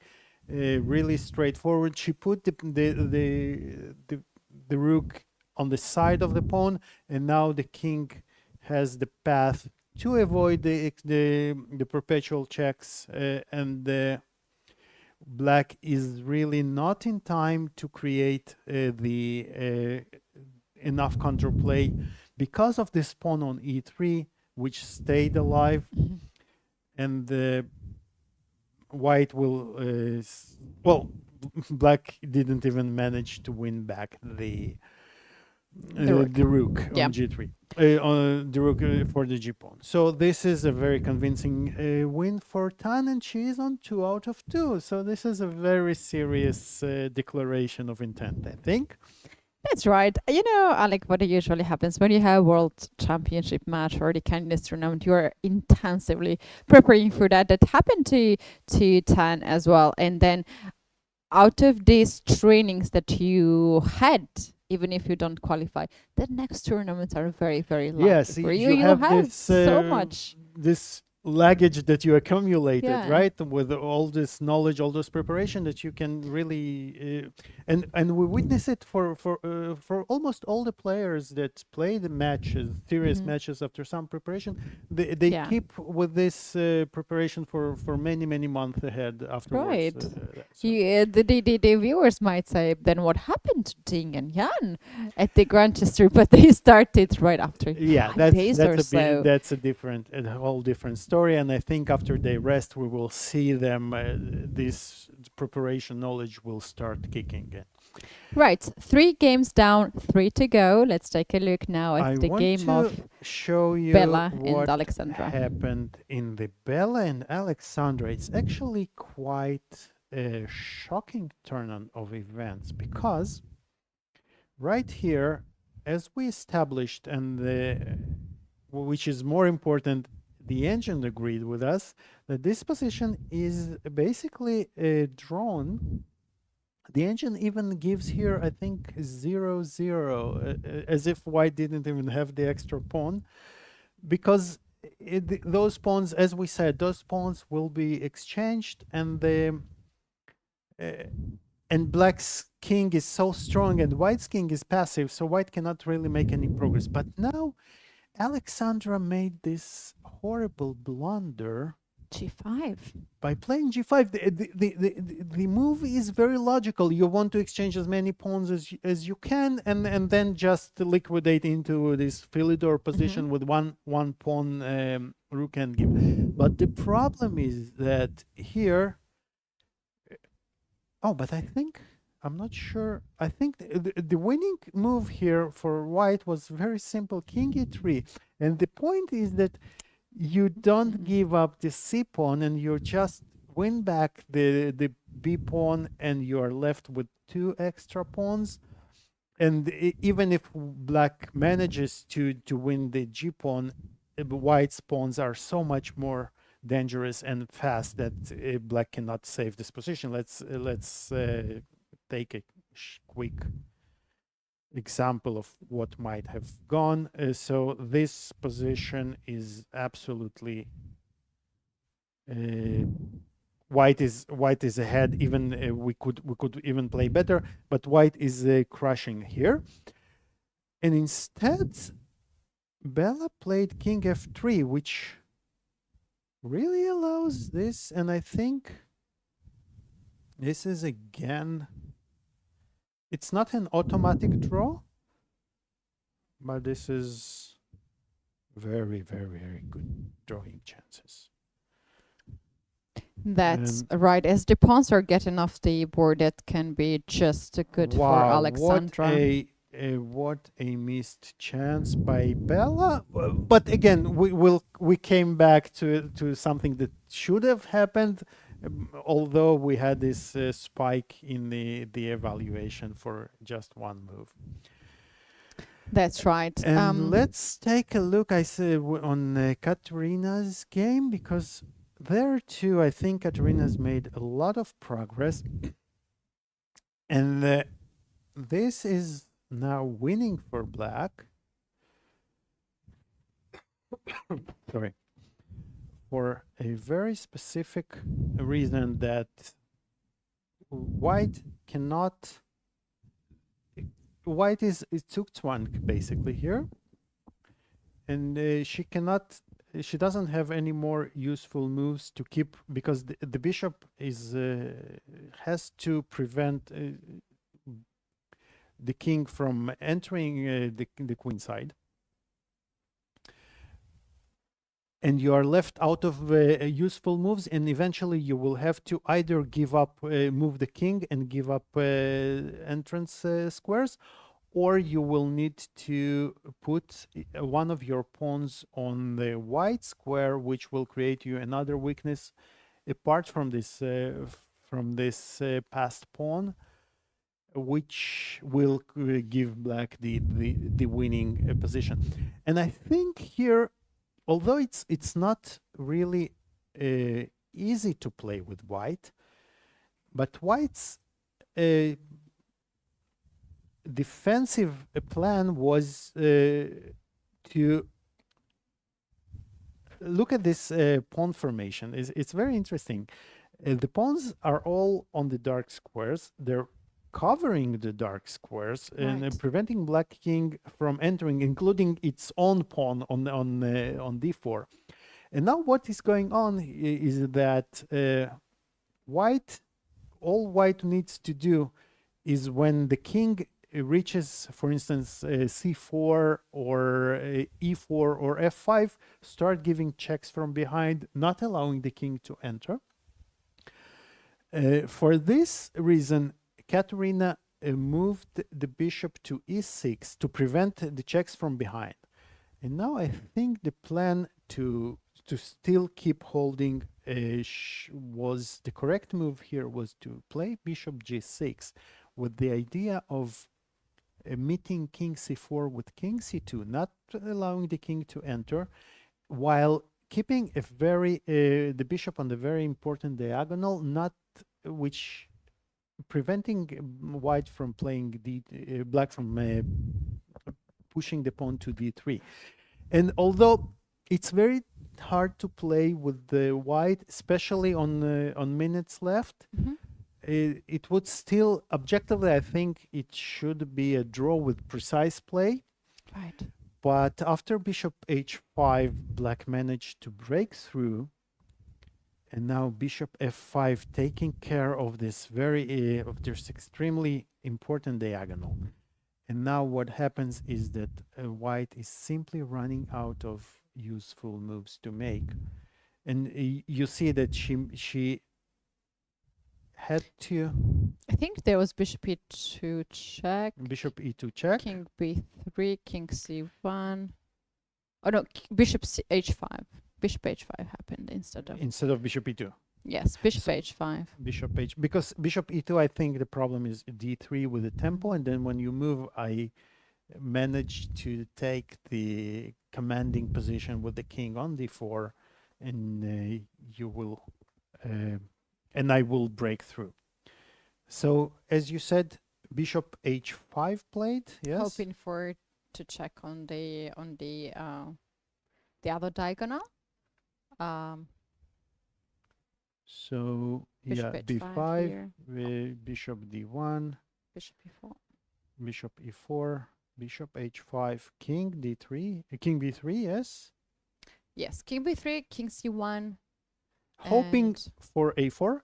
Bishop d5, as I remember. Yeah, but white is hoping for a4, right? This is never, as we learn again and again, it's never too late to lose a game. Right. Beautiful checkmate. Bishop d5 to make sure that there's no such scenarios here. And how do we win? So we basically, I think the plan is to put the king here, then bring the bishop to c4 D3 and and D2. d3, d2, force the king away, and or even we don't even have to put the king on a2. Probably we can even do it with the king on b3. So this looks very much like a game over, or unless something very unfortunate for black happens here. Another game has ended. Bella Hotunashvili and Alexander Kostyuk just And Bella is shaked. visibly not happy. Right. The game has ended in a draw. Bella had really, really good chances to score a point here. Alexandra should feel really happy not to lose another game here, as she was having really difficult time today as well. Throughout the game, it's really surprising that she started on the left foot. But now the first 2 rounds are past her, and now she can start winning some games, and maybe that was her plan for the tournament. You know, when you start slow, your opponents forget about you, that you're in contention, and then you come from behind, you know, so this might be a And they're strategy. surprised. Say, hello, I just won. So this is a very narrow escape, an extremely important escape draw for Alexandra. Now she can put. Okay, we will maybe summarize it a little bit later. Let's take a look at the game of Bibisara and Polina, as this was one of yes, the yes. most exciting games. The last time we have seen this was when Polina played queen to b5, move 42. We have this on the screen, and we can see that all white pieces are on the second and the first rank. And Polina is all in with their double rooks on the g file, queen on h1. Bibisara is having a really difficult time now to just hold a position. And on top of that, now the time issue will be another problem that they will be facing. Is rook f3 a move here? Oh, she's going for that. Look at this. Look at how beautiful this win is. And the checkmate. Beautiful. Unless we need to check, because here white has this intermezzo, and the beautiful win can become a beautiful loss. Blunder.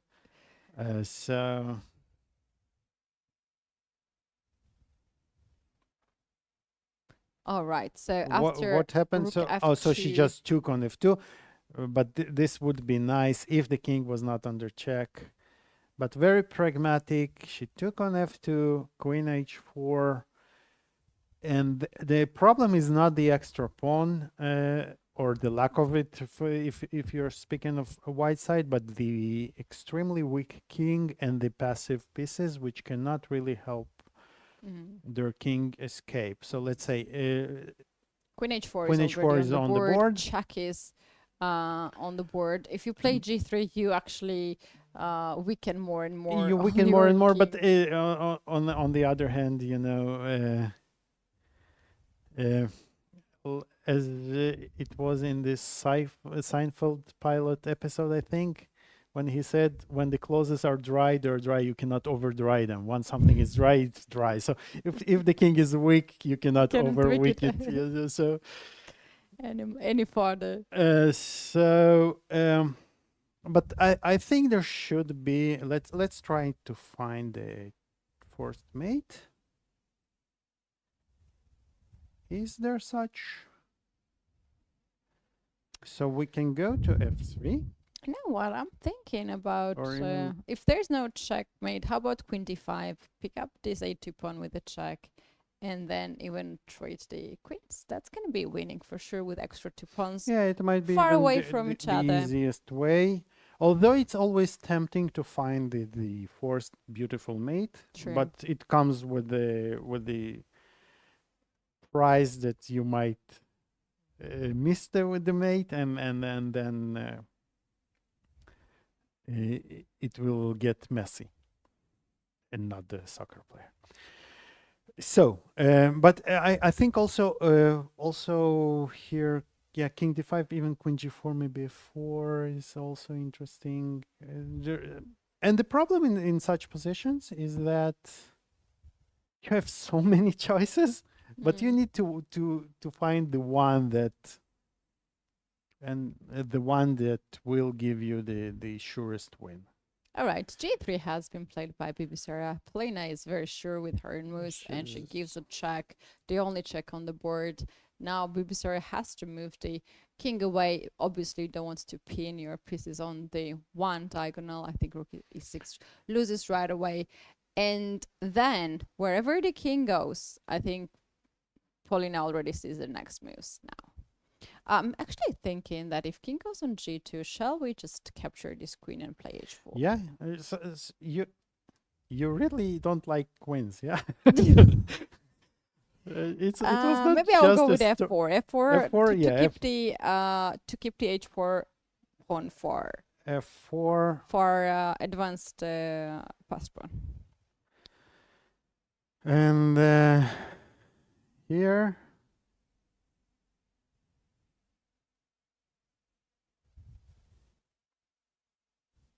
What if I take?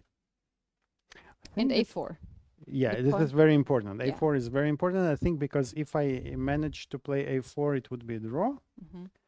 But now I'm not in time to... And I'll play king sorry. g5. I'll keep the pawn on h5. Sorry, yes. And that's going to be winning. And it's going to be winning. And...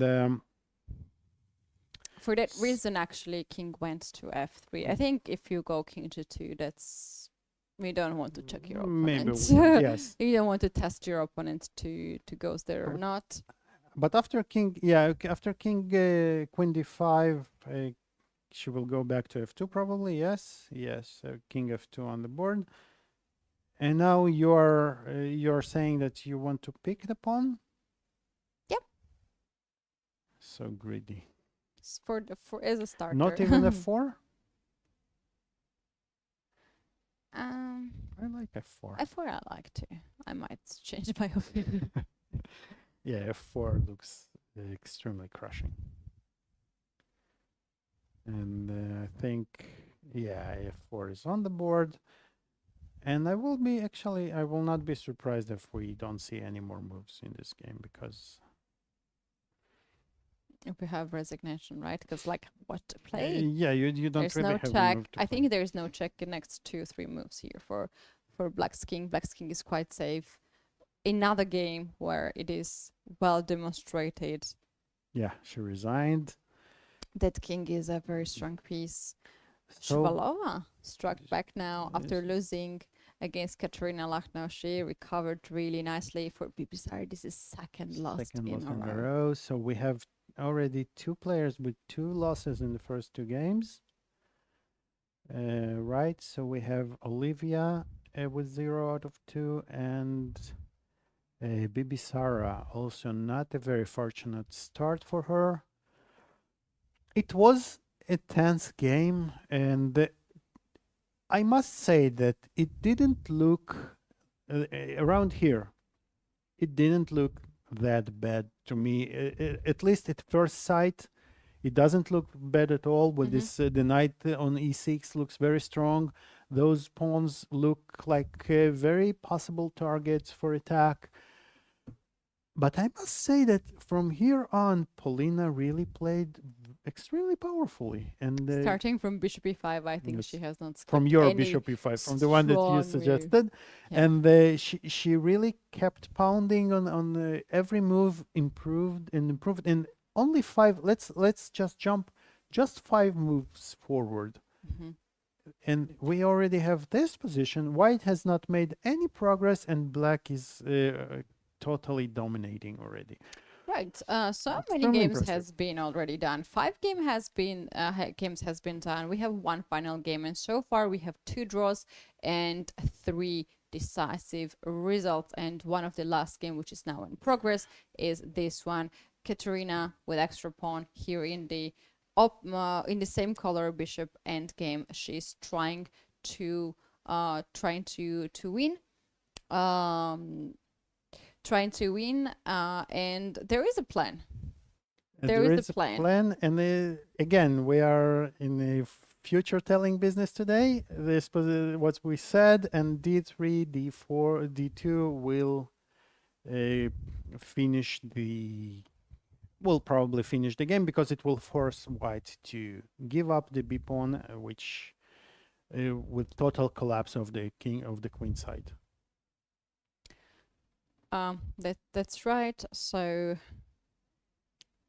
starting not so well. This one, not so many fireworks at the beginning, but in the end, we have seen really nice technique in the end game by Kateryna. Absolutely, extremely impressive. And we had a feeling that she will bring this victory home. And to remind you, all black trouble, all white's problems started with this move f2, f4, which allowed the g5, and maybe it wasn't the most Kateryna's conversion wasn't the most precise. Somewhere around here, maybe she could have played a little bit more accurate. I think. She missed. Okay, so she played f6. I think she missed g6. Because now after rook takes f5, there is g takes h7 and queen h5, rook h5, rook g8. So this is probably what made her life much more difficult, because she played f6, and I believe that the correct move was to play h6, winning the second pawn, and now there is no trick on g6 because there is a king guarding the pawn. How about to take on h6? But if you take on h6 and h7 now? You still have. Okay, I'm totally delusional. Yes, of course.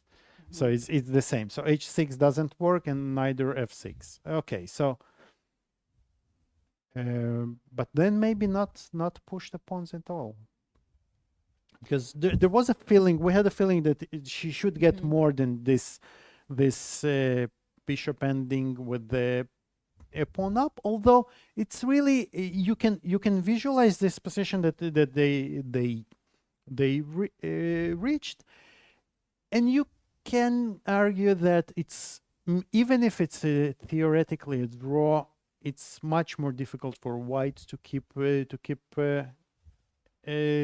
balance than for black to play. In those positions, I like to think of it regarding the chances.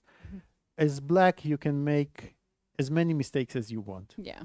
With white, you're not allowed to make one. Not even one. And this basically says all about the chances to hold versus the chances to win. You can grind this, for 50 moves, then make one pawn move, then grind it for 49 moves more, get to time trouble, and then get all those. And we are seeing the promotion, another queen. Right, after d3, bishop h5, d2, king c2, and Kateryna promoted. d1, nice.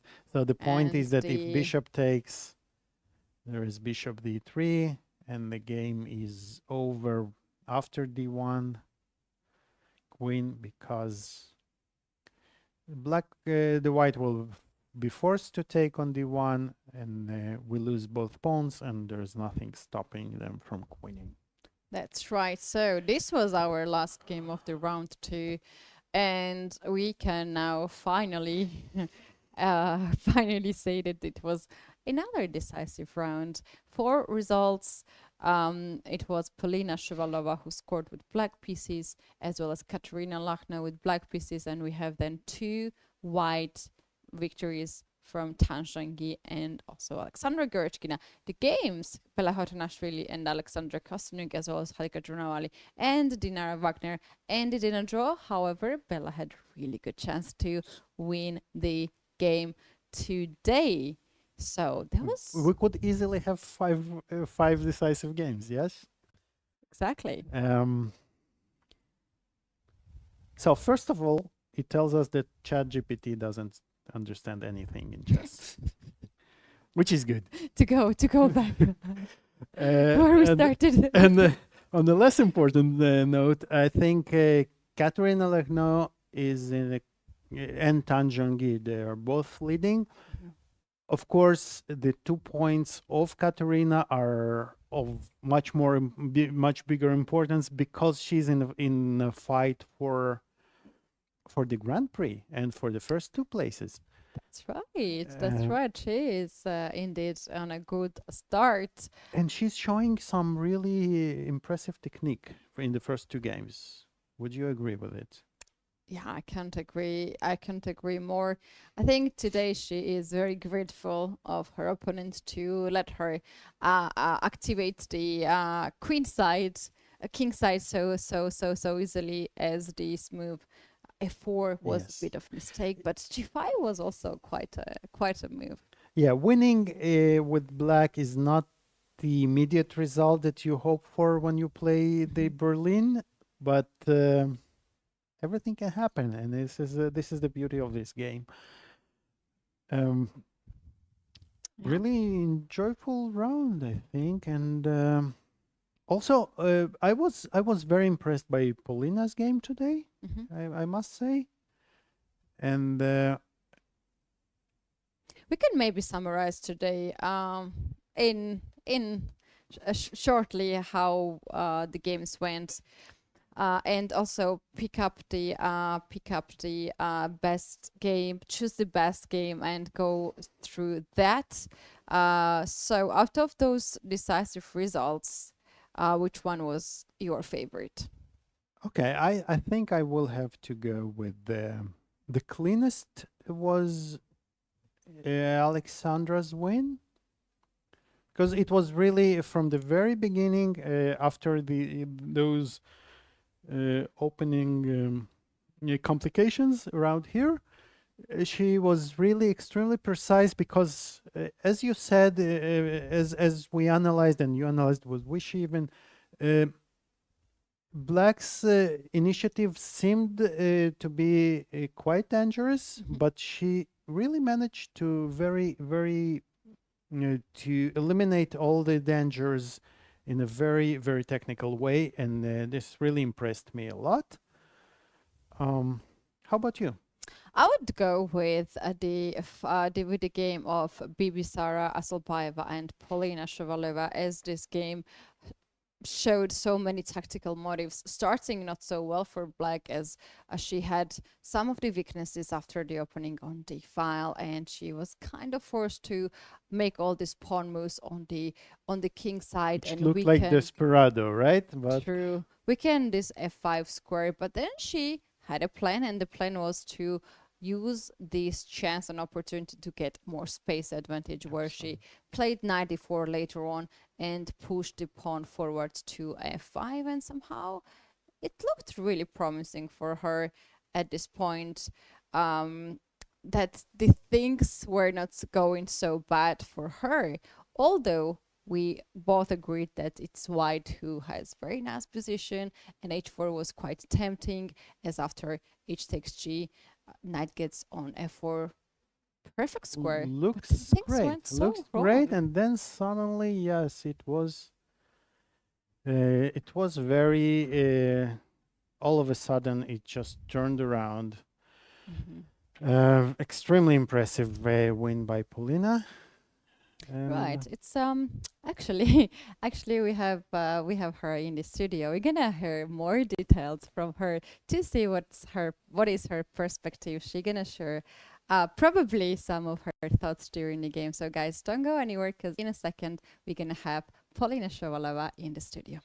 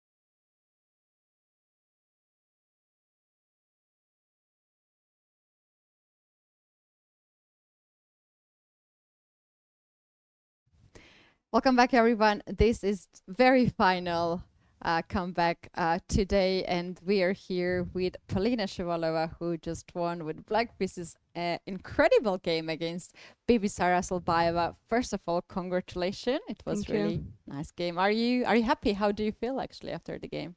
Yeah, of course, I'm happy. I'm happy to win a game and to um, mm, yeah, how to say it? Yeah, I had an advantage in the end, so I'm happy to win it eventually. Yeah, right. But it was really, really, let's say, a resourceful game. There was a lot of ideas, a lot of tactical motives, which probably takes a lot of energy from the player. Shall we go through from the first move and stop at the critical moments? Because we consider this game very, very interesting at some point in the after the opening, that maybe you had some issues on d5 pawn. Yeah, I played here the c4 move. It's quite risky from positional side. So I'm not sure eventually about this decision. Maybe I should have just castle or play c takes d4, as she lost some tempos with queen b3, queen c2. I should be okay. But here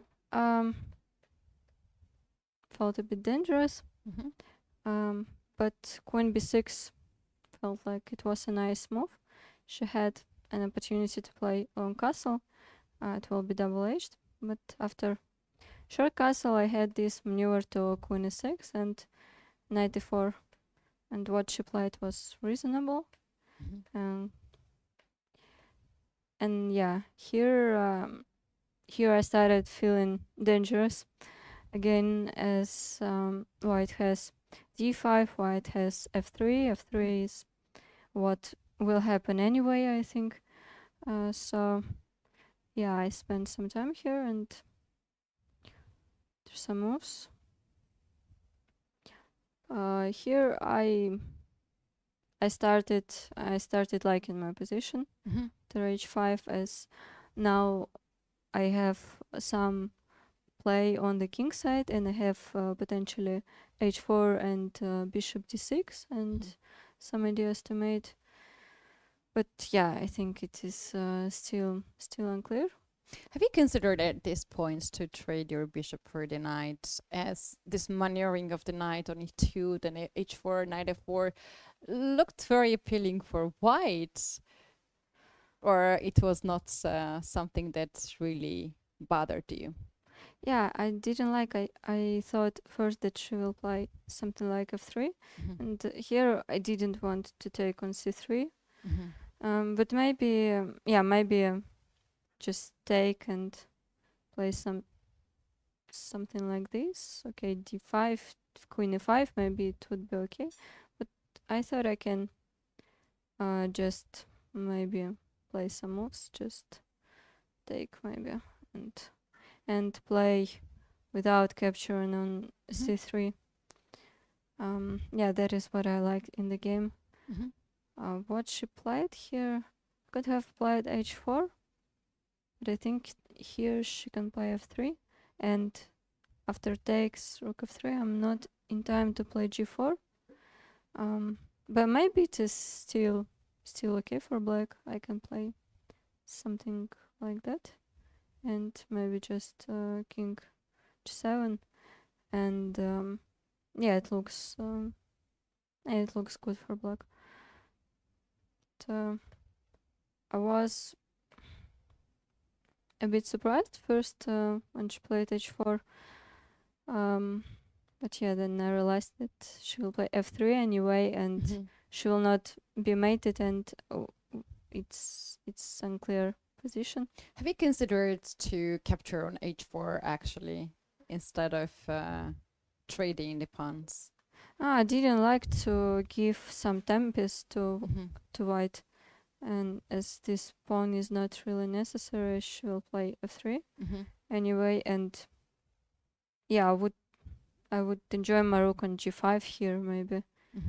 So I don't know, but it was maybe still possible.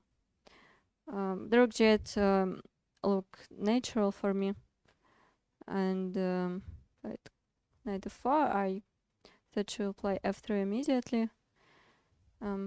Yeah, but when she played knight f4, I saw this resource with queen c6 to not allow her play f3, and I'm provoking d5, which I thought would be clever for me, as it gives me the squares for a bishop on c5, on e5, and also she played d5. I can play queen b6. Again, I'm not giving her f3. So I felt that here I got maybe, yeah, here I had a good position already as the b2 pawn, and she does not have really some play. So she started waiting, and Yeah, all these moves that you played starting from bishop b5 was the most accurate moves here, and also this king g6 and then king to h6, this little provocation of knight f4 was really really amazing for us to see. And at this point you had very little time on the clock. How hard it is to stay focused and not to be so stressed because of the time and still find the best moves? here it was normal for me, as I had a stable position, and it is hard for me to blunder. Of course, it is still complex, and white has a knight, so it's always possible to miss some fork. But here, yeah, knight f4, king h6, and this it was a good position for me. So I was not much nervous.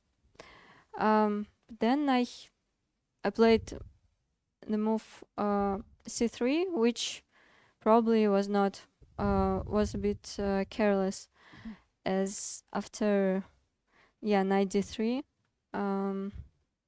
she has this attack on c3 pawn. Maybe I could have played just not sure. Yeah, but he queen b5, queen yeah, I thought I can play queen b5 during the game, and like something like that she can sacrifice the pawn. But maybe it's still good for black.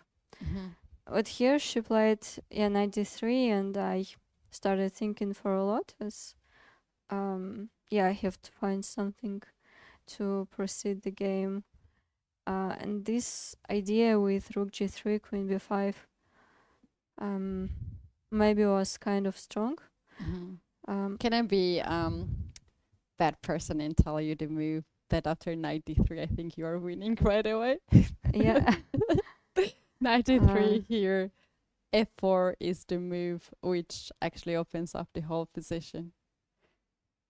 Oh, f4 and e4 is just losing, yeah? After e4, I think rook to g3, and then f3 is the... yeah. And if you take the bishop, then f takes c3, and the file is open. Yeah, okay. It's so crazy, right? It's super crazy, but yeah, probably it's very hard to know this. We had the opportunity to see on the engine that this was the move, but yeah, it is crazy too. Yeah, and it looks much simpler than after queen b5. Yeah, okay. Before I didn't see. Yeah, I thought that I had to you play. had f4 here as well after queen f2, I believe. Good. Yeah, f4, and in case if I take on f4, then rook d3 was the move. Rook d3, rook d3. And rook f4, rook f3, and you take everything, and she takes b2, and you can stop the pawn. But it's really really long line. No, it's nice, great, yeah. Yeah, okay. But yeah, we're not taking you played really nicely this game, but it was the only moment that the computer suggested this F4 idea. Was there any moment you considered this pawn to be pushed forward and open the file? Yeah, after in some lines after queen b5, it was where I played f4. Yeah, but not here. I just didn't look for that. Yeah, after queen b5, I thought maybe she can take the pawn on c3, and here, I don't know, here I was calculating f4. Yeah, quite complex. And after rook c6 takes rook e3, queen c2, something like bishop c7, and the game is still going, and maybe black is a little bit pushing, but it looks more to the draw. After she played queen e2, I could take on d5, and here she is again worse, and yeah, knight before probably is a crucial mistake, as it gives me queen e4 and turn knight g5, rook g6, and she can't take the pawn because queen h4 needs all the mating attack. So she played knight f4, but here it should be just a technical draw or technical win. Yeah, here I also was calculating rook g2, but it doesn't work because of rook e6. Yeah, that's but very if not, it unfortunate. would be nice. Yeah. Yeah, from at some point after you get a little bit chance to push a little bit, I think that was pretty much your game. And were you feeling confident? What was the moment when you realized that okay, that's it? I'm gonna win this game. Yeah, I don't know if I will win this game, but yeah, maybe when I had like here some solid position, it looked winning for black. Yeah, but then I played c3 on the move 40, and I didn't see a 4 move. It looked again, it looked unclear for me. But yeah, I had a tough, I think, middle game for black. Here it felt like really risky for black, but yeah, somehow it got better for me later. Right. Thank you so much for coming here and sharing us your thoughts after a very long game and very intense game. You gave the interview to Michael, our press officer. Probably he asked this question, but if I can also ask, how do you like it here at in Cyprus and all these conditions, and how just do you feel in general? Yeah, I like it very much. I like the hotel here. I like the food, especially here. It's very nice Greek salad with a real feta. It's really enjoyable, and the climate, the weather. It's it's good. Yes. I wish you best of luck in the remaining chess games, and also to have a really good time here in Cyprus alongside the chess tournament. Thank you so much, Polina, for coming here, and once again, congratulations. Thank you. And you guys, we're gonna end today. Round 2 is done. We were here for you from 3 p.m. local time, and we will come tomorrow as well at the same time. But we will have round 3. Please don't miss that. And thank you very much for watching. Bye bye. Goodbye.